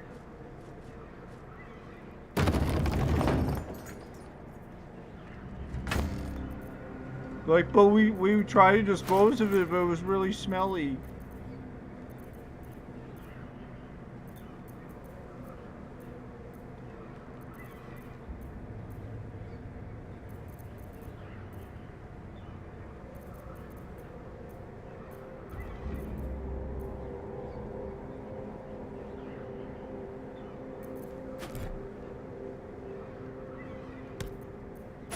Like, can I give Will back his eye? Is that even possible?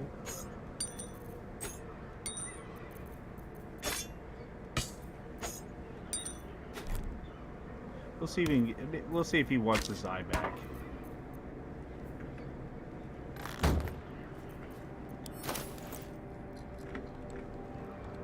Very well. Oh, Will?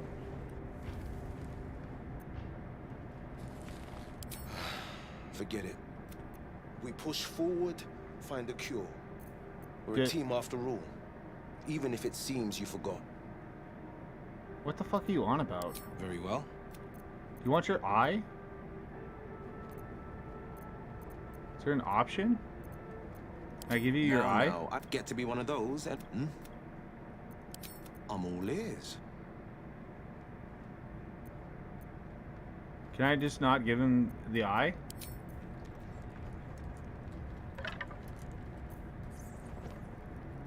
It's just a prank, yeah. Apparently he doesn't want his eyeball. I mean, that's cool. Whatever, dude. Oh, you killed all the goblins yourself, even though I had business with them. It's like, okay, what kind of business? Nothing! Just revenge!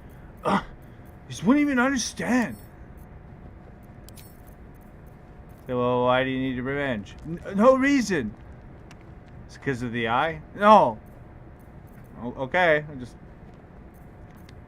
thought I'd ask. God, this is why we're not a team.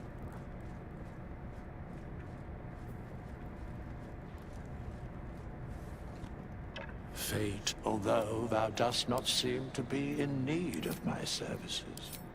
See, I'm the Blade of Frontiers, dude. You can't just treat me like this, bro.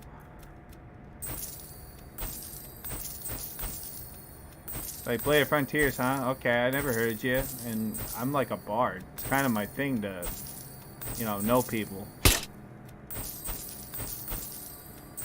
like, that's a pretty neat power you got there, Will. How is it you're able to cast magic? You don't seem like the studying type.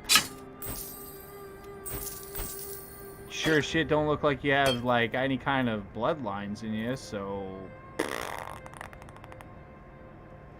It's like, I don't see any dragon scales or nothing, so, like, how are you able to cast magic? Because he'd have no answer for it. And then he tried to bullshit me, right? Which that ain't gonna work.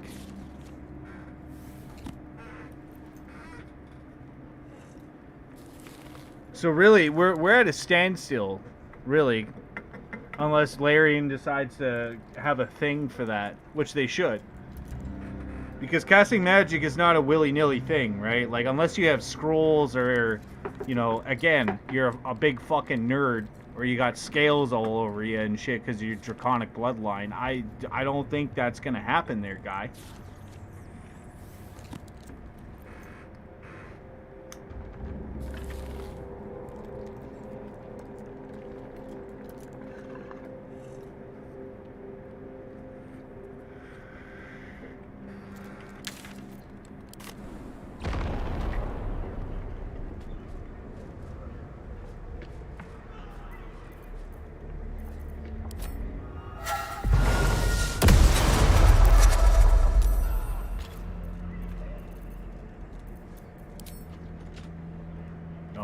bastard.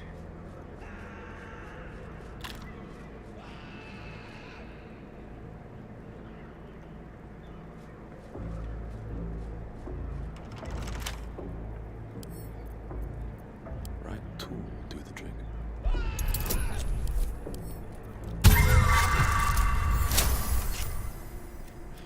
Should be able to make Elsie. I don't know, like, It's I got kind of do ambushed something us. was up with Will, just on the basis of, like, you know, for a guy that talks about, like, he's changes the world a lot, and this, that, and the other thing, he really just doesn't do a lot. You know, he's more of a reactionary type of guy. He doesn't really seem to instigate or take initiative and shit. What the fuck? I really missed that? Okay, alright, dog. Thou art saucy as gruel. See, that's all I gotta do. Just talk shit to a rat. It's fine. That's the reason why bards are so powerful, dude.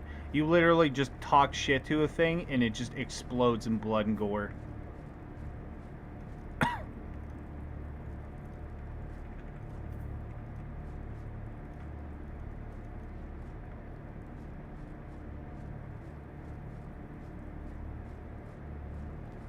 He'll be a real hero with the lore.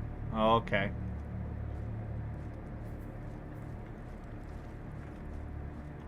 But, I mean, see, that's what I mean, though. It's like, it kind of was fitting in the sense of, like, you know, he is a tragic character like that. It's just,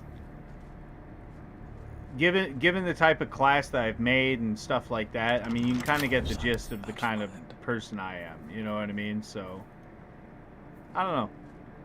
It'll be interesting to see their different directions.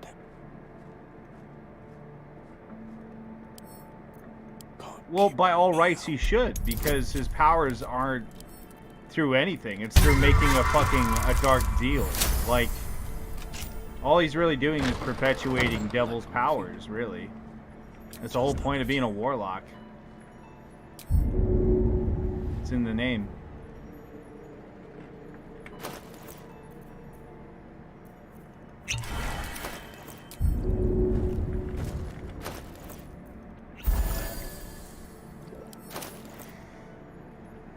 Now, if I was sensible, I would go down there and kill them. However, I don't really need the gunpowder kegs and stuff anymore, so...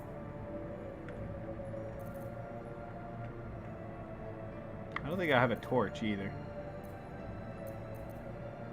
I don't see a torch in there either, so...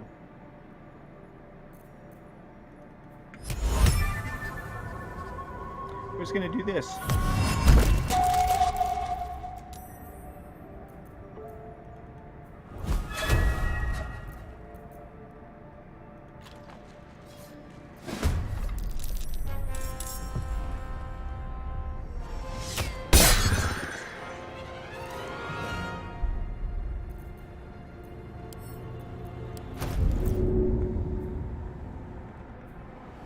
I know for a fact one of these idiots is going to use fire.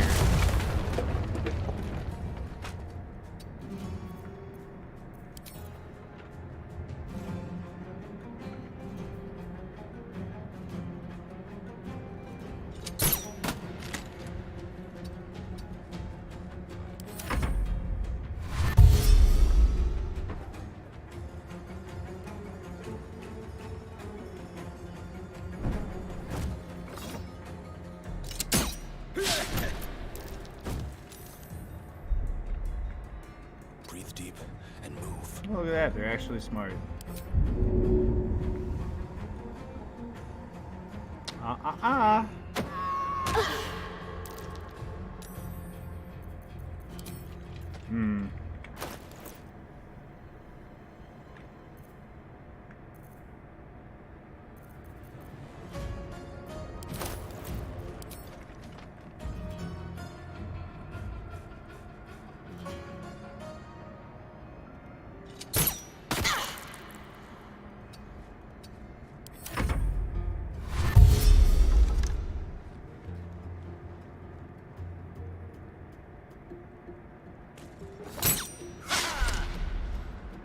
Yeah, but all she's really done is fuck herself, because now she's alone by herself. Because all I gotta do is just do this. Oh, okay. Alright. I see how it is, AI DM.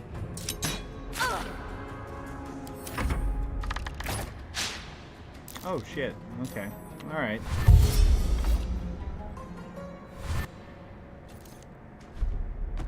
Hey, everybody falls.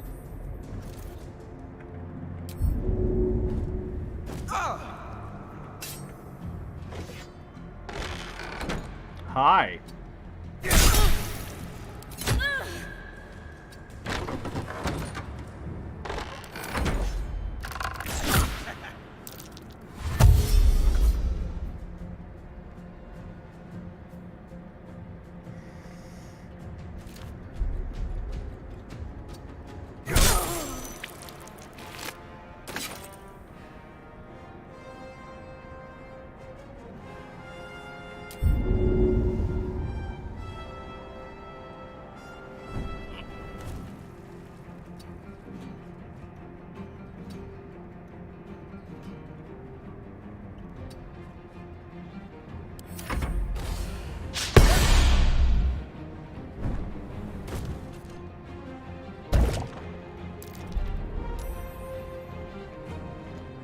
Oh, you fucking idiot.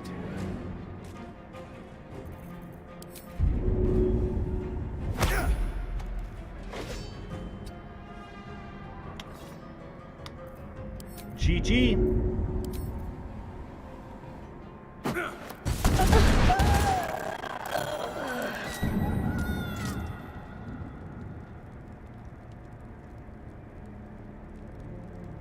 Told ya.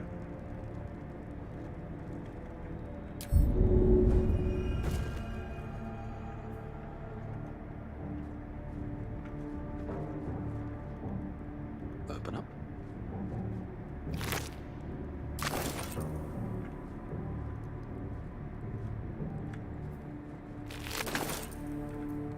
I'm done. I can't wait to sleep.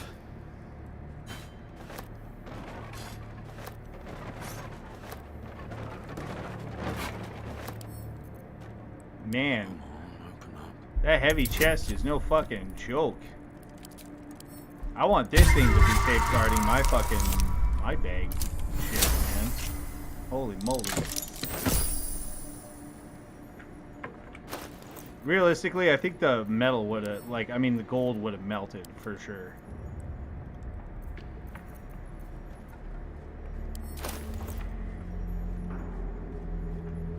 Let's see.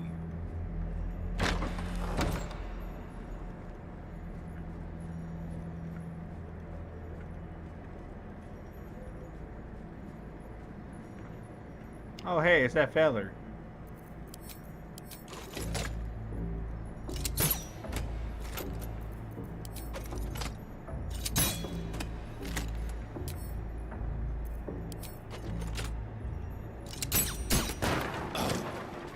Oh, warg shit.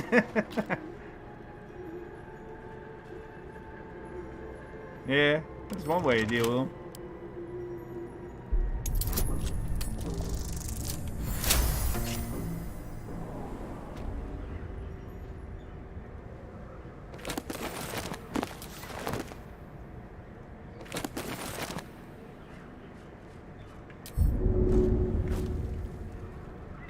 All right, time to skulk about.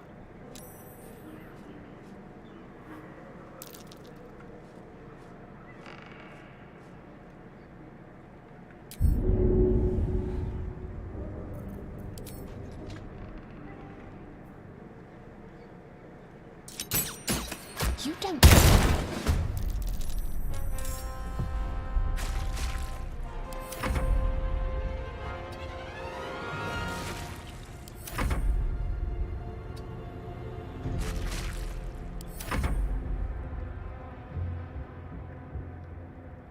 Yeah.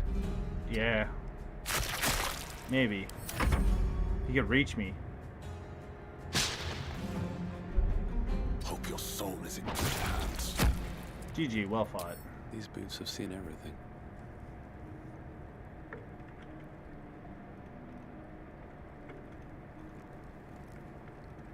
Yeah, I don't know what the guy was thinking.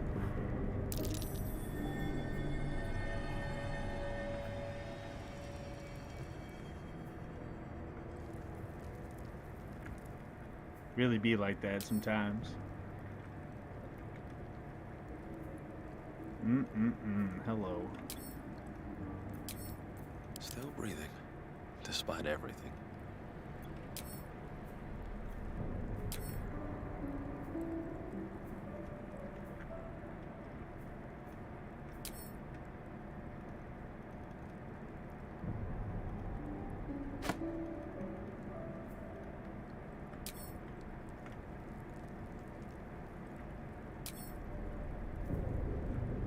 No traps, please.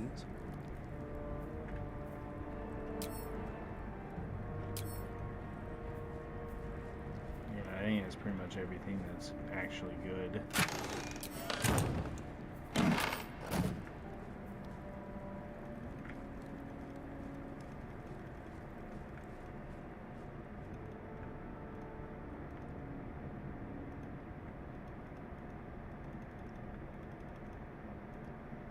The only reason why I'm coming down here is just to go and activate the...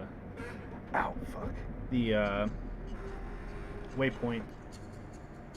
Get the XP from doing this and that, and then come back to this.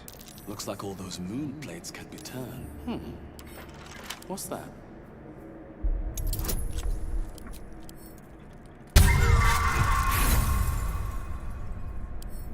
Shit. Can't keep me out.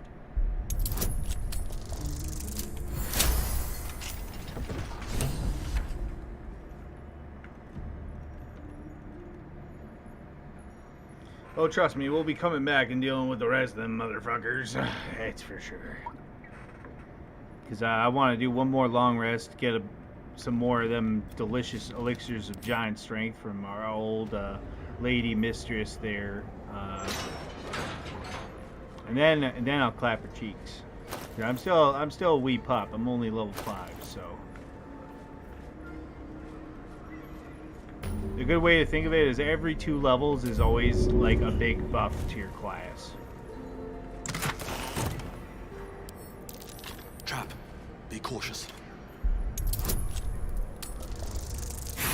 Fuck. Really? Really? Come on, man. Oh, I gotta go back to camp. Where is this place, bro? Oh, bro, this is the Selûnite outpost. This is in the Underdark.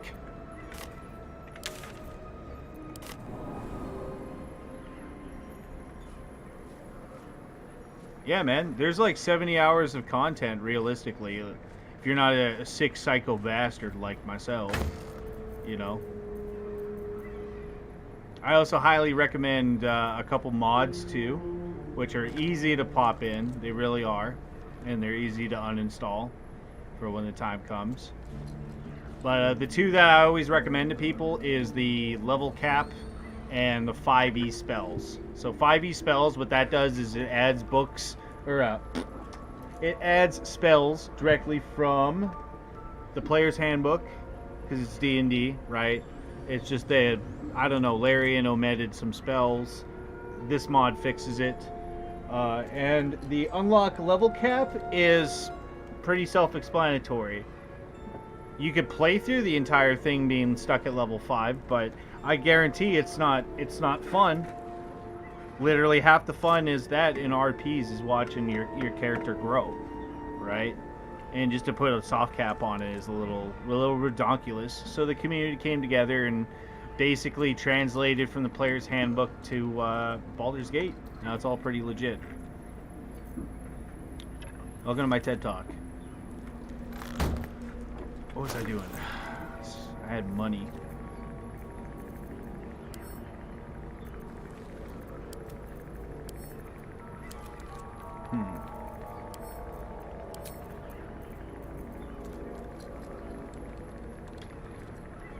Nah, I'd rather the dually hand crossbows, man. Just having that bonus action shoot is just awesome. However, I should probably sell the crap that I got right now. I should speak up. Although thou dost not seem to be in need of my services.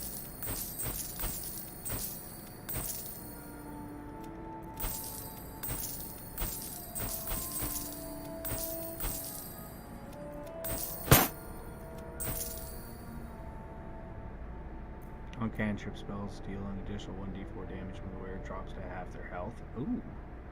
That is pretty handy. But I'd rather my skill checks.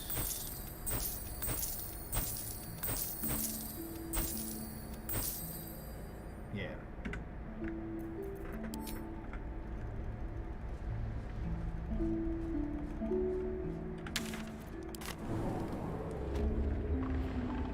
Oh, fuck. I didn't even grab my lockpicking shit. That's the whole reason why I came here. I got distracted. Damn you, Woolen.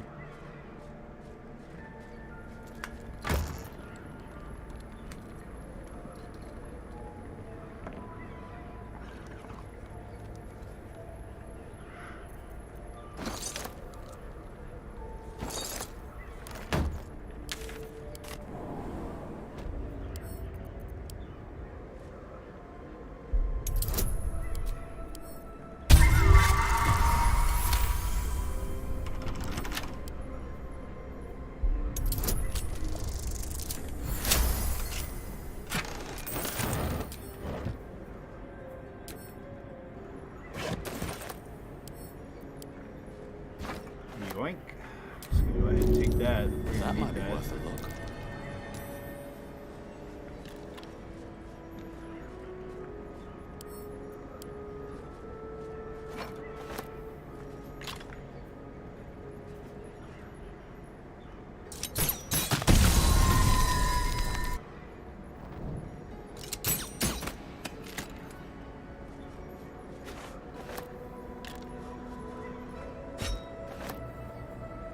Just gonna borrow a couple of those.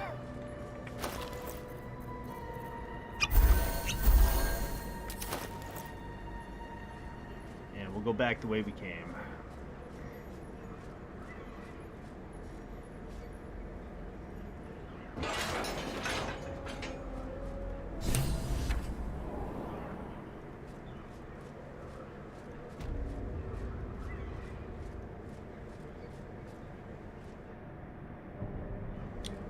I assume that they fixed a lot of the bugs.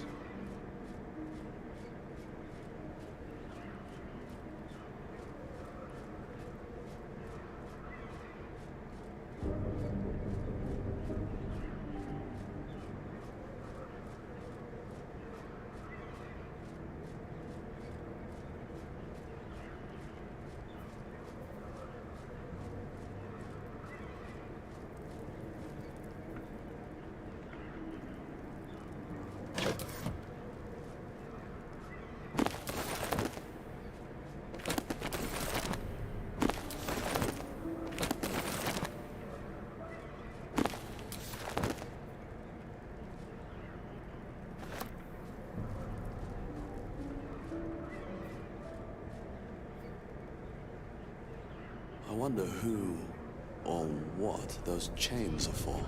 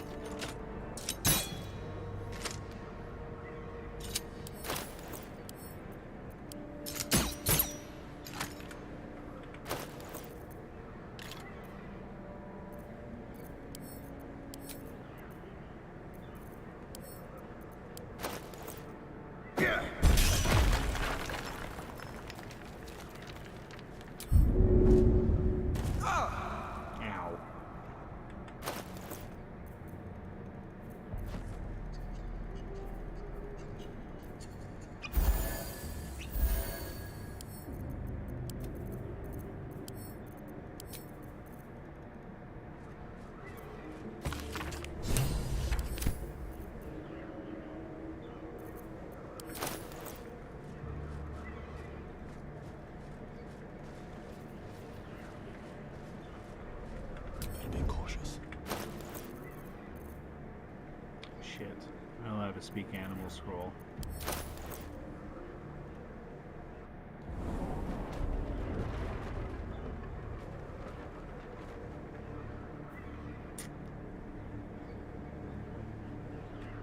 Actually, shit, I think I sold a couple to fucking Withers. Hey, Withers. Although thou dost not seem to be in need of my services. Please tell me I sold you one. I sold you a couple. Hey, buddy. Do me a favor. Buy these books in this chainmail. Give me those spells fucking potions back. I appreciate you. I'm just gonna buy that again, too. I got 200 gold, so might as well pick up some other stuff.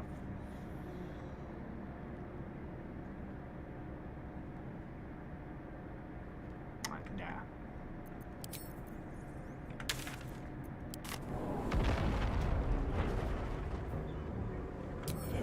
Oh shit. Fuck, fuck, fuck, fuck, fuck. Where's my potions?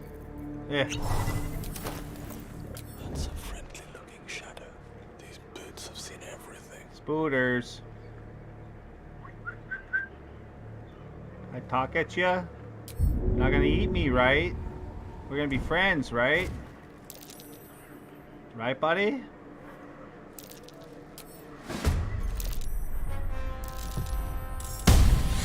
Oh. I didn't expect them to immediately want to smack my nuts. Errors have been made.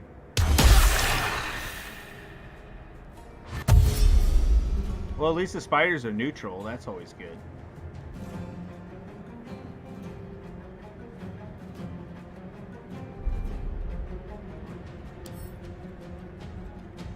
I wish I could talk to them.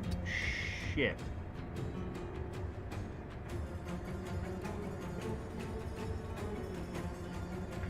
Well, this definitely complicates things a little bit. Fuck. Alright, nah, I've gotten out of worse. I gotten out of worse. This is fine. I can just drink an invisibility potion and get the fuck out of here. But that's a little too easy.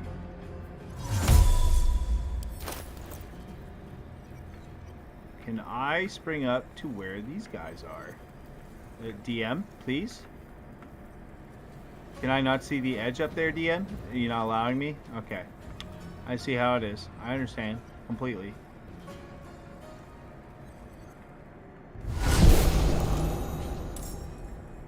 Can't slow down. A couple turns should do it.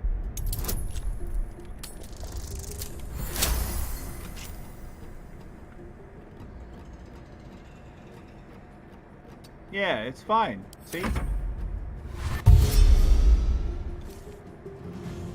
If anything, they're just gonna be confused as shit, because from their perspective, they just see me, like, literally just appear basically out of nowhere. And they're like, what the fuck? Prepare for a fight. And then they look down again, I'm just gone. Like, they don't even hear my footsteps running away. I'm just gone.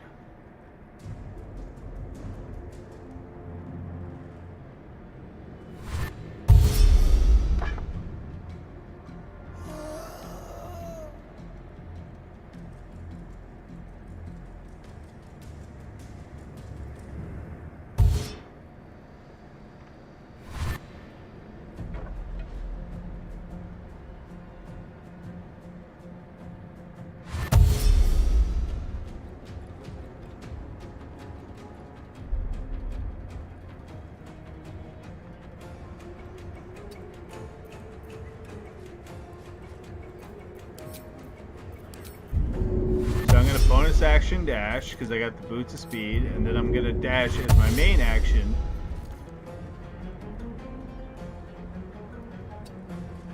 Because I got so much movement speed. Yeah, literally they're losing track of me. That's great. That's what I want.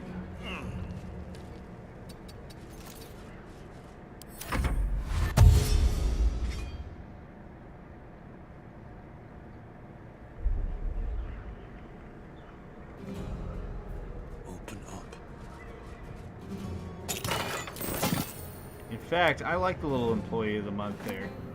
He's doing work. We should reward him.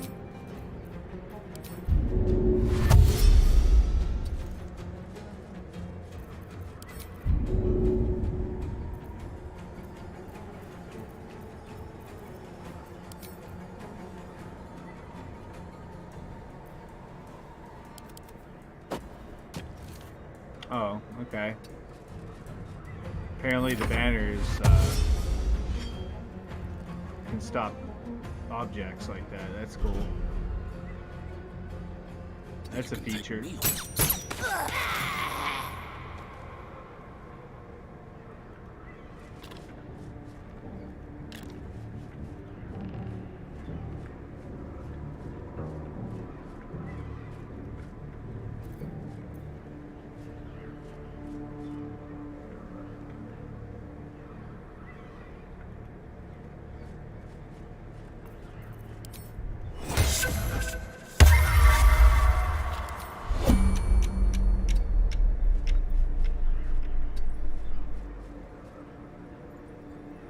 I don't need any attention right now. Something good here, I hope. Just the gods are watching Oh, me. please don't do that.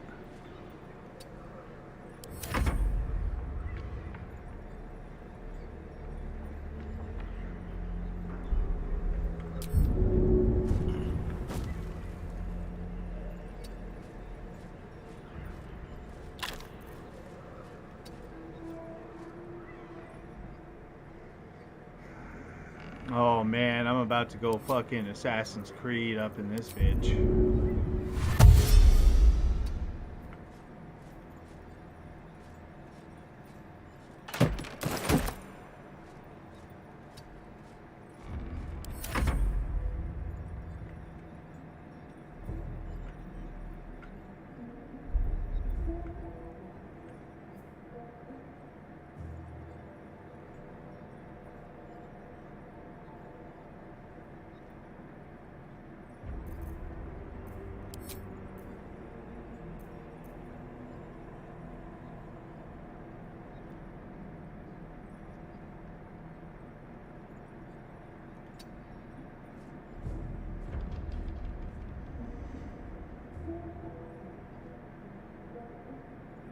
Okay, I think I know what I'm gonna do.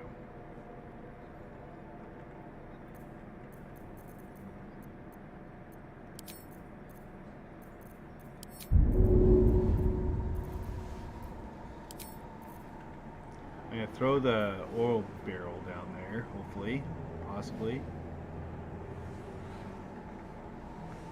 Okay, all right.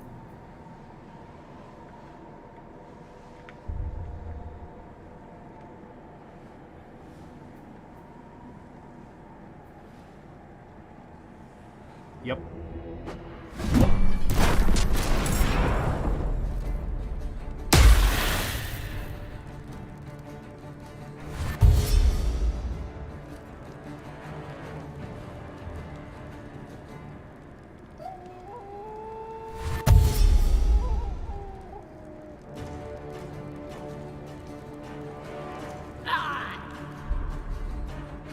Another step forward.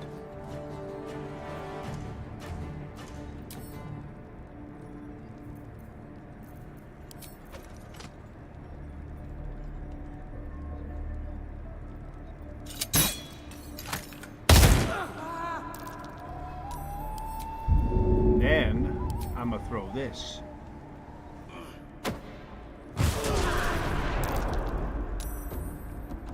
And then I go back to my hole.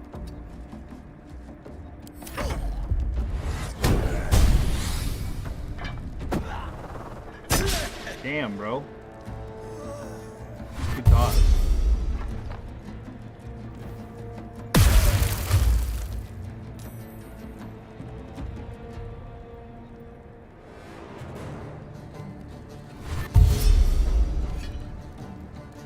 I would like the goblins very much to come up here. I need ammunition.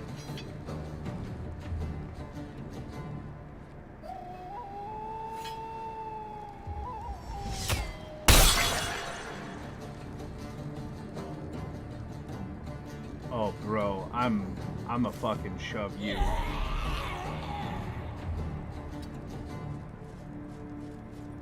Well, first off, you.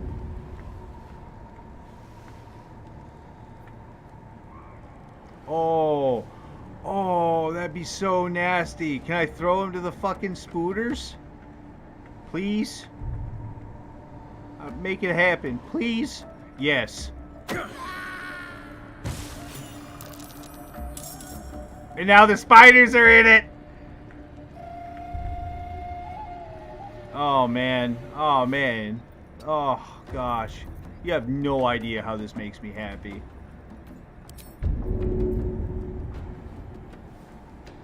But he's like, why are you doing this? Who are you? And I'm like, I tell you, but it doesn't really fucking matter. Bye. Oh man, I'm gonna get shoved.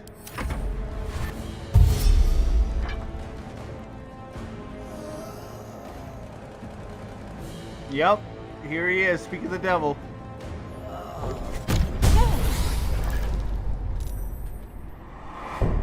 Damn, he did to me what I did the goblins. That's fucking gnarly, dude.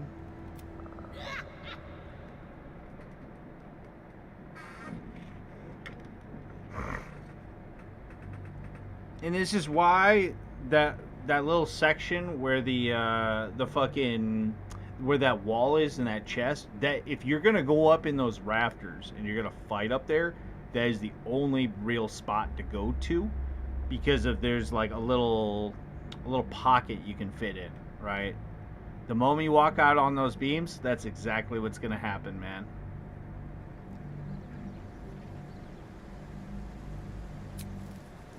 Considering I got surprise attacked and shit, I mean, it's not a big deal. I really didn't lose that much. Yeah, really, I didn't. That's actually kind of a joke. But at the same time, this is the reason why I get so fucking angry at the autosave. Because you're telling me during that whole entire time, it didn't... Like, there's more than enough slots for it to happen? No, that's just... I don't even know what to say. I feel like I have to be like autistically saving every like fucking 5 minutes, and it shouldn't be like that. But it is.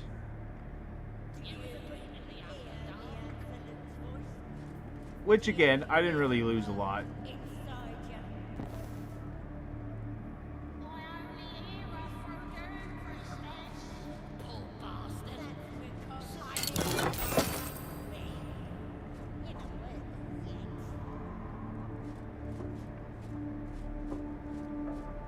Yeah, it really be like that, man. Just little quality of life stuff like that is just, I don't know why it has to be like that. Because I took out the 1 leader. I went to the Slew Knight fucking outpost. I even found the Waystone, and you're telling me none of that shit was enough to proc an autosave. That's whack. But look at this random autosave. Oh, well, oh, what's this? You're talking to Anti-Ethel? Fucking autosave guy. With haste. It really be like that.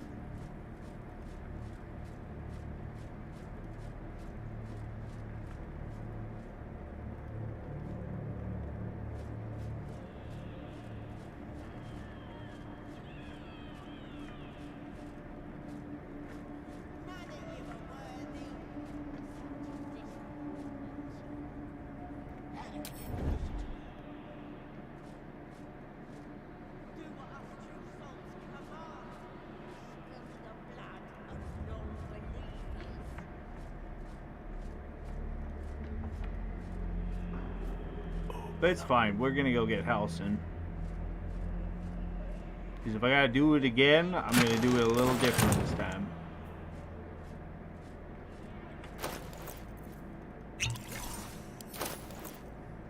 On my way.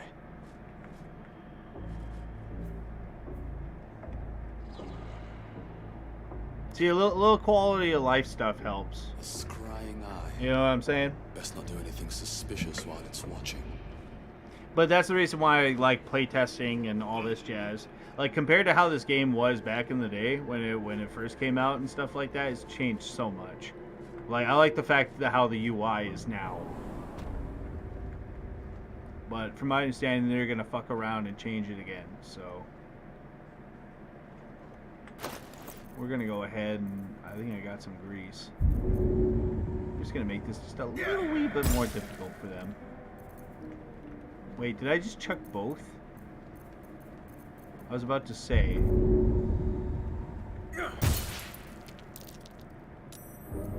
And just to doubly make sure. Do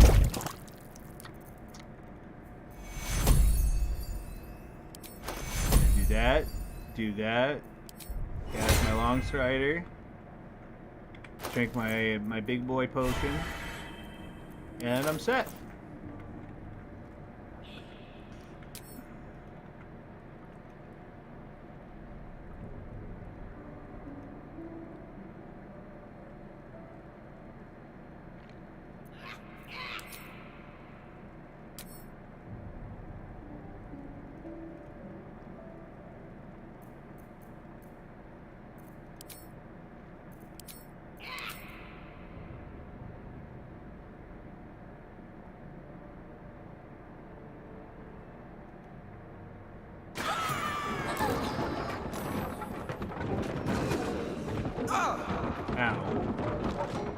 I mean, I was gonna unlock the door for you, Halson, you dick. Pardon the... You... Either way, I owe thanks. How is this possible? It's no... There also seems to be no way innocents go in. I cannot allow these butchers to threaten my grove. They are the ones holding these parasites together. Remove them, and nature will cure its be-wolf. If I join you, we'll likely have to slaughter this entire place. You may want to use discretion when approaching the goblin leaders. No, that's totally So solid. be Let's it. do that.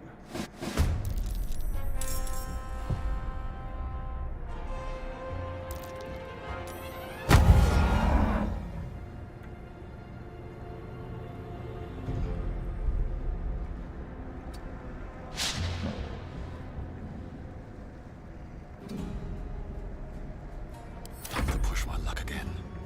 Don't waste a step.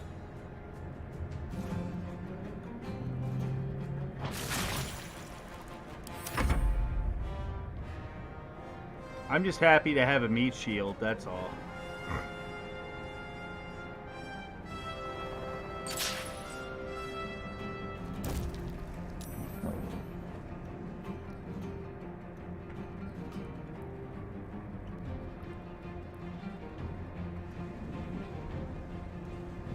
Where do I go from here?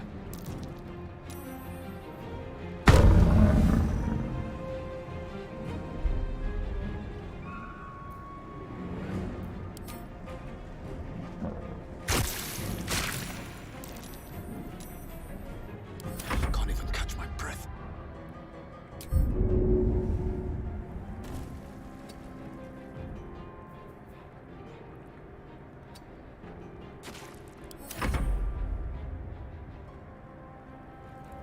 Never a dull moment.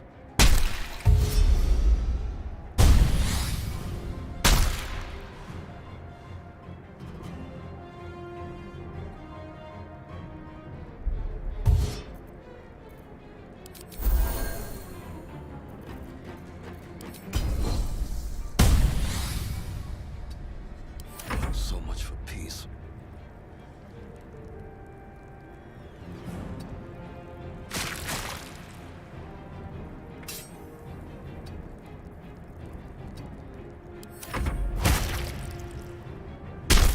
Damn.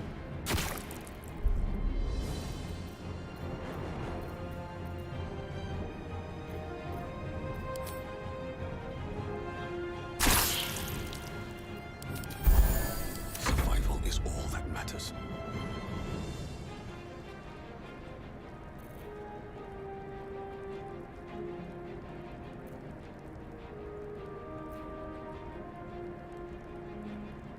Oh, I got my upgrade to my cantrips. Nice.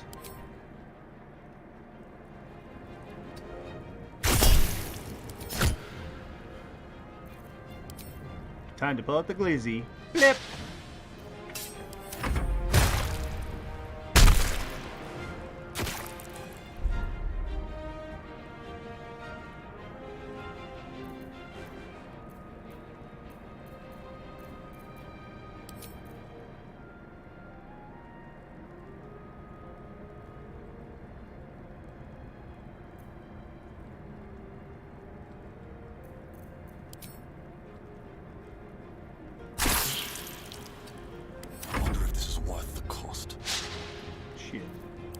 Glizzy time. Flap.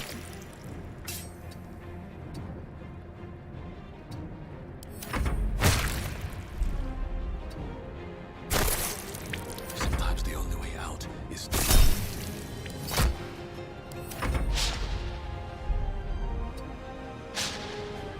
nothing important is ever easy.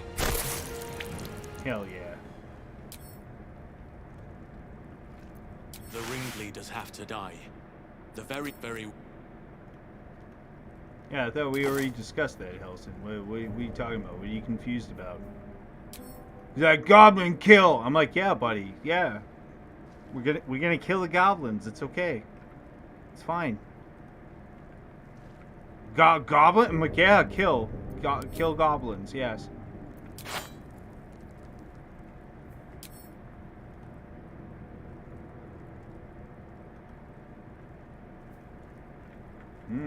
Storage room. Yum. Moving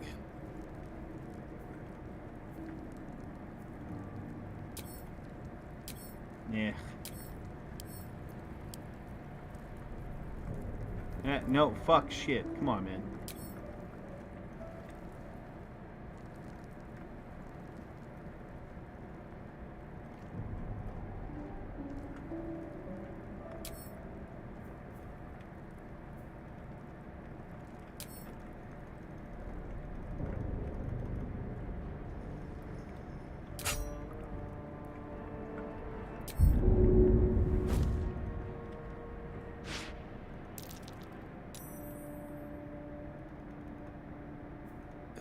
Anything of use?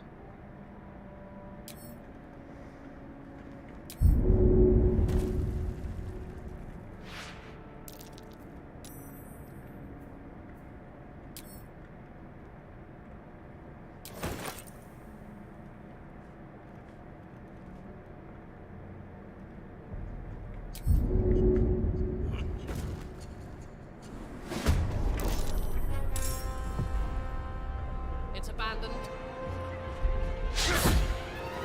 Rowo.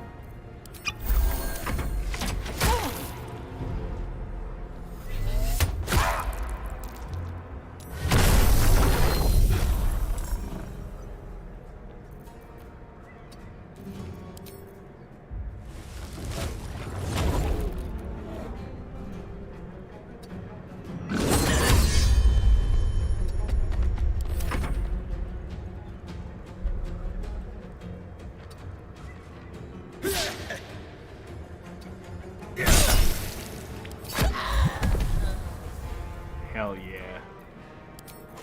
Glizzy. Flap.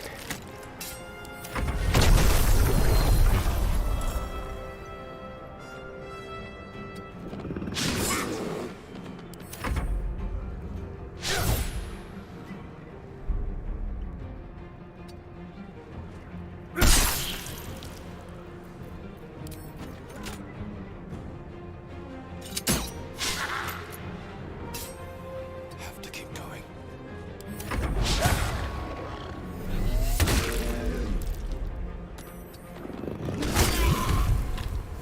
Can't give up now. Alright, hold still there, Halcyon. Or not, whatever.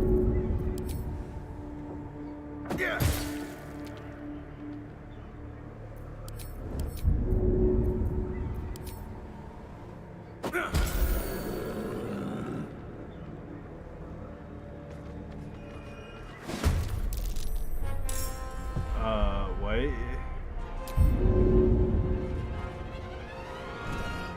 Oh boy. You've made a grave mistake. Oh, no, you just did not just fucking do that to me. Okay. Yeah, that makes total sense. Alright. Fuck.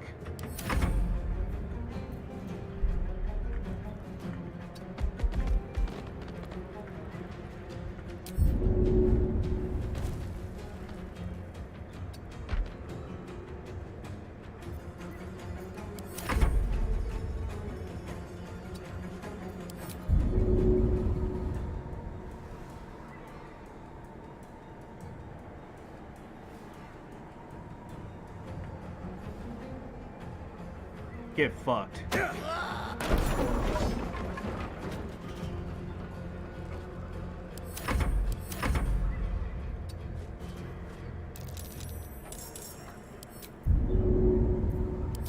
Yeah, surprise.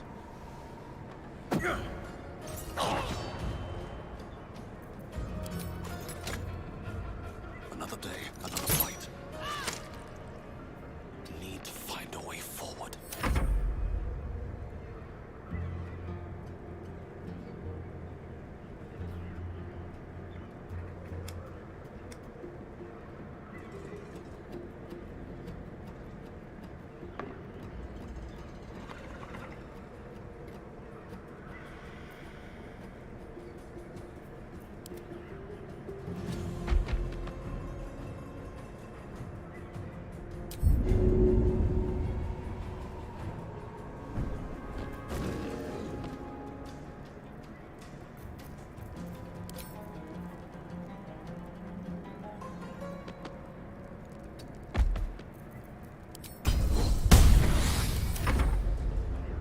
Light on my feet.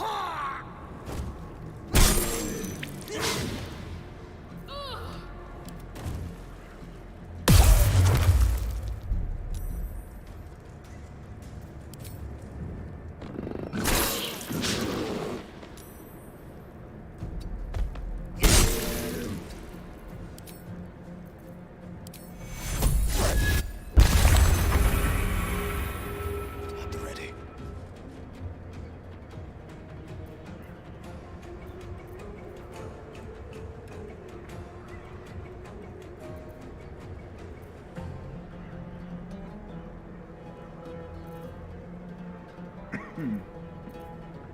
You listening? Your breath will kill the dead twice over.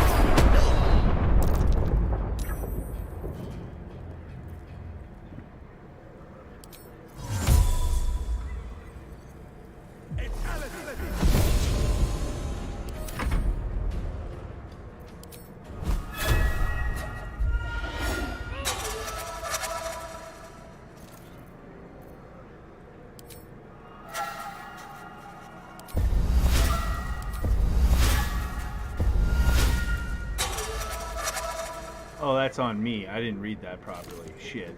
Best be on my way.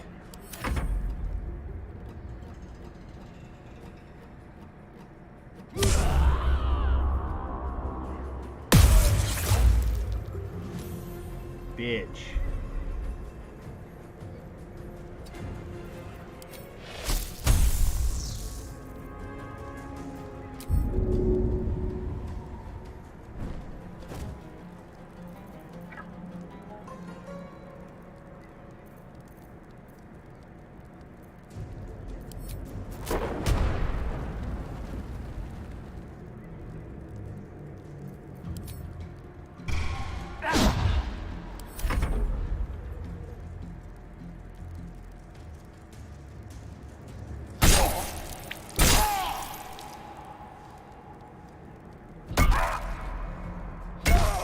What?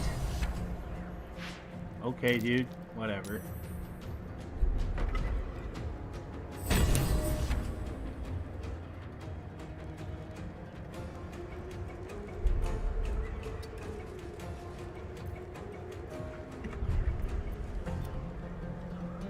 No. Really? And it didn't autosave during any of that shit. Are you for real right now? Yeah, alright, fuck it, whatever. I don't care.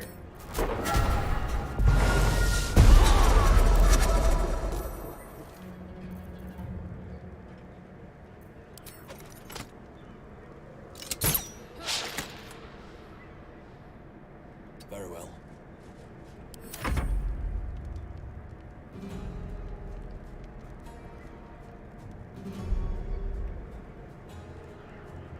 Blood follows me everywhere.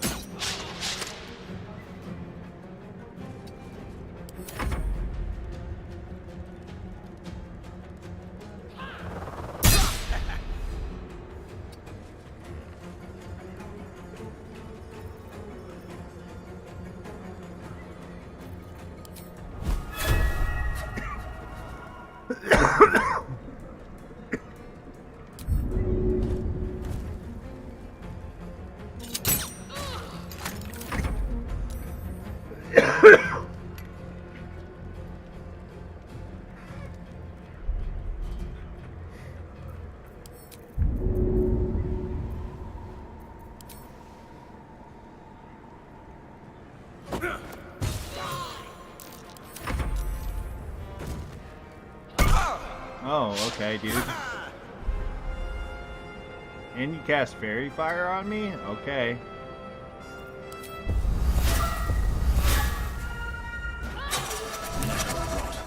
The Absolute's allies deserve no better.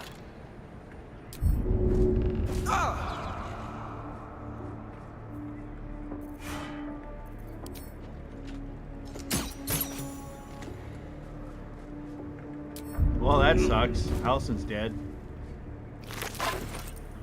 Oh, whoa, whoa, whoa. Wee wah. What do you have? Waxing Crescent. I'm exhausted. Better find somewhere to camp soon. Dang. That's actually pretty fucking good.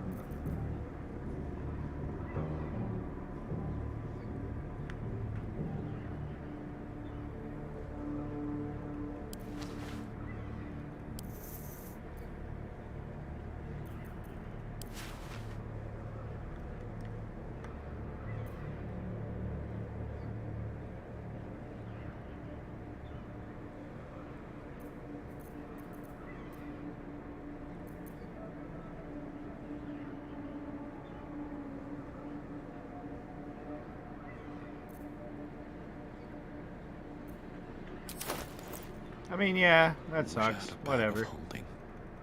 Can't save him all the time.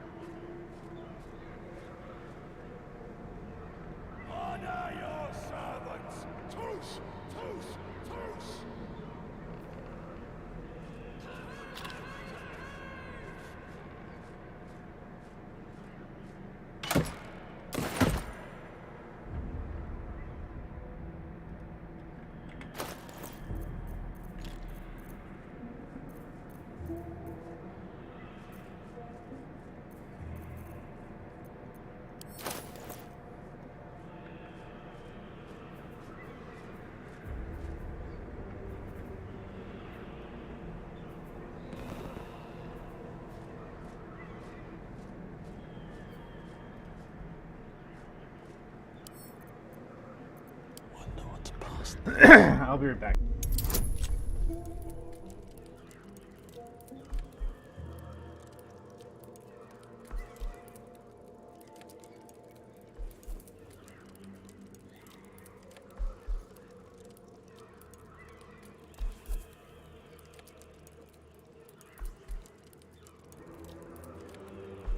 Hear us, absolute Ratush!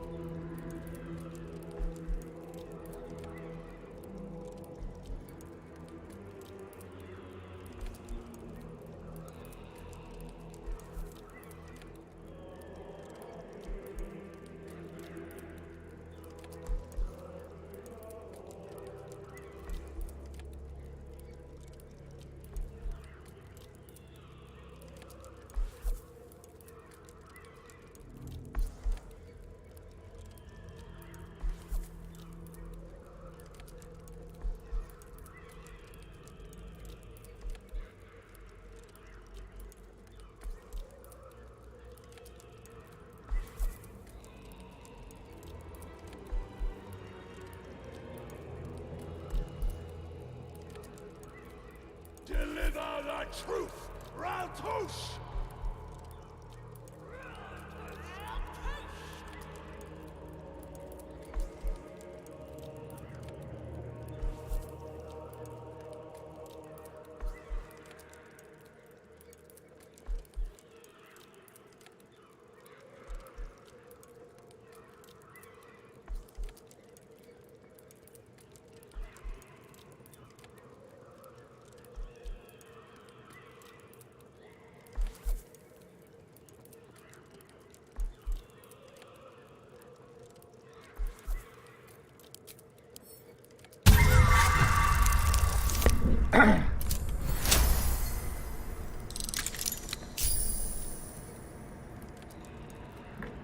I guess Nat 20 meets it beats it, huh? Breathe quiet. Move with care.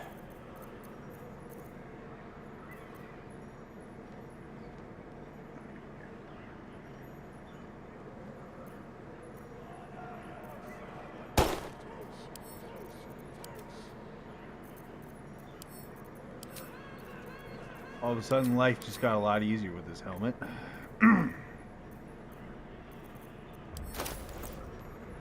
Best be on my way.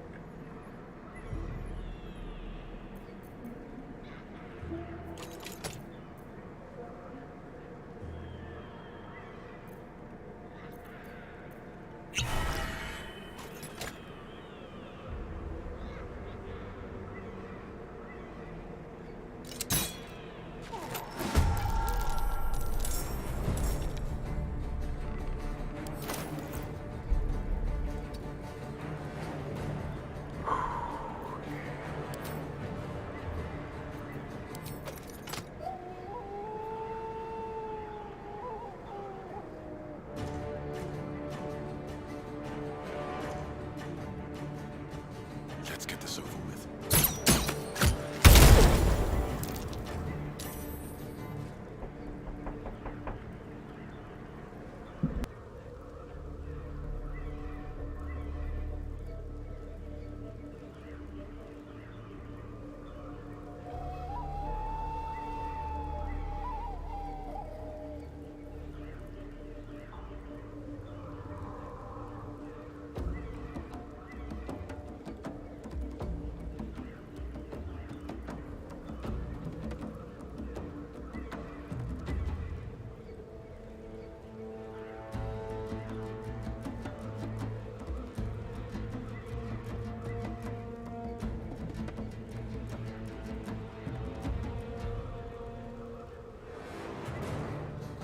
Hey everybody, somebody just kicked out the break here in my building. I'll be right back. I gotta go and unlock it for him and shit and set it for him.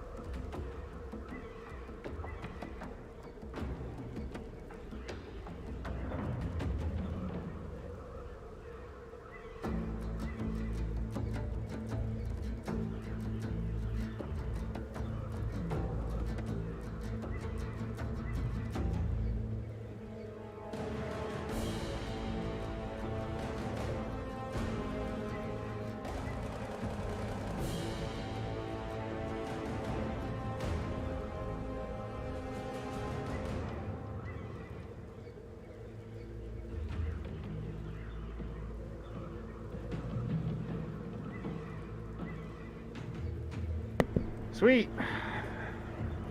I went and helped out Buddy, and I got a couple of free ribs. So that's awesome.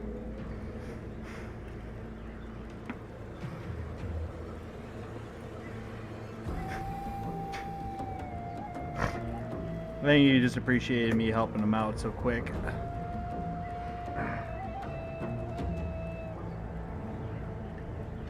Yeah, when it comes to refrigeration and food, man, you can't exactly fuck around in heat like this.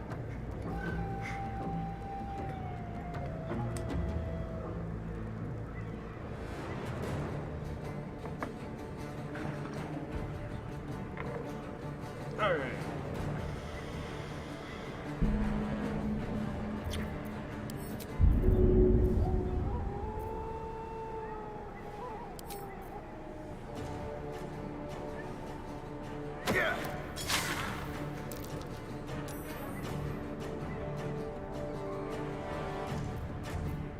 Another step forward.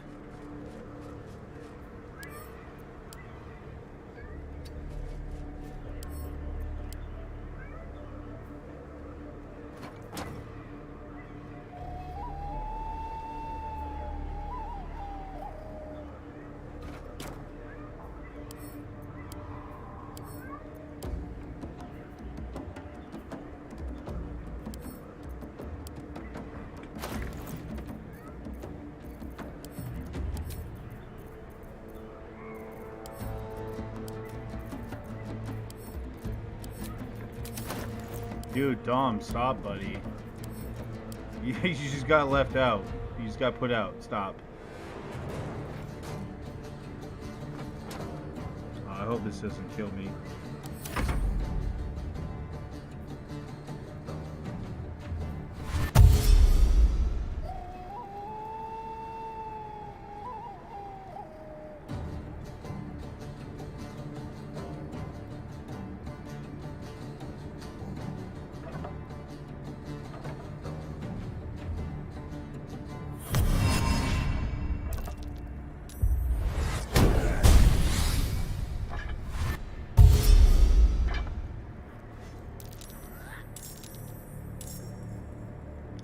Oh boy.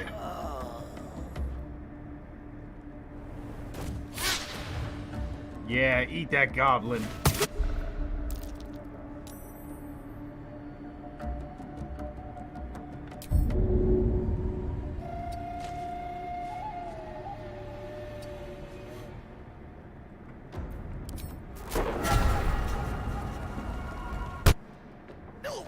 Oh, I got him. Nice. Nice.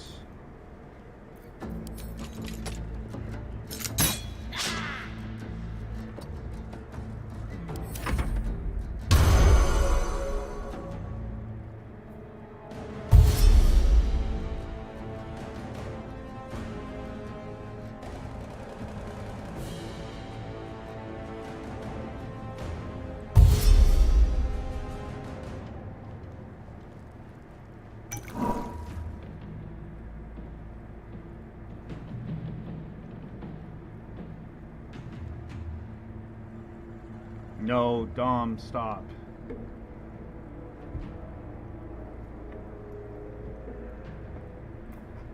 Such a little bugger. He wants outside.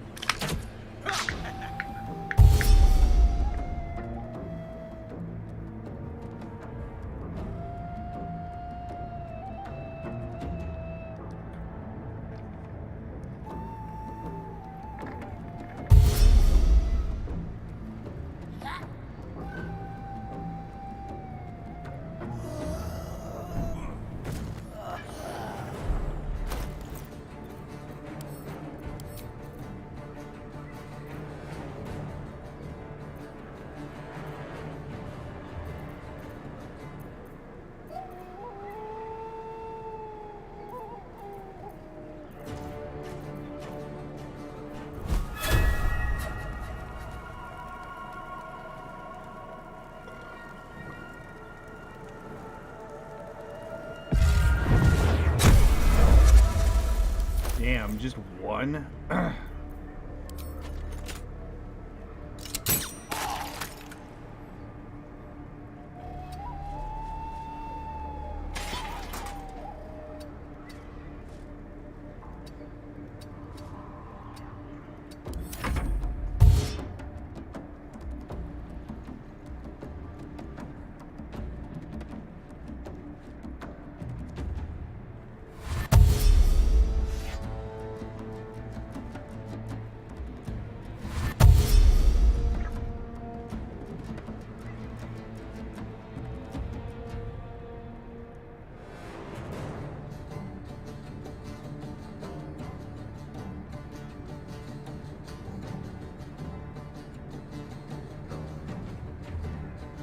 Brain dead goblin.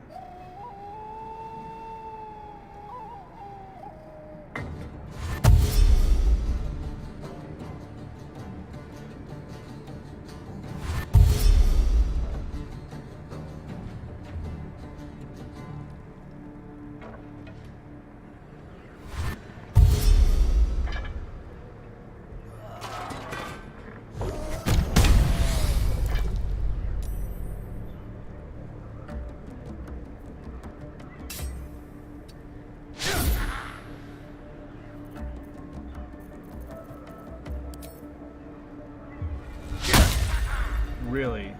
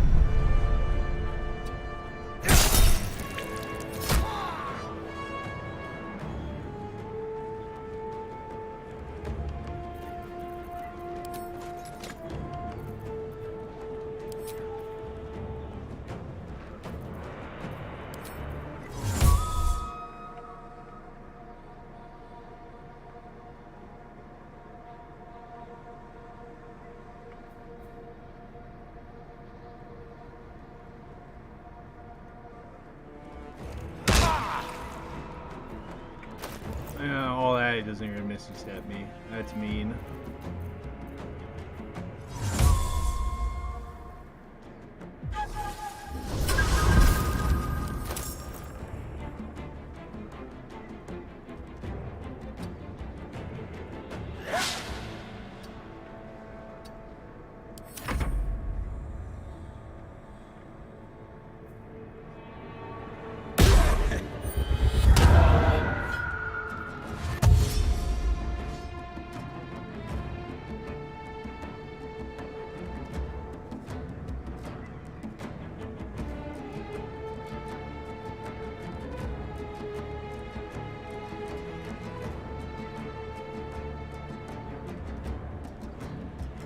Sharp eye and blunt brain.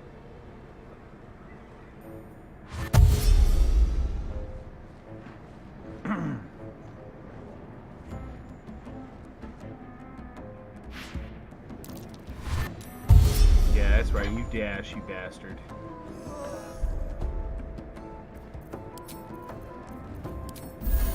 I'm gonna do that, and then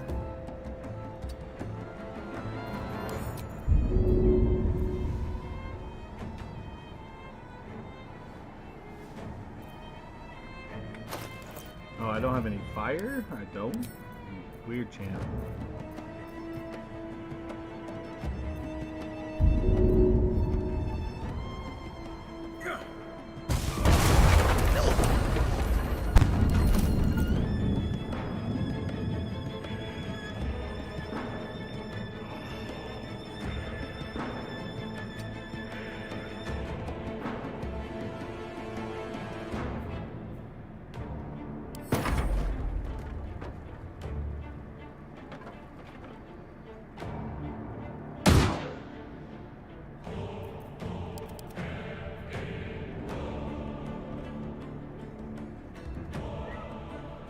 Now?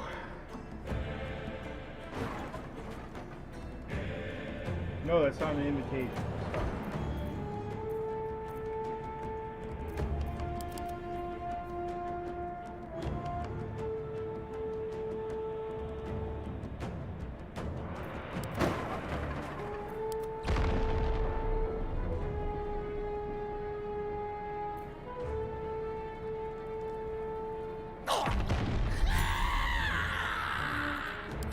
Oh, yeah, no, they died. Tragedy. Okay.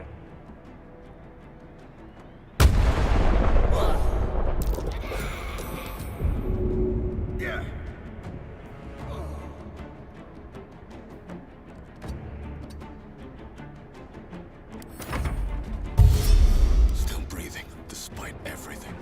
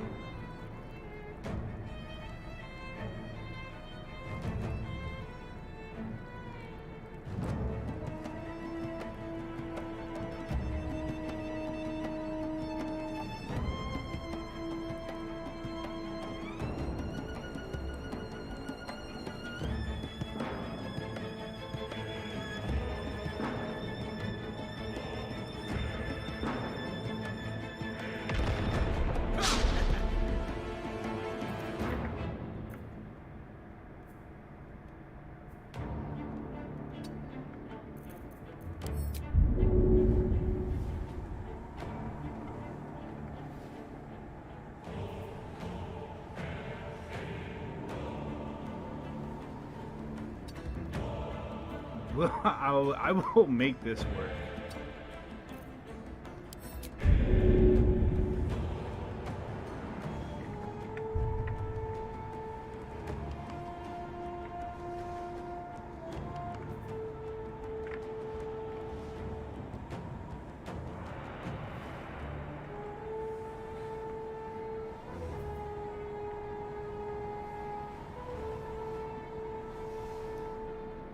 That'll do.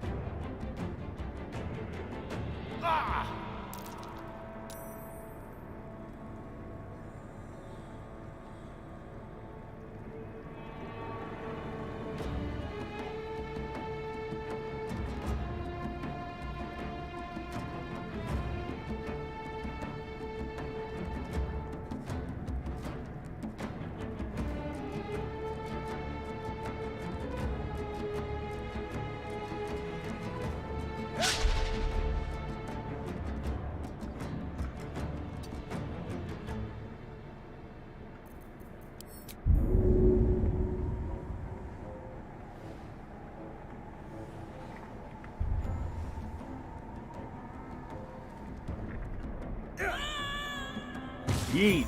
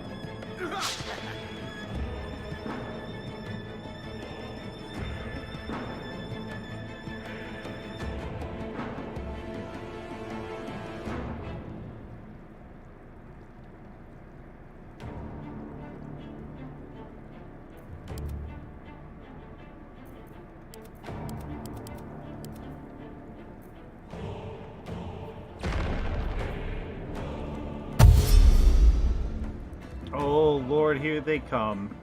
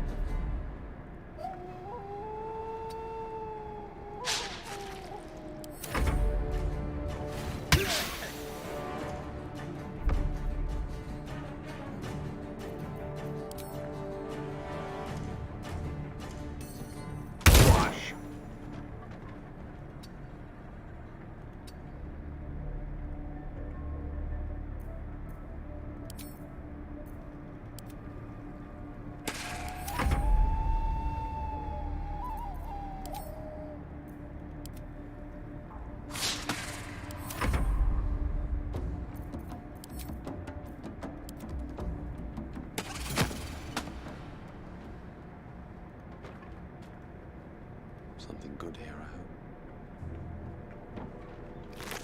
Probably the most unorthodox way I've handled this, but...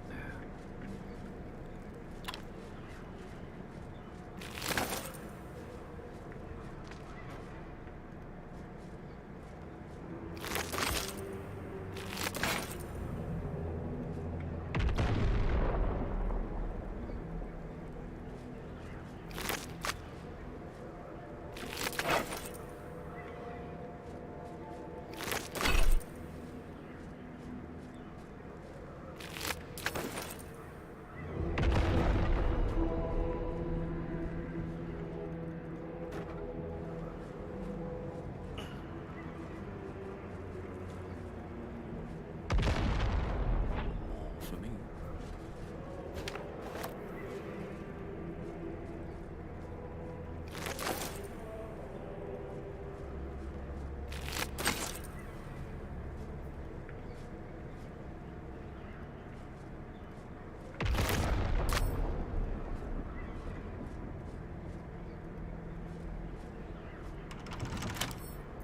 Wonder what's past this.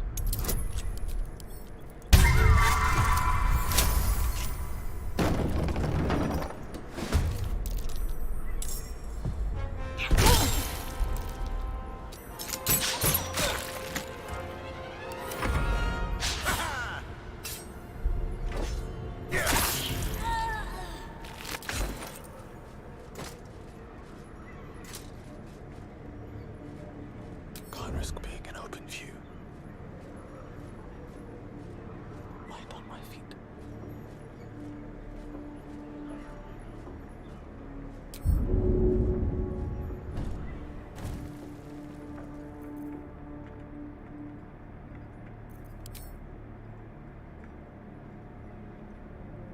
I'm exhausted. Gotta find something.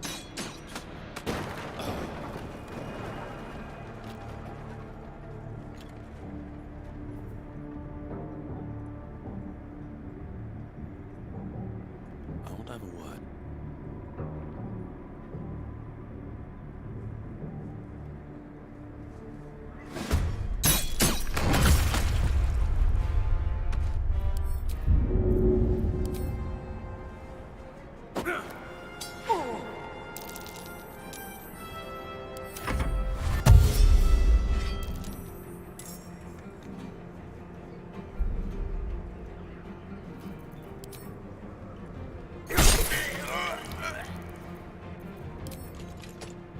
You picked the wrong fight, friend.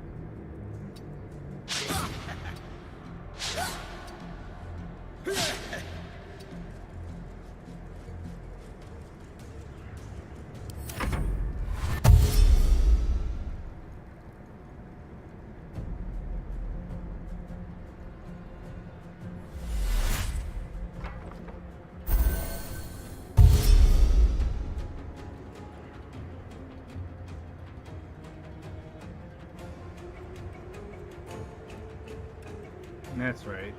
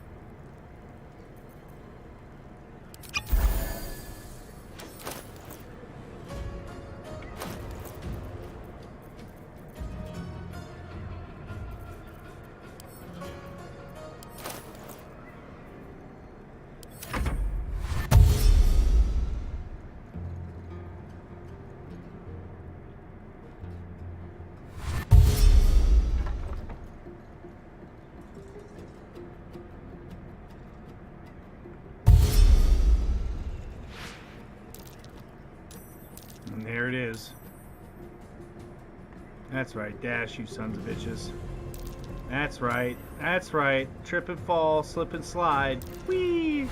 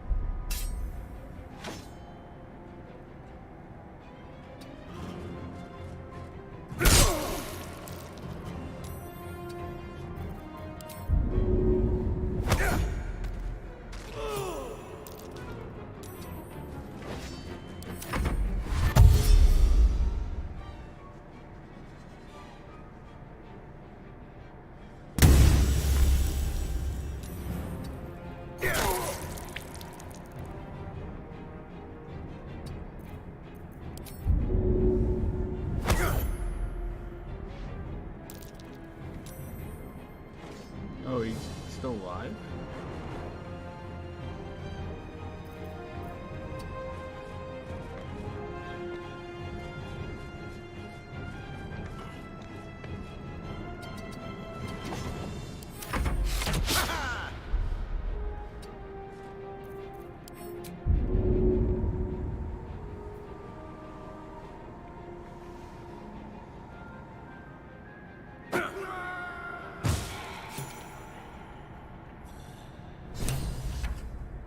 Priestess is slain, and the horde is won.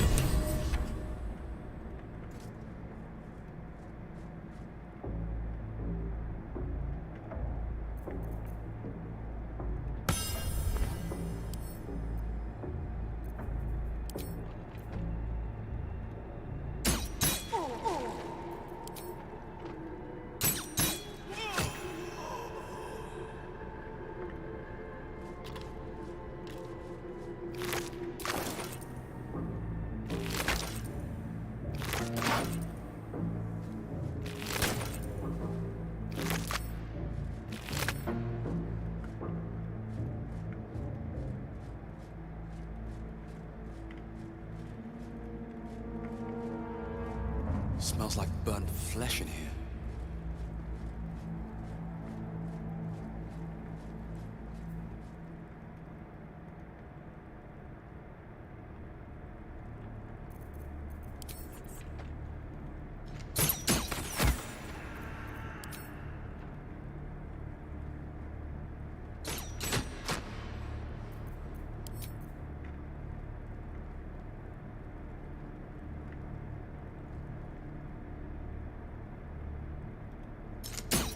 Your aggression.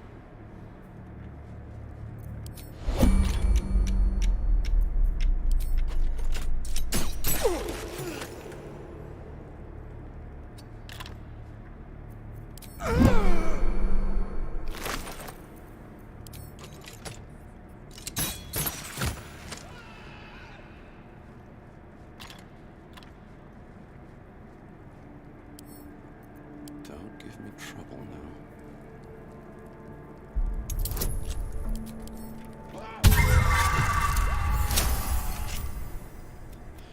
Should be able to make it. It's but they ambushed us. Should be. The place was supposed bright.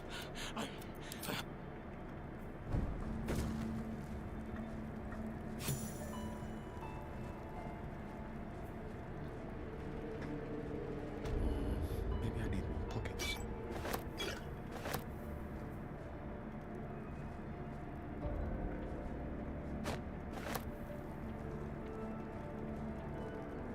Seems simple enough.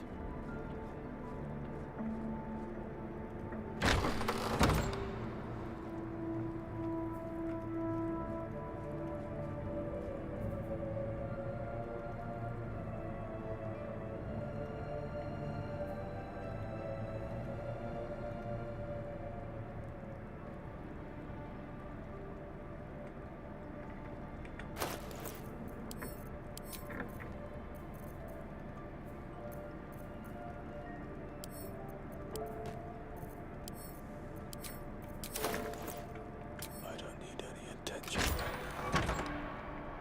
Time to press ahead. That should work.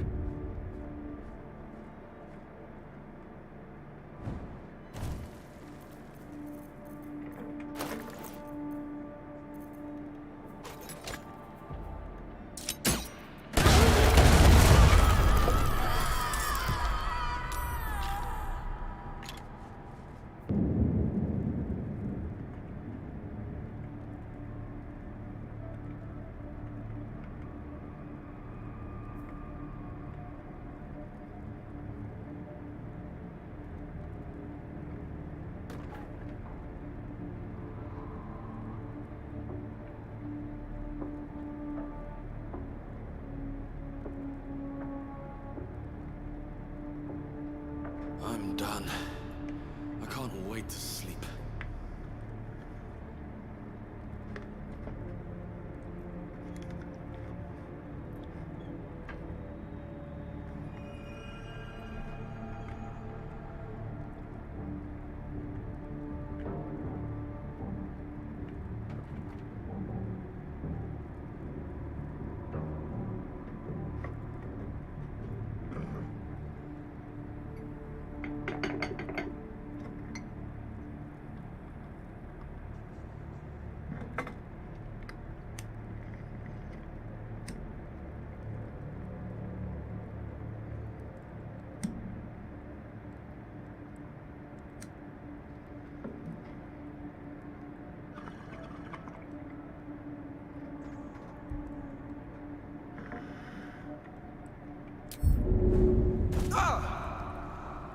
Breathe deep and move.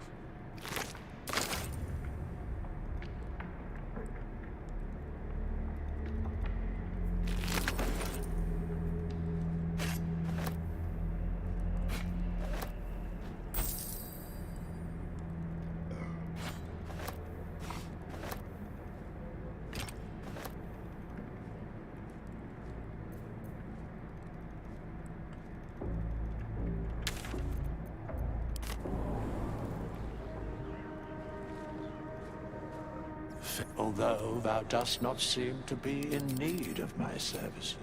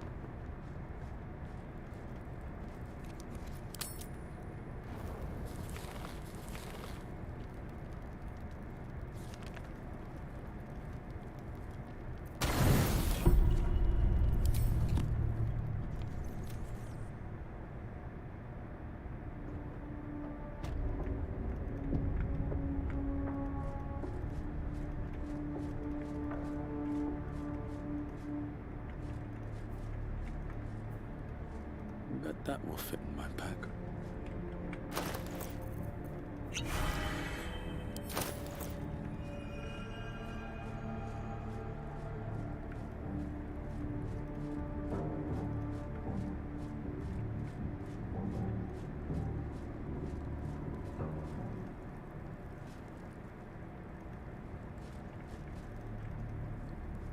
Let's see what this does.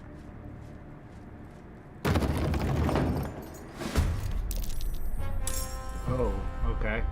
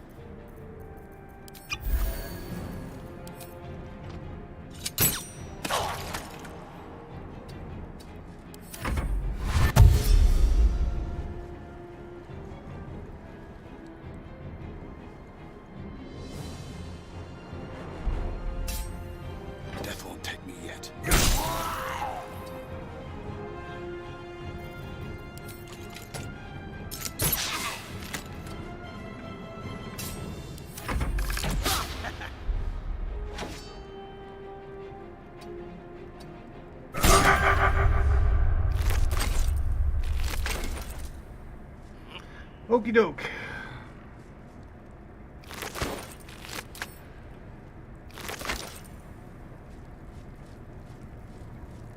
What's inside?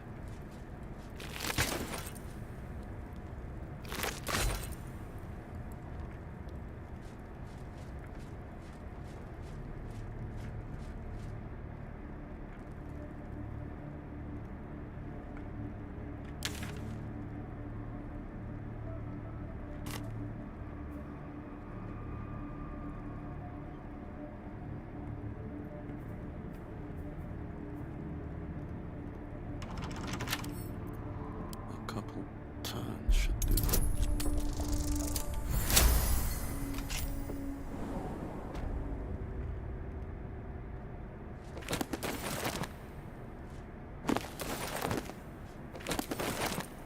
Just on a view. What's in here? Have to keep going.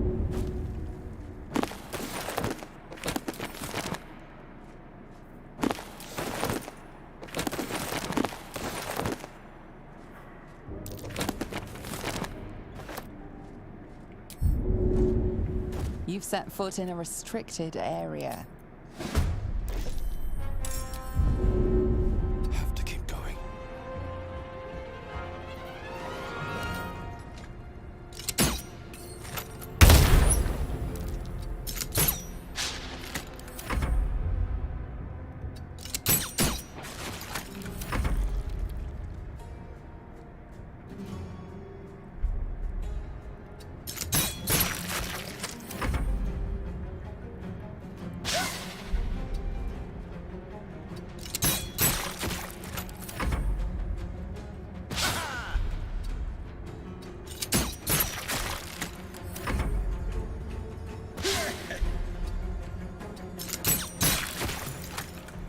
open up.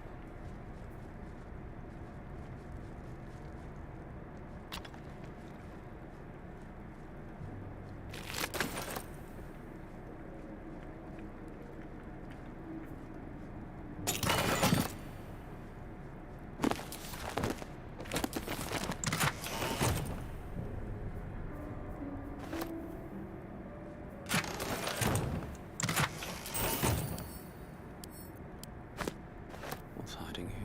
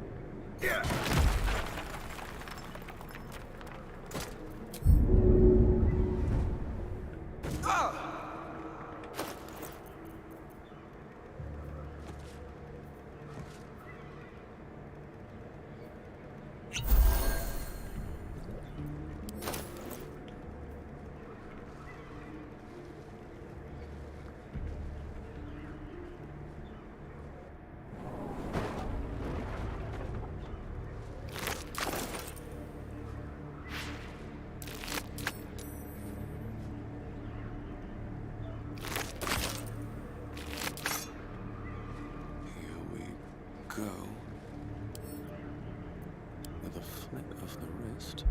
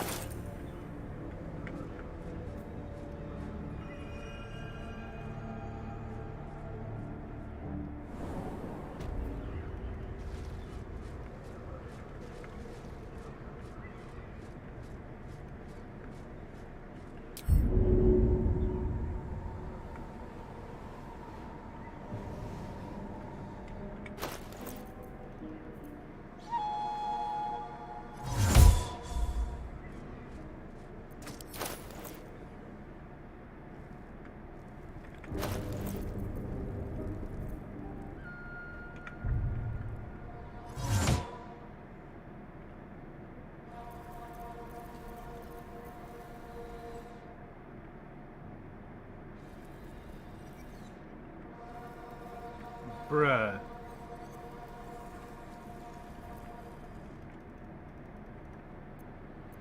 Whatever, that's so dumb.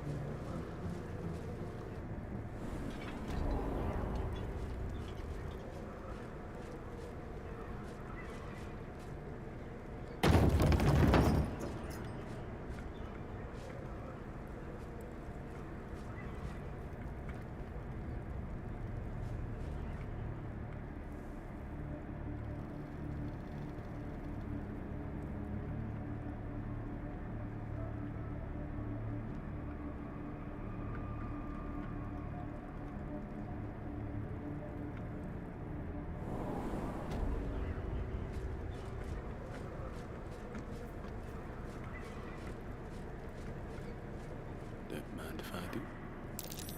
That might be worth a look.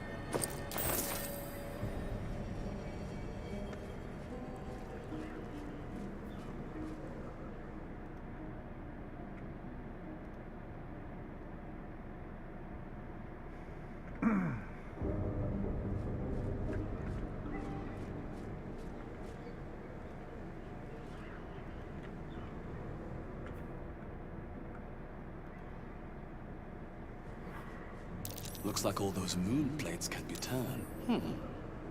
What's that? Yeah, I mean, we could do the puzzle, but we're not.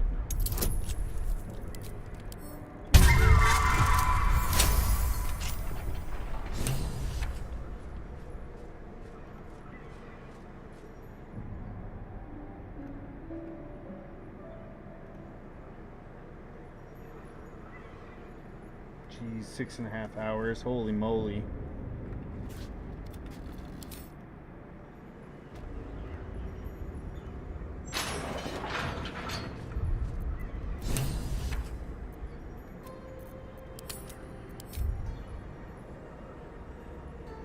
Okay, I'm gonna save it. I'm gonna end the stream for now. I'll probably be back in a bit or something. I don't know. We'll see.